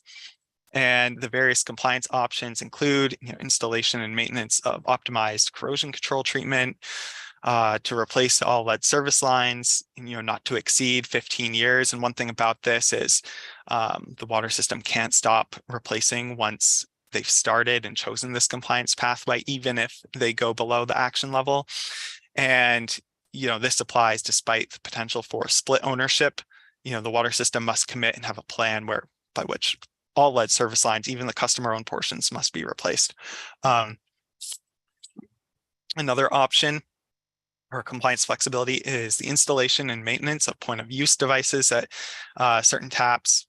And then finally, and this is for those water systems without lead service lines, but they're still having lead issues, they can identify and replace all lead-bearing plumbing. In addition, the LCR has increased public education and notification requirements, codifying the WIN Act, where water systems must notify customers within 24 hours of a system lead action level exceedance. In addition, where customers whose individual taps exceed 15 parts per billion, notification must be given to them within 3 days. And there's revised consumer confidence report requirements too, which customers get every year with information about just their drinking water. And there's a new school and child care testing requirement where water systems, and I'll just make a key distinction here. The Safe Drinking Water Act gives EPA authority to regulate public water systems. So we are requiring under the LCRR that these water systems, reach out to schools and child cares with, the opportunity for the water system to conduct testing inside that school and child care facility. But, the regulation doesn't impose any requirements on schools or child cares themselves for testing or remediation, unless of course that school operates its own water system through a well, then they would be subject to the compliance monitoring requirements. Next slide. So this brings me into discussion of the upcoming lead and copper rule improvements we're looking to propose in 2023 and finalize by October 16th, 2024. And this is this date, October 16th, 2024. That's the date at which the lead and copper rule revisions, that compliance date of the LCRR. So, this LCRI will be promulgated, the final rule will be promulgated before that date. And I just wanted to make a note that EPA announced that all requirements under the LCRR are subject to change, except for those related to the initial inventory. But, and I mentioned that before, where these water systems are essentially doing a records review and starting to compile and then make publicly available any information they have about service line materials, including, the location of lead service lines. And the reason for this is, EPA recognizes the importance of water systems getting started on, creating and compiling information on and publishing their lead service line inventories as soon as possible, just so customers are aware of their service line materials, and so that, customers have that information to, conduct replacements. There's a lot of bill funding going around. So the initial inventory requirements are the only part of the LCRR that EPA has signaled will go unchanged for the LCRI. And so last year, EPA did a review of the LCRR in consultation with communities, including disadvantaged communities, as well as various stakeholder groups, to get their feedback on ways that the LCRR could be improved. As a result of that process, EPA identified 3 key areas where it's looking to focus the improvements for LCRI. And the first, as Eric mentioned, is looking into the replacement of lead service lines while equitably improving public health protection. The second is to improve the methods to identify and require action in communities most at risk of elevated drinking water lead levels. So, we're looking at those tap sample approaches and protocols. And then looking to explore ways to reduce the complexity of the regulation, including specifically a reevaluation of the action level and trigger level construct. Introduction of a whole new level with a new set of requirements, led to increased complexity of the LCRR. The LCR review also included some identified areas where additional improvements could be made, and those were in the areas of the small system flexibility, school and child care sampling, risk communication, and corrosion control treatment. Next slide. So environmental justice and the LCRI. So EPA is committed to ensuring the fair treatment and meaningful involvement of all people with respect to environmental laws, regulations, and policies.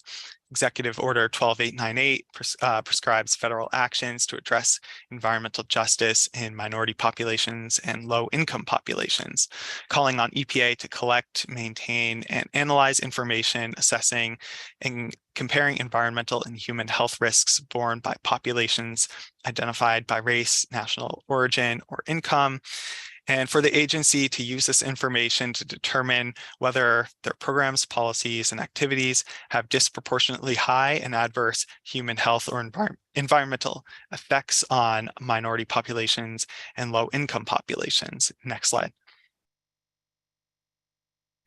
So now I'll speak to more to this environmental justice analysis that we are preparing to support the proposed LCRI, where we are in the initial stages of this analysis. And, Dr. Wolverton mentioned the work group process that's involved in, agency review of this assessment. We've received some valuable feedback from Dr. Wolverton's group and NCEE. We really value their feedback, as well as, the feedback that SAB is able to provide, and, looking to really make this as robust and as analysis as possible. Looking at EPA's guidance for environmental justice to be considered in regulatory analysis. Dr. Wolverton covered these 3 questions, but it's essentially looking at the baseline, potential EJ concerns associated with the baseline, each regulatory option under consideration, and then compared to the baseline, potential EJ concerns created or mitigated by each option. And as I mentioned, one of the key areas of improvement that the EPA is evaluating for LCRI, and specifically for this EJ analysis, focuses on lead service lines, because where they're present, they're often the most significant source of lead in drinking water. We're interested in their presence, so where they're distributed, their prevalence. So some communities have just a few. Some communities, they're like very very common, especially in certain parts of the city or the community, as well as the replacement of lead service lines. So as water systems replace lead service lines, either, proactively or a part of a regulatory construct, ensuring that these replacements happen in a way that doesn't, create inequities in the community. Next slide. Next slide. So before I get into like our plans for this EJ analysis, I just wanted to give some context to lead service line ownership, because this is a really important point. And I alluded to this a little earlier.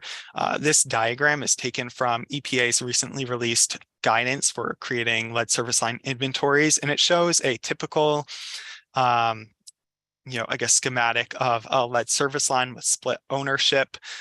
You see here, there's a portion owned by the system and a portion owned by the customer. In this diagram, that ownership is split at the property boundary. That's not always the case. It can sometimes be at the meter or at the curb stop. So it really depends on the individual system and the terms of service between that system and the customer, the specific ownership responsibilities. And then in some communities, the service line is entirely customer owned, and in other communities, the service line can be entirely system owned. So there's a lot of variability out there in the country.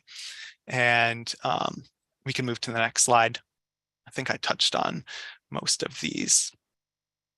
But just bringing your attention to this last bullet here. So ownership of that service line, does not necessarily equate to financial responsibility for the replacement. So there's a lot of complexity in how these, how the ownership is laid out. Next slide. So regarding paying for replacement of lead service lines, especially where there's this split ownership, the LCRR doesn't require water systems to bear the cost of the replacement of the customer side.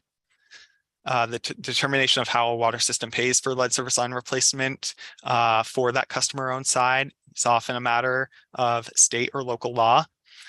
In some states and localities, water systems, and we've seen this ratepayer revenue being used to fund for the customer replacement, customer-owned side, as well as their state and local funding available in some cases that can cover that private side replacement.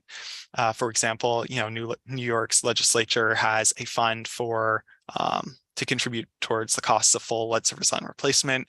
In addition, EPA's drinking water state revolving funds are available to support full lead service line replacement, including on the customer side.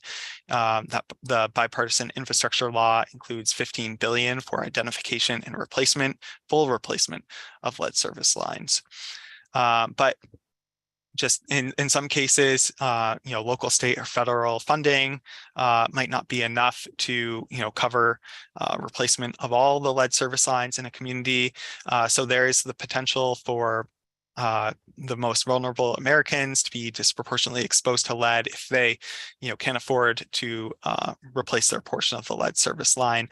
And then there's also the issue of those who are renters and where the the property owner who has, control over that lead service line and then its potential replacement, where in instances where they choose not to pay for a replacement, that's a potential area that we're looking at as well. And then federal and non-federal funding sources are available to assist states and water systems with lead service line identification and replacement. Next slide. So getting into these draft case studies, which we shared about a month ago with SAB, we've shared 3 draft case studies where we have gotten the lead service line inventories and with voluntary participation from these water systems to actually see where these lead service lines are located in relation to, and we've included several environmental justice indicators. The case studies, examine the inventory data regarding lead service line presence and prevalence, and as well as looking at for those systems that have replacement programs in place, looking at where those lead service line replacements are occurring too.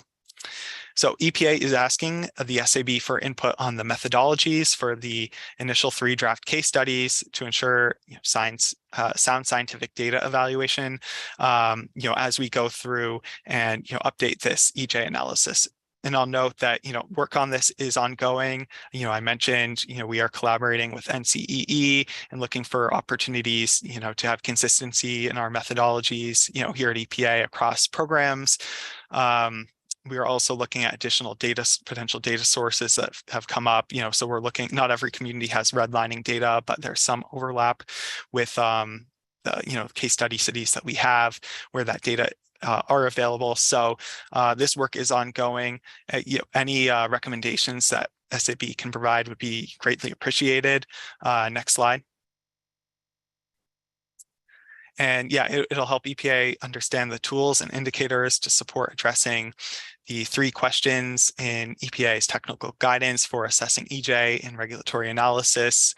And it will inform revisions that we make to this assessment as we go on and finalize this assessment to support the rule proposal, and help determine the potential EJ impacts associated with lead service line presence and replacement in drinking water systems.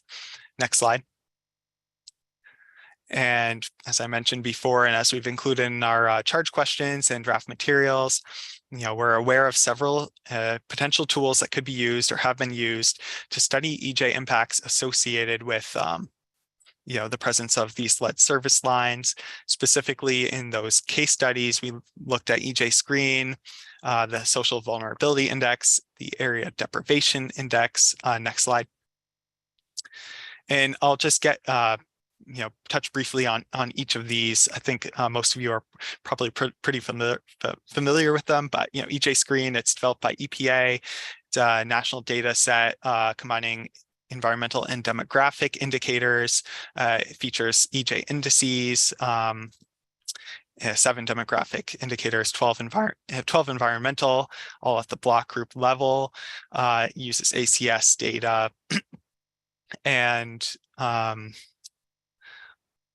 and it includes for more granular evaluation of specific demographic or environmental data, in addition to these composite indices.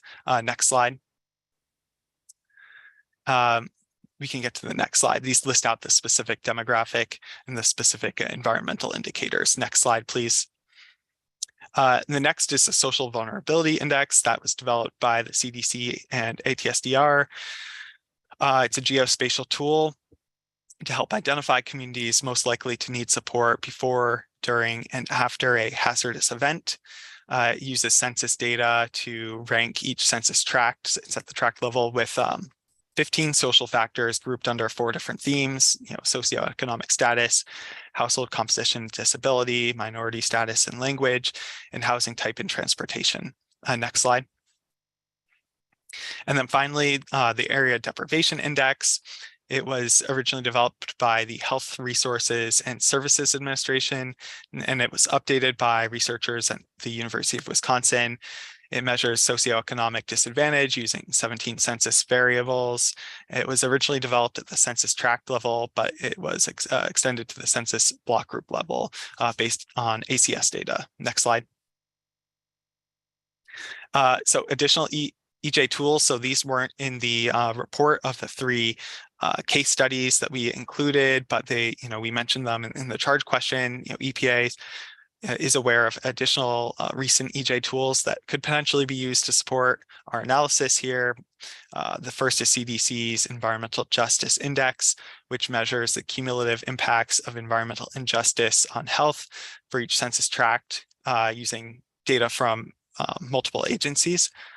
And then next is the Council on Environmental Quality's, the CJES, the Climate and Economic Justice Screening Tool, developed for the Justice 40 initiative.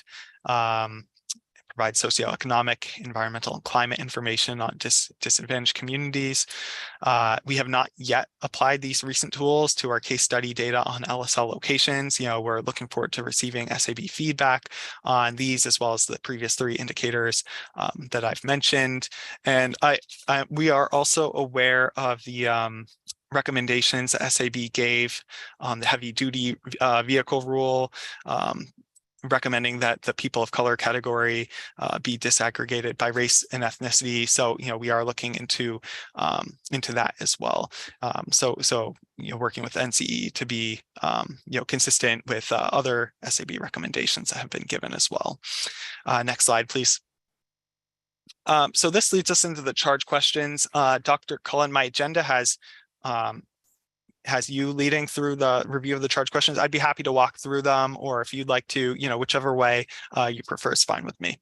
If you want to just go through them, because then we'll have a time for questions from the SAB members about your presentation that you just gave and any clarifications about these charge questions, and then I'll take it forward with the discussion as we move into the charge questions. So if you want to just keep going, it's fine. Yep, absolutely. So the charge question 1 is related, related to the tools, indicators, and metrics for the LCRI case study. So it's 2 parts.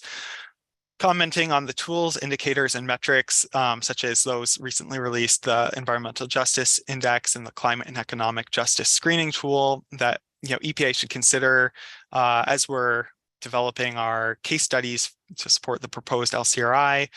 And then there's also those identified tools which have been included in that case study report, draft case study report that we shared with you, EJ Screen, SVI, and ADI. Consideration of those tools, as well as, is there a subset of variables within these indices that should be given higher weights, just given what exactly it is that we're looking for, which is, related to the presence, prevalence of lead service lines, as well as their replacement.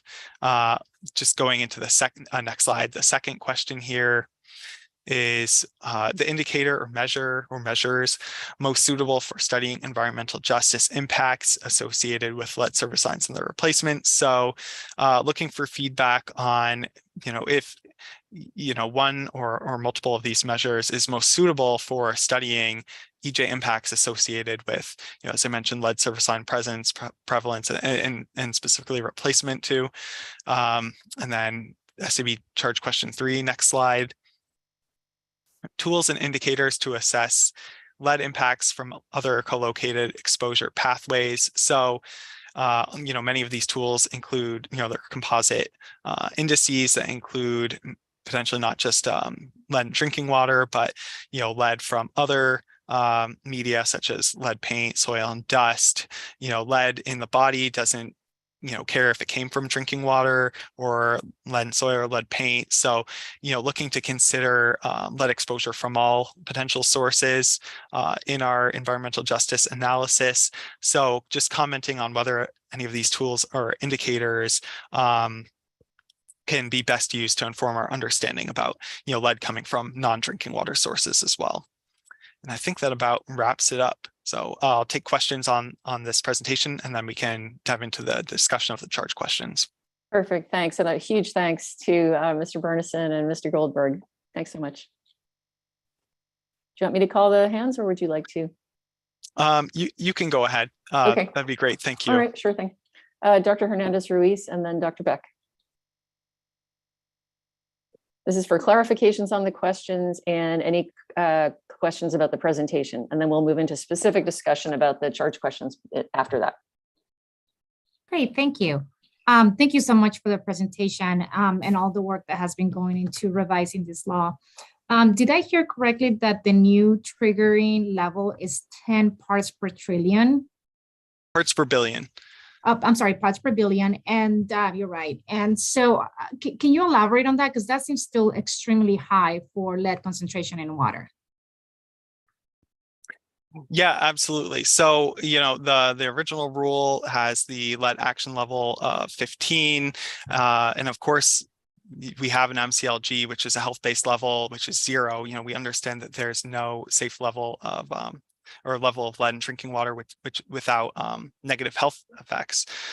So the trigger level was intended to be to trigger action sooner, understanding that water systems should be taking action to manage their drinking water lead levels before CCT is shown through exceedance of the action level to need to be readjusted. But it's certainly the case where EPA recommends that lead levels in water should be ideally as close to 0 as possible. And Eric, I don't know if you want to add into that. Well, let's just be clear on in the context of the question. Michael, you're responding within the context of what the trigger level is under the lead and copper rule revisions. But let's also be clear that the agency has committed as a part of this action that we're talking about today, that we are looking for ways to improve reduce the complexity of the rule and to potentially lower the action level. So yes, the 10 parts per billion is a provision of the lead and copper rule revisions. We have not determined any revised action level or trigger level that we might be considering under the LCRI. Thank you, Eric. Yeah. Thank you. And a question related to that is the guidance for schools is a 20 ppb right now, and you know, being that children get exposed to really high concentrations of lead in school, and yet there's not a mechanism to address that issue.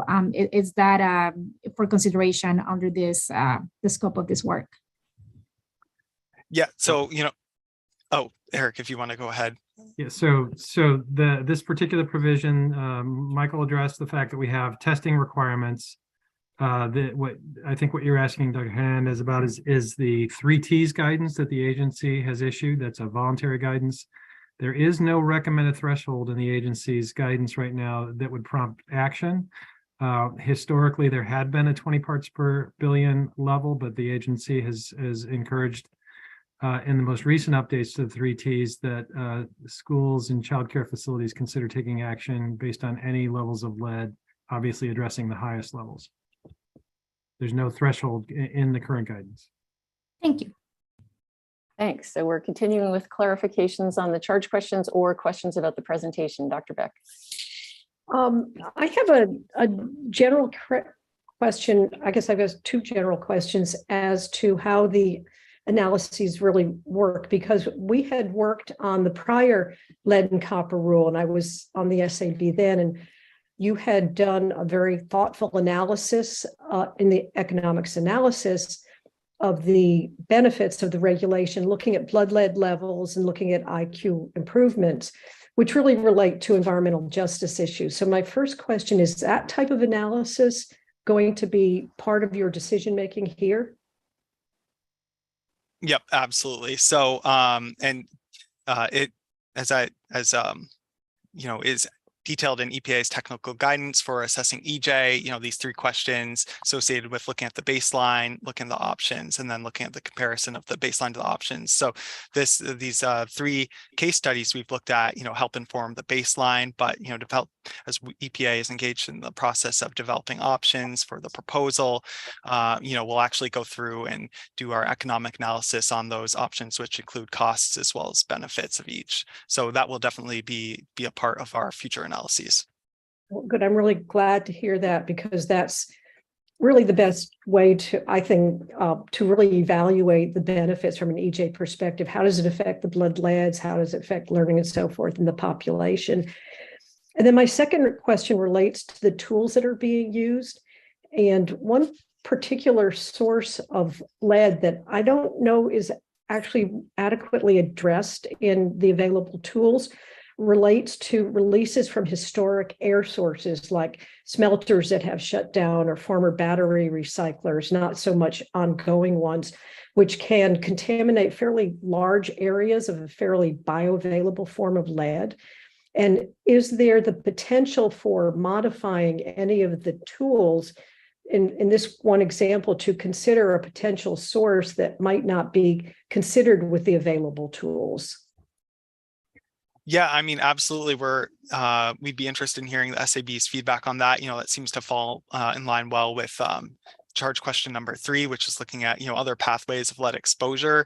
If there's any recommendations on how to better incorporate, examples such as that, we'd be interested.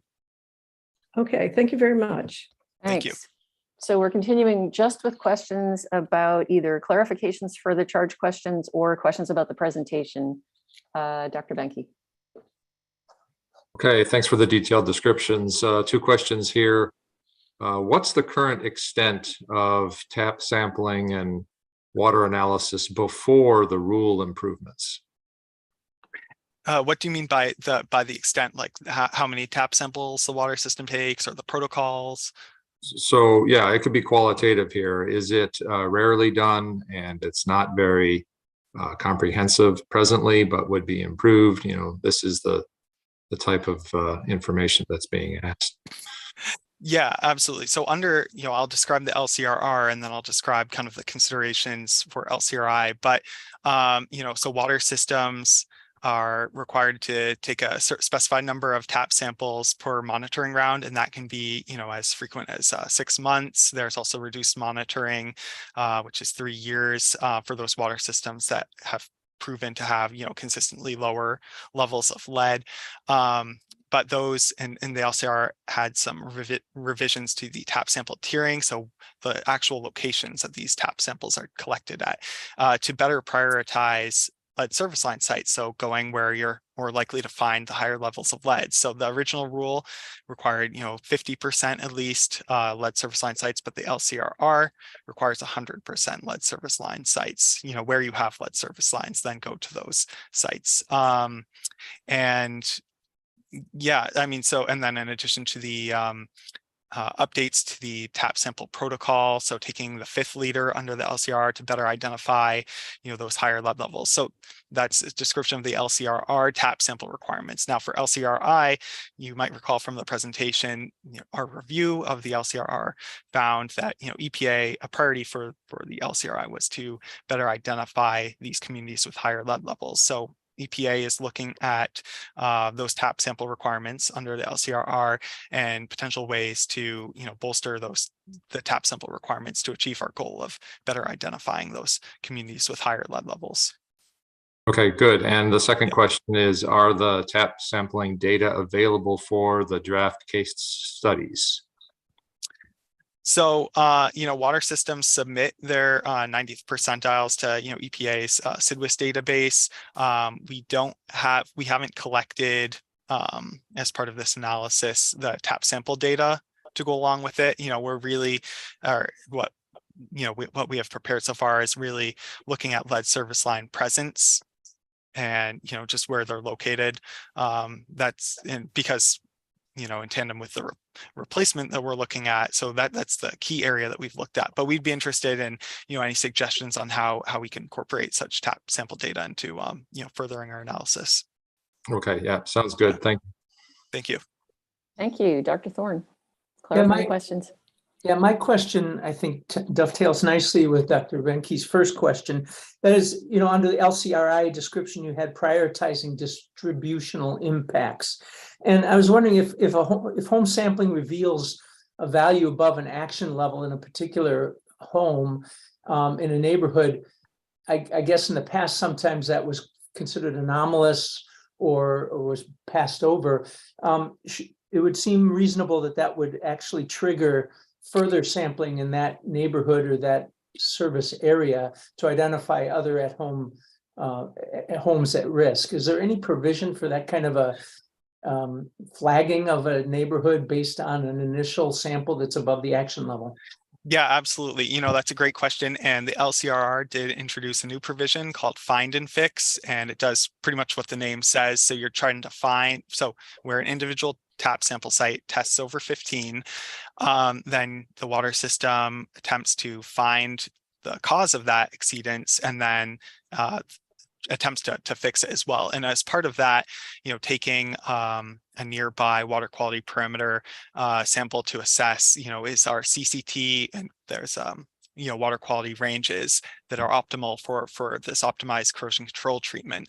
So are your water quality parameters in the correct range, or does maybe some localized treatment have the potential to be installed in that zone to ensure that the CCT is optimal system-wide? In addition, the water system can work with the customer to identify potential lead-bearing plumbing materials, and then advise on potential solutions such as the replacement of those, filter, for example. So yeah, that's absolutely a part of the LCRR.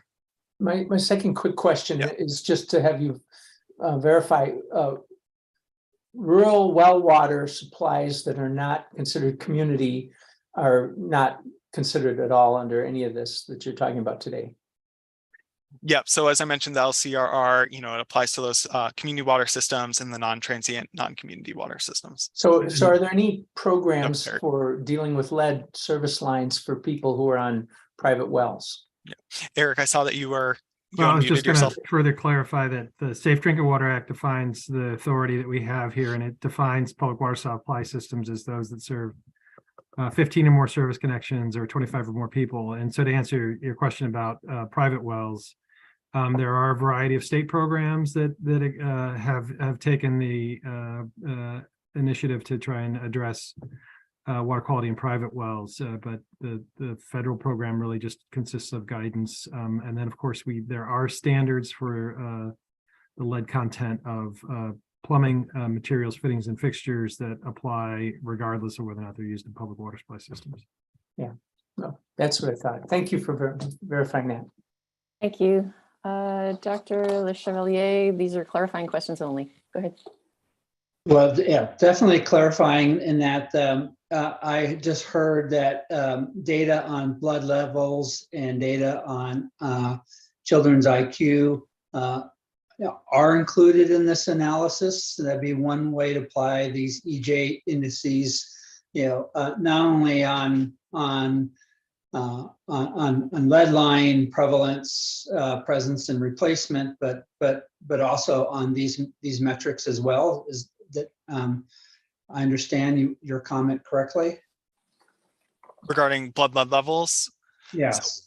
Yeah, so it hasn't been included in these case studies. We are looking into ways that we can incorporate such data, but certainly as a part of the proposed LCRI's economic analysis, where we actually quantify costs and benefits at a national level for the rule, we'll be looking into those associated benefits from prevention of IQ loss.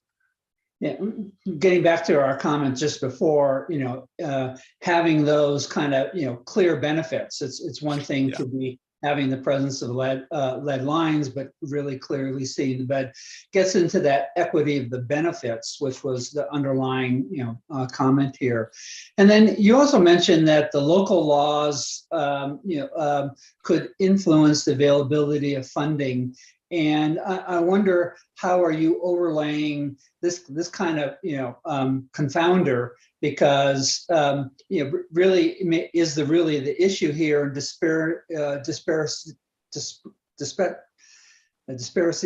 discrepancies in funding or availability of funding, maybe more the underlying social justice here than necessarily whether the lead line gets changed or not. And that, and most egregious would be the, when funding is made more available in higher economic neighborhoods than in local economic neighborhoods. So how are you overlaying this kind of a factor and be able to look that into your analysis? Yeah, absolutely. Well, the issue of funding is, key to what we're thinking about here, in terms of access to lead service line replacements. And, we've seen a lot of water systems incorporate whether it be, EPA bipartisan infrastructure law funding, that's 15 billion, 49% of which, goes to disadvantaged communities. There's state and local programs which target replacement funding for replacement to disadvantaged communities. And as well as, we've seen water systems use ratepayer revenue to fund the customer replacement in order to, spread those costs around to the community as a whole rather than on one individual consumer. But looking at different strategies that water systems have taken in the design of their replacement program is one thing that we are, researching right now. Eric, I don't know if you wanted to chime in. So Mark, your question, just to be clear, we're considering that in the context of these case studies, and let's be clear, these are case studies. Because of the very limited national information on the location of lead service lines, we have gone to specific location water systems where that data is available. So to the extent that there are any local restrictions and funding and things along those lines, those will be reflected in the case studies. But obviously we're trying to identify aspects of the lead and copper rule improvements where we could address any disparities of funding or try to motivate or or drive more equitable replacement through the regulatory requirements. Well, maybe I'm misunderstanding, because I thought the case studies are really to pilot, tools that you would use then to be monitoring the implementation of the rule going forward. And, and so when these kinds of things EPA would be particularly looking for, you'll have that data as the utilities complete their inventories by 2024.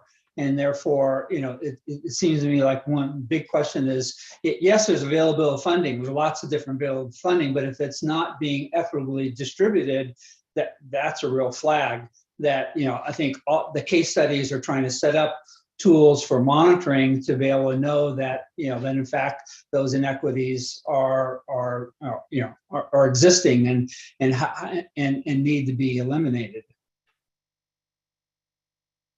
Am I wrong in that, what the value of the case study is and its ultimate application? I think the case studies can highlight some best practices as well as practices that could be addressed. And again, we're using this to inform our development of the rule, but I will agree with you. Yes, it could also be used to inform the implementation of the rule and the ways that we will work with our state partners and water systems to assure equitable implementation. All right, thanks. Thank you. Dr. Anaru. So I have a couple of questions, and again, this is for clarification. You did mention the use of 50 liter sample method. Can you kind of explain a little bit about, because the way I'm understanding it, if you're using the 50 liter, wouldn't you have missed some samples or some higher concentrations, the first, second, third, and fourth? What's the rationale behind that? Yeah, absolutely. So you're correct in that under the LCRR lead service line sites, you take the 5th liter. So you essentially waste the first 1, 2, 3, and 4, and then fill up that 5th liter. And the idea there was to target or to approximate the water that has been sitting stagnant for a minimum of 6 hours under the rule requirements in that lead service line, where it's in contact with a higher potential source of lead, with the goal of better identifying, because the lead service line has been verified to be at that location, to actually find where there might be higher levels of lead. Now, that's under the LCRR. I'll mention that as part of the LCRI, EPA is looking into ways that we can adjust or better identify those communities with higher lead levels. And as part of that, we're looking into various alternative tap sample approaches. And something that's being done in Michigan is they take the 1st and the 5th liter. So they fill up that 1st liter, waste 2, 3, and 4, take the 5th liter. And that the rationale of doing that is that it not just captures the water stagnant in the lead service line, but then also any water stagnant in the faucet and premise plumbing too. So EPA is evaluating alternatives to solely the 5th liter approach. All right, thank you. And I think that approach, the 1st and 5th, would be a lot better than the 5th liter approach.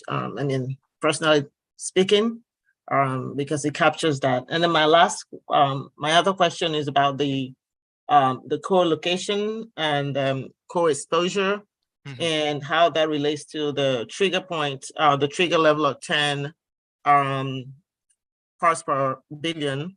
Was that considered in your strategy for looking at those underserved and overburdened communities that have exposures of other pollution burden, and in addition to the lead exposure, and how that trigger level would vary from community to community rather than just one trigger level for all communities? Is that something that would be considered as you come up with your final strategies? Right. So so EPA is looking at various under the LCRI different constructs. One thing that has been mentioned is eliminating the trigger level and reducing the action level. But the lead trigger level, that's a drinking water concentration, like a lead concentration in drinking water. So to the extent that other sources of lead exposure from other media have been included, that's certainly something we're looking at for our analyses. Eric, I don't know if you want to jump in about for Michael, to LCRI. reiterate the point that Yeah. you made, we've already determined on a health basis that there's no safe level of lead that can be in drinking water. So our goal is already established at 0, and so the trigger level is based. The trigger level and the action level are based on the sampling protocols that we have in place, which are targeted to those locations where the sources of lead and drinking water are likely to be greatest, and then a consideration of what's feasible for water systems to achieve. And so those are the determining factors for how we try and set up the treatment technique requirements to try and prompt the actions to reduce drinking water lead concentrations. Thank you. And my last question, I'll save it for the charge questions, is about prioritization, especially when you test and find, but I'll save that for later. Thank you. Thank you. Dr. Post, you're up. This question's really basic. Maybe it was just me and I wasn't looking at it right, but I was really confused by what the charge questions were asking. And with the case studies that came with them, I wasn't sure if it was meant to ask which EJ indicators in the tools correlate with occurrence of lead service lines in the case studies, and it varied between the different cases, and some of them aren't related to risk of lead, but just which ones predict if something unrelated to lead, but it just happened to correlate, like if it was a good predictor of where you would find them, or else if it was asking which ones were most related to lead exposure or to higher risk if you are exposed to lead, like young children. I really didn't know what it was asking. Maybe I'm the only one, but I was confused. Yeah, no, I'd be happy to clarify. So, you're correct in that these various indicators that we have included for you all to consider, include it's a variety of demographic and environmental factors, and we're really coming to SAB to see for the analysis at hand, which for these case studies and establishing this baseline of environmental justice analysis related to lead service lines presence, prevalence, and replacement, to see really which ones should be considered and which ones are most appropriate as we are analyzing and quantifying this baseline. And I don't know if Hannah or Eric, you want to add anything to that. I think that's it, Gloria. We're effectively trying to figure out, again, this is on correlating the presence of lead service lines to disadvantaged populations. What are the best indicators or demarkers amongst these to try and help us to sort through the baseline situation to figure out if there's a disproportionate. That's what but it could be just say something random that just always that happens that isn't related to lead, always happens to be where there's lead service lines.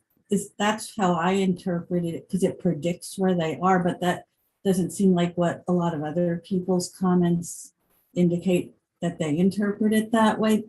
Is my question clear?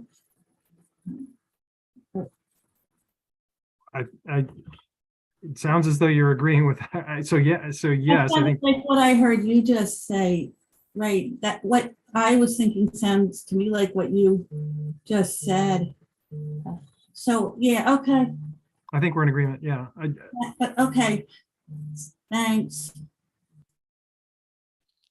Okay, so thanks for all those clarifying questions. We'll move to discussing responses to the EPA charge questions.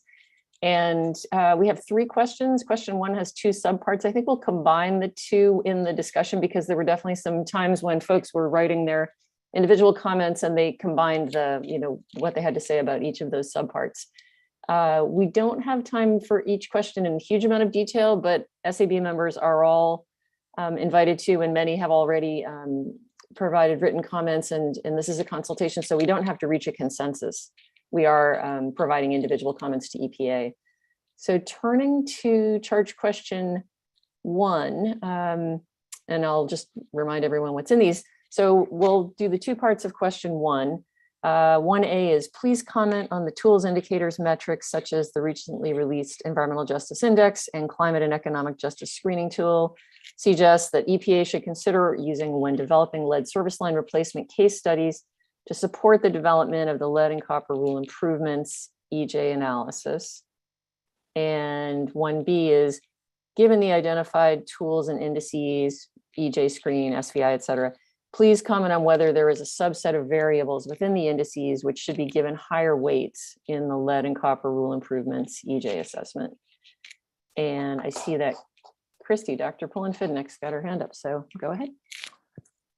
Hi, thank you so much for the presentation and for the follow-up questions by fellow SAB members. So, and I haven't submitted these written comments yet, but we'll do so after this meeting. So just in general for both A and B for charge question 1, ultimately the agency, I think there are a number of tools that are at the agency's disposal. And so making sure that if you're using these tools, both, either individually or in combination, and so that also wasn't discussed within the white paper, so I wasn't sure about what you were going to do. The goal of the analysis should be to capture as much of the population that's disproportionately burdened as possible.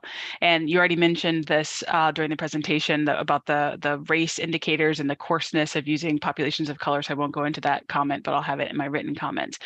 But about the climate and economic justice screening tool, this also wasn't mentioned in the white paper, but there was an open comment period that happened earlier this spring. So that's, I'll put the docket number into my written comments that had a number of, state agencies, community-based organizations, et cetera, that talked about the limitations of the tool, right, but also ways in which to improve the tool too. So one of the things could be, say, rather than using a threshold mechanism for triggering a classification of a disadvantaged community, you could utilize instead a scoring methodology for that. Or there's a lack of nuance in the lead paint indicator, for example, so pre versus post 1960 home or housing indicators that changes when you look at that, the ADI if you're looking at pre or post 1980. So really thinking about the indicators that are given in these various tools and the ways in which the agency can combine or think about the ways in which to use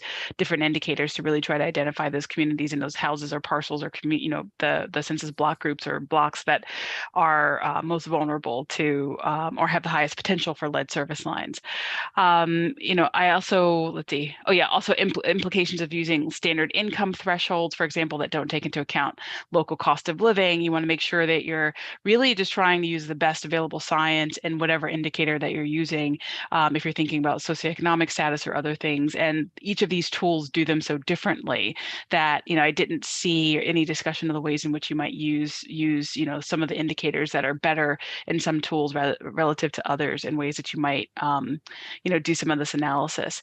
And then for the EJI, the Environmental Justice Index, there are again some strengths and limitations. Maybe that was the one that was post 1980 within the housing, but it seems somewhat limited by the lack of community driven purpose. So I wasn't quite sure exactly what that tool was. Doesn't mean that it's not useful information. I don't think that any of these tools should be used to discount or disqualify a community from being counted as being, potentially vulnerable to having lead service lines or, to the impacts of lead. And even, again, we know this, and this wasn't mentioned in the presentation, but even if you have lead service lines within a certain, say block, an actual physical block, and you remove that lead service line, especially partial lead service line replacements, you can also have lead that then gets distributed throughout the system, even if there isn't a lead service line. So really being thoughtful about the ways in which you're approaching some of those issues as well.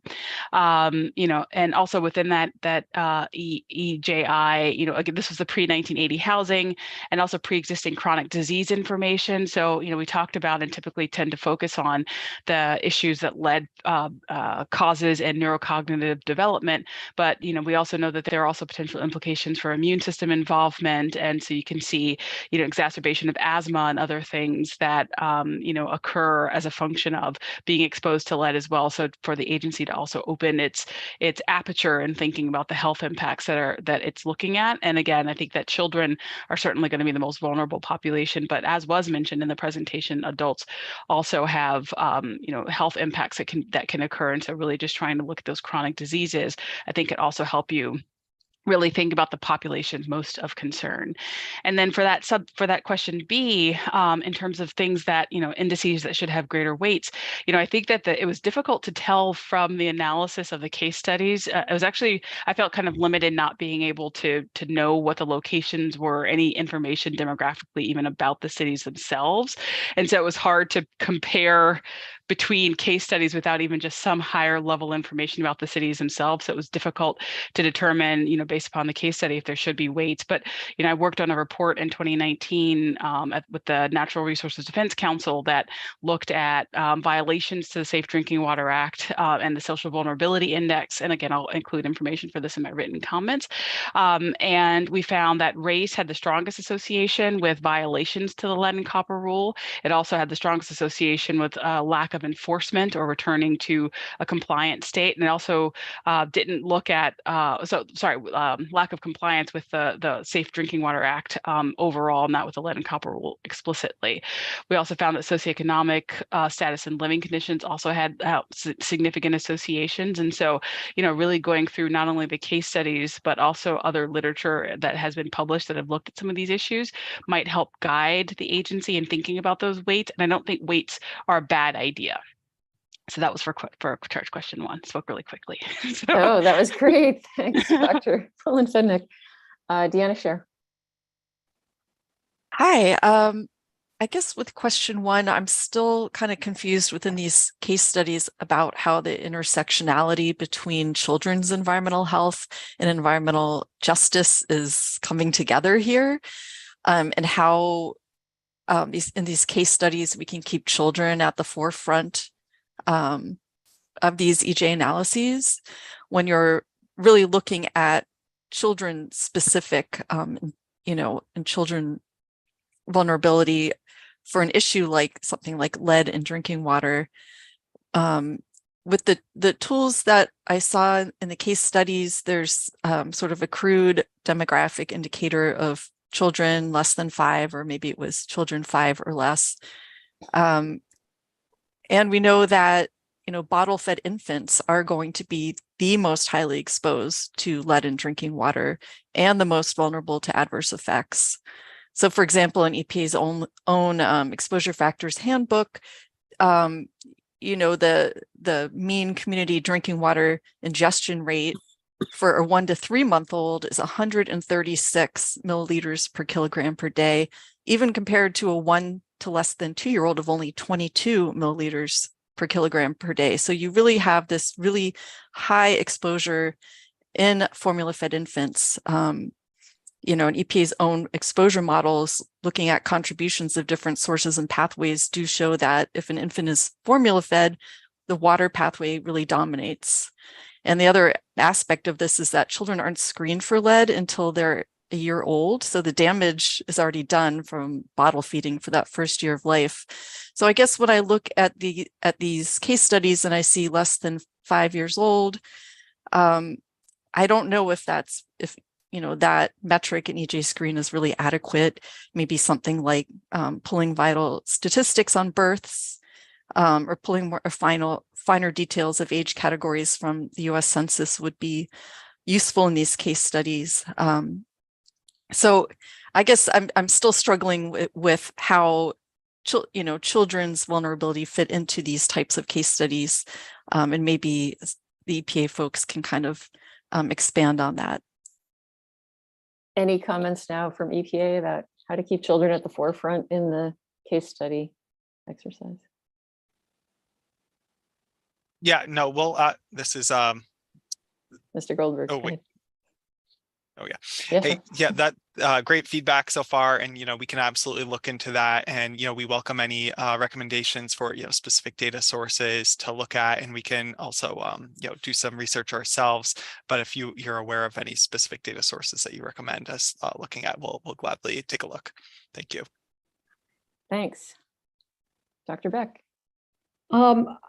I guess I have a few comments. One is I found the distinction between some of the questions a little bit challenging because I can't look at the a tool as a whole. I've looked at it as the component indicators. And if you look at it as the indicators, you see that there are several places where that question can be answered. So I've responded largely with response for questions 1 and 2 with respect to these, what I would call vulnerability indicators that are distinct from the exposure ones. But I did want to say that it's important to realize that the no threshold concept really comes from studies of children and prospective studies looking at children starting, they've got these baby IQ tests that they applied early in infancy going through age 5 and then even further. And you do not see a clear threshold when you look at the relationship between blood lead and IQ. So I think looking at children under 5 is really probably the most relevant way to look at it in terms of the EJ context. So I guess those were my, and I guess my third comment is then along those lines, another way to look at the EJ indicators component is to think about them in terms of the risk factors that are most strongly associated with the endpoint of interest with young children, things such as maternal education, birth weight, and so forth. So it's kind of a different way of looking at it, but I think it's more directly relevant to the no threshold concept. I really appreciate this comment, and I think it's a nice segue into, there had been a suggestion earlier, can we put questions 1 and 2 together for discussion? So Barbara, if you want to continue, so charge question 2, and I'll open this up, but certainly still happy to take comments on charge question 1, but let's open it up and include question 2 in this, because I think it does make it easier for some folks to comment. So charge question 2, please comment on the indicator/measure that is most suitable for studying the EJ impacts associated with lead service lines and their replacement. And you were just reflecting on children under the age of 5. I won't put words in your mouth, but go ahead.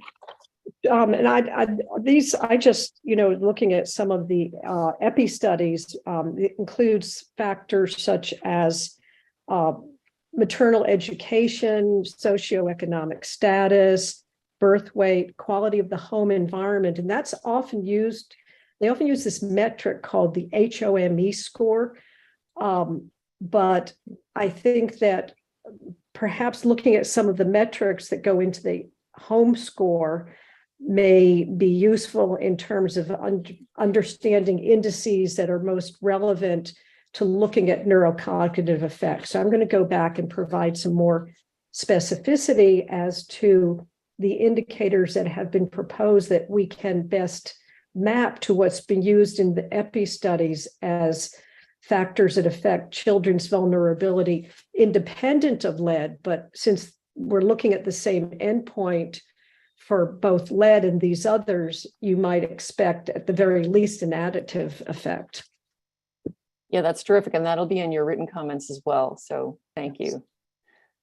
So Dr. Chen, questions 1 and 2, anything in there is open. Go ahead.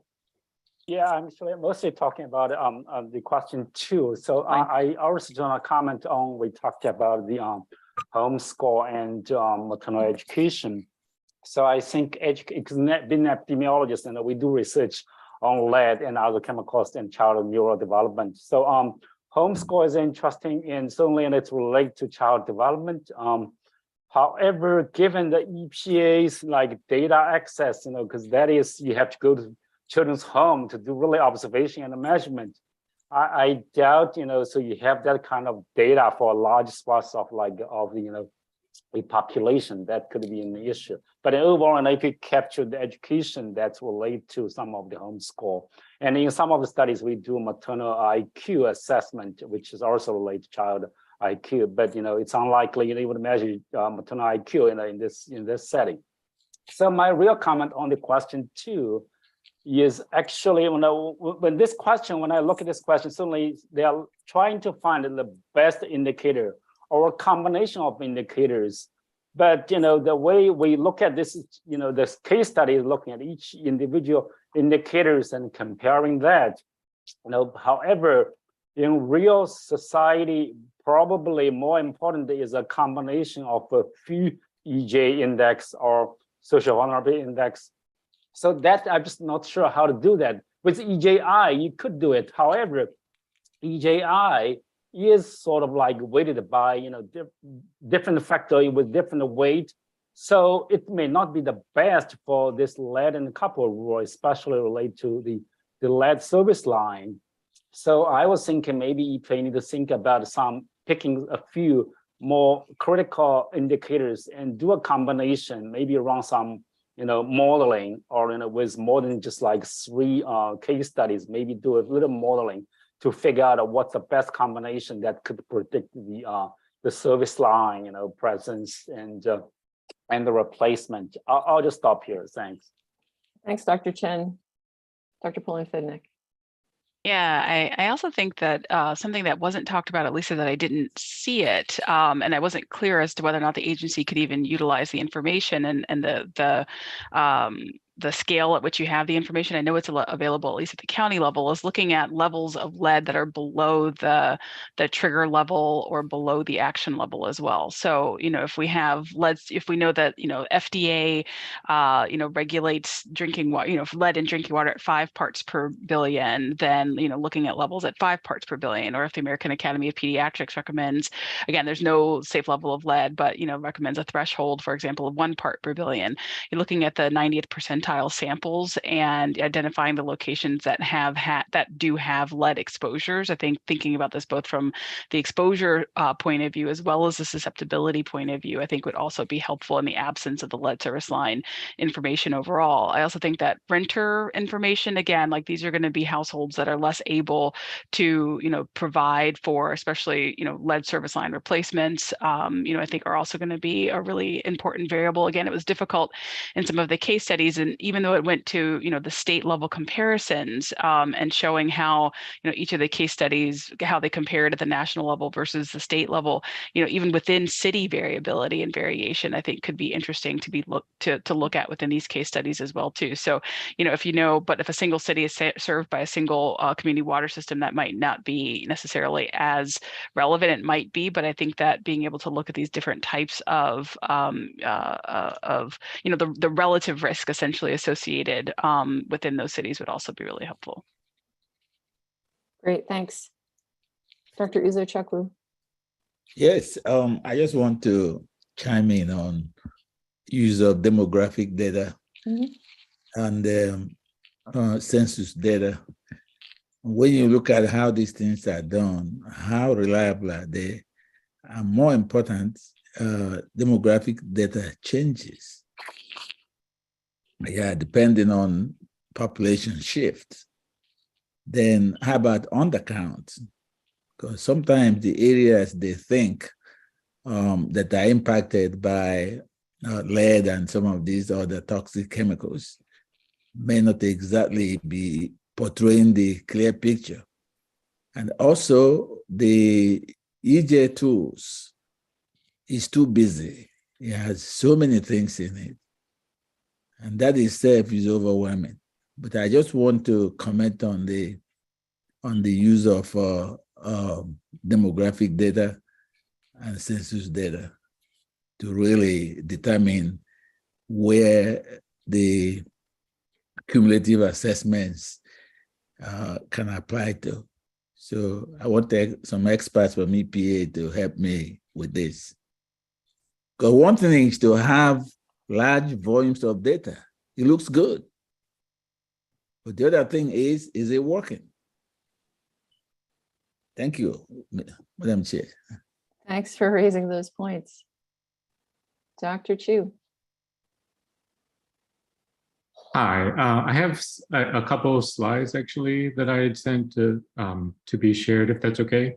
Sure. Yeah, no, someone else is driving. Oh, there we go. Thank you. Yep. Probably will. So if you could click twice to get to the charge questions 1 and 2. So in terms of charge question 1, I'm sorry I wasn't able to provide the comments in time. Last Friday we had a big advisory board meeting.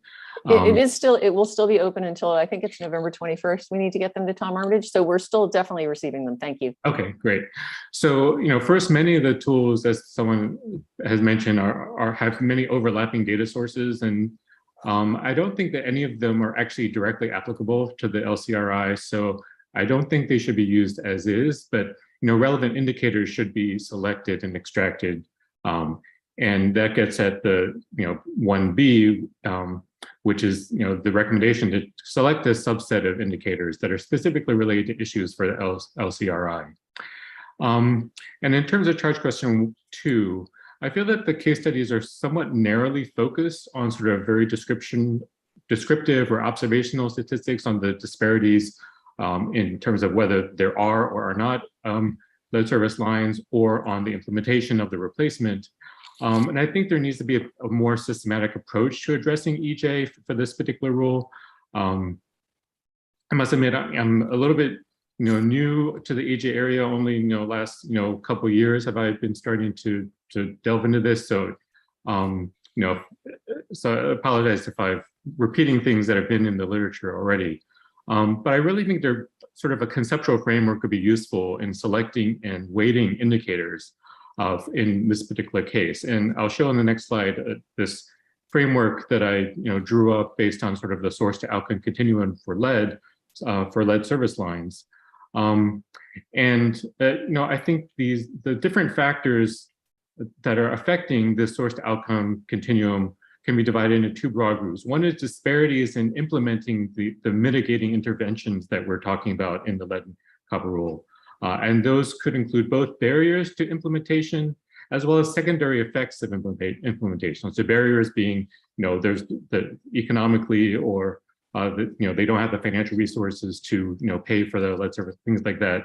And the secondary effects, if there is secondary effects of implementing one of these solutions that might either create new disparities or have detrimental effects in these communities where they wouldn't in other communities, those should be considered. And I think that this first bullet is actually a good place where community engagement and stakeholder engagement with these communities would be very useful to get really an on-the-ground sense of what are some of these barriers and what are some of the potential secondary effects. And then the second broad category relates to disparities in the baseline cumulative burdens. And this gets at the whole cumulative burden issue. Some of these are going to be lead specific, and then some of them are going to be just more generic burdens from everything else, essentially, that a lot of these communities are suffering from.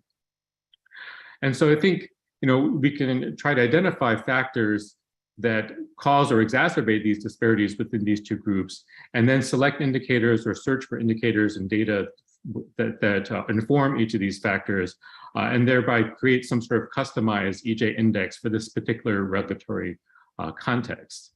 And then in this case, like in terms of the weighting issue, it could be weighted more if there's more than one point along this, like it affects multiple aspects of this source to outcome, or that we have high confidence or that there is a greater potency of this factor. For instance, the children under 5 issue, or the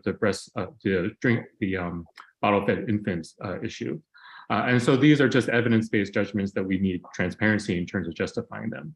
But the idea is really ultimately for these factors to be used to inform the design of the regulation and how it's operationalized, because we really want to maximize both the impact and the equity in light of the challenges in these disparities. And if you could click twice to the next, I'm just going to skip charge question 3, but go to this. So this is sort of the source to outcome continuum that I've envisioned. You have a lead service line, there's leaching of the lead from the service line, the lead gets into the tap water, the lead gets into people's blood, there's adverse health effects of lead, and then there's effects on overall well-being. And in answer to a question earlier in terms of overall well-being, I use here, and this is something I use in my classes, the OECD has this Better Life Index, which sort of encompasses a broad range of different factors that could be considered by EPA in terms of trying to encompass all the different aspects of well-being. So if you click the next one. So these are the sort of different types of mitigating interventions related to lead service lines, some of which are direct, like replacement, corrosion control, filtration, bottled water, in that they have a direct impact on reducing intake of lead. And some of them are more indirect in that they're enabling, like identifying the lead service lines, tap water testing, blood testing, things like that, that can help prioritize maybe the mitigation. So if you go to the next click, so in this first set of mitigating interventions, this is where the factors relating to disparities in implementing the mitigation would come into play. So there could be barriers to implementing any of these, the difficulty, whether it's economic poverty, time poverty, which is a big issue for a lot of people in these communities where they might be working multiple, low-wage jobs, lower education level, poor English fluency. These are all barriers to implementing these types of mitigations. And then, as I mentioned, these potential secondary impacts that of implementing any of these mitigating actions that might have disparate impacts in these communities. And then within each of these, there might be one or more indicators or data sets that would be useful to sort of quantify the communities in terms of these different factors. And if you click one more time, then you have all these different factors related to disparities in the baseline cumulative burdens that are not related to lead service lines directly. So this includes the additional sources of lead, nutrition, vulnerable populations, and I just have arrows here, depicting where some of these factors might impact along this continuum. I'm not an expert in lead. I'm a computational risk assessor and toxicologist. So the specific issue, the specific boxes here are just based on my reading of the literature and sort of just basic background knowledge. And I think relying on other experts in EPA to really fill in all the details. But I was just presenting this as a potential framework to really incorporate EJ in a way that it can be really sort of operationalized in terms of how to design and implement potential this LCRI, the improvement to the rule. Thanks, Dr. Chu, and thanks for this nice layout. It's really interesting to look at it, and folks can think about what they would put in the various boxes and how they would structure it. But yeah, thanks. Appreciate that. I believe I have Dr. Florence Onoruo next. Go ahead. Some of the things that I wanted to comment on has been already touched on. I do agree that there's no one particular tool that would capture all of the factors that is needed to have a just and equitable lead and copper line replacement. But there are some that when they combine, you take some of the indices and matrices in there and combine them, you can come up with something not perfect, but close to just. And if you look at the EJ screening tool, and it has some of the demographic information that has been discussed, not all of it. The EJI looks at co-locators and cumulative impact. So the way I was addressing my response was looking at each of these individual tools and taking some things that would, when combined, would have a just implementation of the lead and copper line replacement.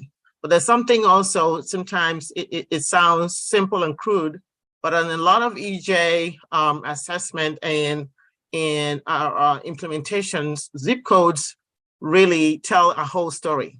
And I'm wondering if they could look into zip codes because there's a saying that your zip code can tell about you, your exposure to environmental pollution, health, different types of health disparities, food insecurity. So why not look into zip codes? That could be a tool that could be incorporated there, because it would eliminate a lot of the other tools that are lacking.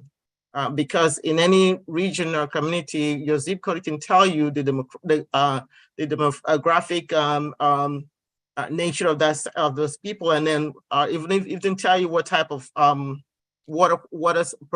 problems they have. And so I'm thinking that that should also be looked into. Thank you, Florence. We have Dr. Jacoby Wilson. Go ahead.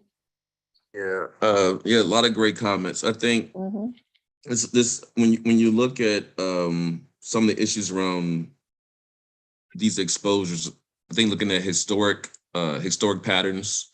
So I'm not sure if everybody talked about redline and segregation yet, but I think maybe some people talked about it, but bringing that data in and looking at those type of segregation indices would be important, and redline data, both economic segregation and housing segregation, right? So I think that would be relevant.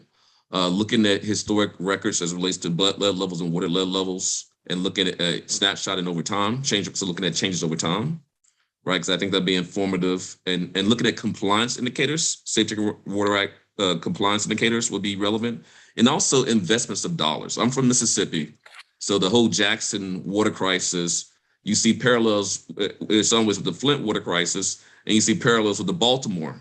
Some of the Baltimore issues, not all of it's not lead related, right? But sewer and water infrastructure. And so looking at the percent, like a ratio percent of the population who may be a historically minoritized population, plus the investments in infrastructure over time, right? Particularly it speaks to, this type of housing infrastructure, sewer and water infrastructure. That's another way to, I think, to get at this. And think about the places that have had infrastructure investments and places that haven't. And so kind of like, again, that exposure reconstruction, looking at segregation, redlining, investments, and compliance. And I think EWG did a study maybe last year, 2 years ago, about looking at cancer risk from drinking water. Now, it's more cumulative, right? Looking at metals and other exposures in drinking water. That may be something to look to. And then to the third question, I'll pass the mic back. Looking at cumulative impacts of lead, I think bringing in some additional data sources, like particulate metals, for example, and trying to get at these other types of sources would be important to looking at. I'm not necessarily environmental levels of lead. So how can we bring these data sets, environmental levels of lead, would be important as well. So I think it's tough with the tools. I don't think there's a fit for purpose. The tools don't neatly fit for this issue. So as others already said, I think there's some other approaches, and I think the weights are really important when it comes to, as I was already said, about the vulnerable susceptible population. Maybe weighing that more where you want to do some, again, thinking about from the Justice for You perspective, when you want to micro-target communities, micro-target areas, how do you do the micro-targeting? I think a weighting approach can help you micro-target the places where you want to prioritize for investments to address it. But I'll stop there. Thank you.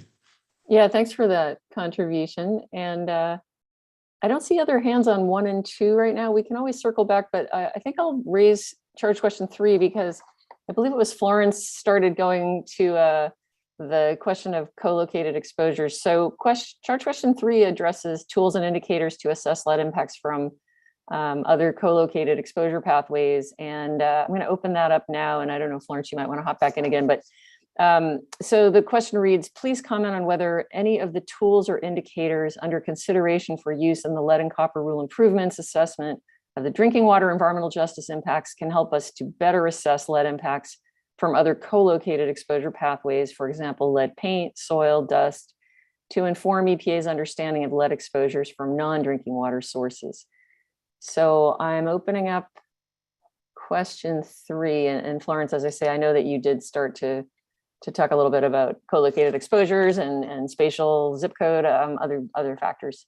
Yeah, so let's open up 3 to the group. Dr. Pullen-Fennick, you're up. Yeah, thank you. I mentioned this earlier and others have already talked about, a number of these things too, but I think that say with the homes data, so 1960, if you're using 1960 as a cutoff, it can miss a number of homes actually. And so, I think that utilizing and creating a fit for purpose tool that's already been talked about, again, like 1980 homes and pre and post 1980 might be a better indicator. Proximity to roadways, certainly has been talked about, particularly those that have been, both present and historic. historic, but then also something that comes up in the EJI is lead mines, but it doesn't look at historic, lead mines or other, and I forget exactly who said something about like lead incineration or there's like Barbara lead Beck smelters. mentioned Oh, smelters. maybe it was Yeah. Barbara. Oh, okay. Yeah. So I think that really just going into some of those historic sources of lead, I think would also be really beneficial. And so I don't know if there are other sources of data, say from HUD or other, agencies that might have something on, lead in homes or, lead facility, things that were creating lead-based materials or other types of things too that might, be helpful data sources to think about.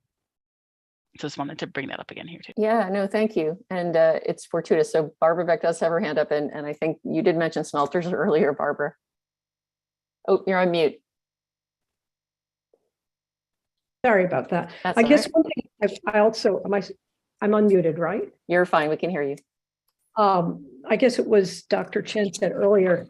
Also, I think we need to consider what the availability of data is. And I thought that what Florence said earlier about the use of zip codes, I thought was a very helpful idea, because one thing I've been thinking about is with respect to food can be very important, not so much as a source of lead, but as a mitigator of lead absorption, in particular diets that are adequate in calcium and iron, kids who eat regularly during the day. And to the extent that that information can be reflected good in a way that's good enough to have some understanding on the exposure side of things. And then with respect to and traffic is also more of an issue with respect to historical exposures from leaded gasoline, and also used less so now, but had been used in the past, lead weight on tires, which can erode and get into yards.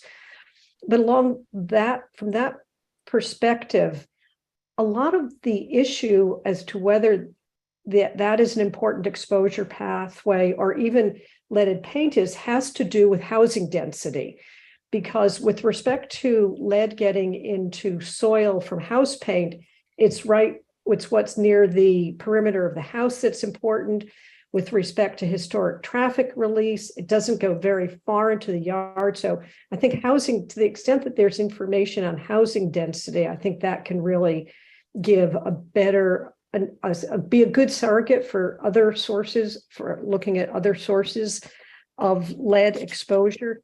And I was also a little bit, I don't know if confused is the right word, but there were a number of indicators in environmental indicators in EJ screen. And I assume that one can pick and choose here, because some of these just really don't seem indicators that we really want to be giving any weight to at all, such as discharge to streams or diesel particulates and so forth. So I do think that being mindful about the indicators that are chosen and adding additional indicators that are going to better reflect lead exposure will be important. Those are nice points. Thank you. And they tie together some of what we heard earlier as well. So others about tools or indicators to assess lead impacts from co-located exposure pathways or exposures. Is there anyone else? I know we have some of this content in the individual written comments that have already been submitted. Go ahead, Dr. Beck. I have another thought. I'm not sure where to and how information about this exposure source can readily be obtained, but there are what I would call more focal exposure sources. Certain immigrant populations bring, candy and other foods, and you can get certain children in that population can have really quite elevated levels of lead from foods that contain lead that are brought in from outside the US. And I know that maybe 10, 15 years ago, that had been a concern with some populations from Mexico, but that may be something else, excuse me, to investigate. I just don't have a good handle as to what populations would be of greatest interest for that. Yeah, there were some painted toys as well from other parts of the world that had a lot of lead also, and other metals too. Right. Let's see, Dr. Wilson, you're up. Yeah, so just jumping on the last point, I think when we think about a cumulative impact assessment of lead exposure, then bringing in cultural, I'll put it all that on the cultural considerations. So religion, food, so that's something to think about. And I'm not sure we brought it up in the early discussion about cumulative impact analysis, but cultural considerations, I think is important because of different behavioral practices, religious practices, food practices too. I just wanted to add that as a point for this, when we think about how you really understand who's most impacted, those different groups, those populations who, because of culture, because as we just stated, could have high exposures. So, I think NEJAC report, the NEJAC report about cumulative impact assessment, I think cultural considerations was part of that NEJAC report that Dr. Frey mentioned earlier in his presentation. Thanks, that's a super point. Dr. Polanchednik. Yeah, and just one other report that I wanted to flag for the agency too, that there was a report that Pew, the Pew Charitable Trust, put out in 2017 that looked at and created, from a number of different research products, 10 policies to prevent and respond to childhood lead exposure. But as a part of that process, they had a number of researchers that looked at the various pathways by which you're exposed to lead and thinking about the ways in which we could identify the cross-pollination that could happen essentially between these different research questions and how to identify populations that are most vulnerable to lead within cities. So I know that there were some studies that had been done, for example, in Montreal and other places that identified, tools and indices that could be used to predict, lead service lines there too. So I would just, again, suggest that the agency take a look at that report. So you don't necessarily have to completely reinvent the wheel. I think that having an abundance of additional data can be wonderful, but ultimately you don't want to create such a complex model that you can't identify the places you need to identify very quickly.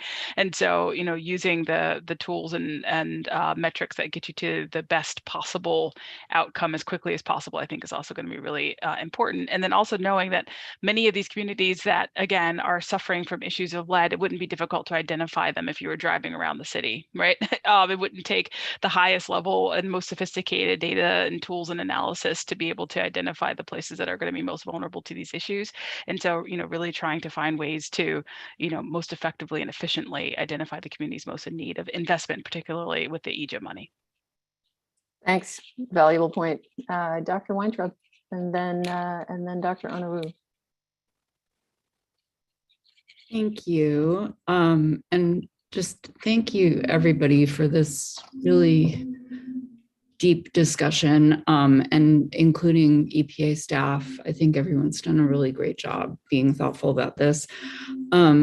I just want to, I didn't offer any written comments on this. I think many of us have already discussed the idea that these questions were, fairly narrowly focused. And I just felt like I have a lot of other things that that I might like to comment on about the LCR, but this wasn't one that I felt like duly qualified to weigh in on. However, specifically with respect to this last question about co-located sources, I do think that it's an interesting and useful question for EPA to be asking in the context of LCR. However, I personally find myself a lot of times when dealing with drinking water and lead questions, kind of reminding people that drinking water is not the principal source of lead for almost every contamination, incident or high blood lead level in children. And as a nation, we're doing a really good job of chipping away, if you will, at all of these other sources. And in a way, with the LCR, we really do just need to think about it as we are addressing this one exposure, which is drinking water. It's important because it's important and because we're trying to get to zero. so I think, we know that people and children are exposed to lead in all of these different ways. And we know that there are communities that are more vulnerable, and they may intersect with the ones that are more vulnerable to lead from drinking water. But at the same time, I think it does build on, I think it was Christy that was just talking, just if we start to get so complex trying to co-consider everything. And so I would, I think, again, I think it's important for us to acknowledge that these are other factors at play in exposure and risk, and also from the perspective of LCR, we may need to just be thinking about who's most at risk from lead service lines and lead piping. So that's all. Thanks, June. Florence, I see your hand. Go ahead. Yes, I just wanted to add to my previous comment for charge question 3 in relation to the co-location, and I did mention the zip code, but that zip code also covers not just the residential, the residential areas of those particular communities, but it covers the school system, daycare system. So with one single index or factor, such as the zip code that I mentioned, you can identify the daycare centers, the schools where the same kids go to and come back home, and they spend a lot of their time in schools and in daycare, depending on their age level. And so the exposure to lead, a lot of the schools are dilapidated. You need to go see some of those schools. And so there's exposure from the school or daycare to their homes. So those are things that needs to be considered. And again, when you look at the tools and the metrics, some of them you can identify some of those that are there, but we need to also look beyond those tools and see what's missing, but that can give us a comprehensive and holistic assessment of the vulnerability of the communities. The social vulnerability index, it's also good because it gives you some index or some tools to look at, but we need to start looking at other novel ways to make this less complicated. As she mentioned, there's so many tools, but we can look at the ones that are simple, but they can cover a lot of factors that will, again, because the goal here is to arrive at a just and equitable lead copper rule making decision. I just wanted to add that. Thank you. And I do think there's room in that charge question 3 response for people who want to be a little broader. So I appreciate that that's coming up now. I do not see additional hands. I'll give it just a minute. I know that we had quite a few people sending comments in earlier. We also will be receiving comments until November 21st, I mentioned before, and those go to Tom Armitage. So certainly, think about the conversation today and reflect on the materials and the presentation we had from EPA, the responses there, and think about what your final written comments would like to include. And Florence, did you put your hand up again? No, I need to bring it down. Sorry. No, that's quite all right. All right, well, I do not see any additional comments right now. And this was our last agenda item for today. Just having a quick look around the room again. All right, well, seeing none, I would like to thank certainly EPA for the great presentation and everyone who participated in this discussion and also in the written form, and we'll continue doing that. And then moving into our closing, I'd like to thank SAB members and board liaisons for their discussions and really appreciate EPA attendees and SAB staff office support for the meeting today. We're going to reconvene tomorrow, Friday, same time. So it was 9 o'clock here on the West Coast, so it's noon on the East Coast. And I will turn to Tom Armitage, our DFO, to adjourn the meeting and to put us in recess until tomorrow. So Allison, just a quick, I wasn't, I think I came in a little late, so I wasn't sure if I was marked present. I did send you a text. I just wanted to Yes, make we have sure. you as present. Thank you. And you've Okay. been a big contributor. So no one missed you. Thank you. We All right, were thank you. very happy that you were here.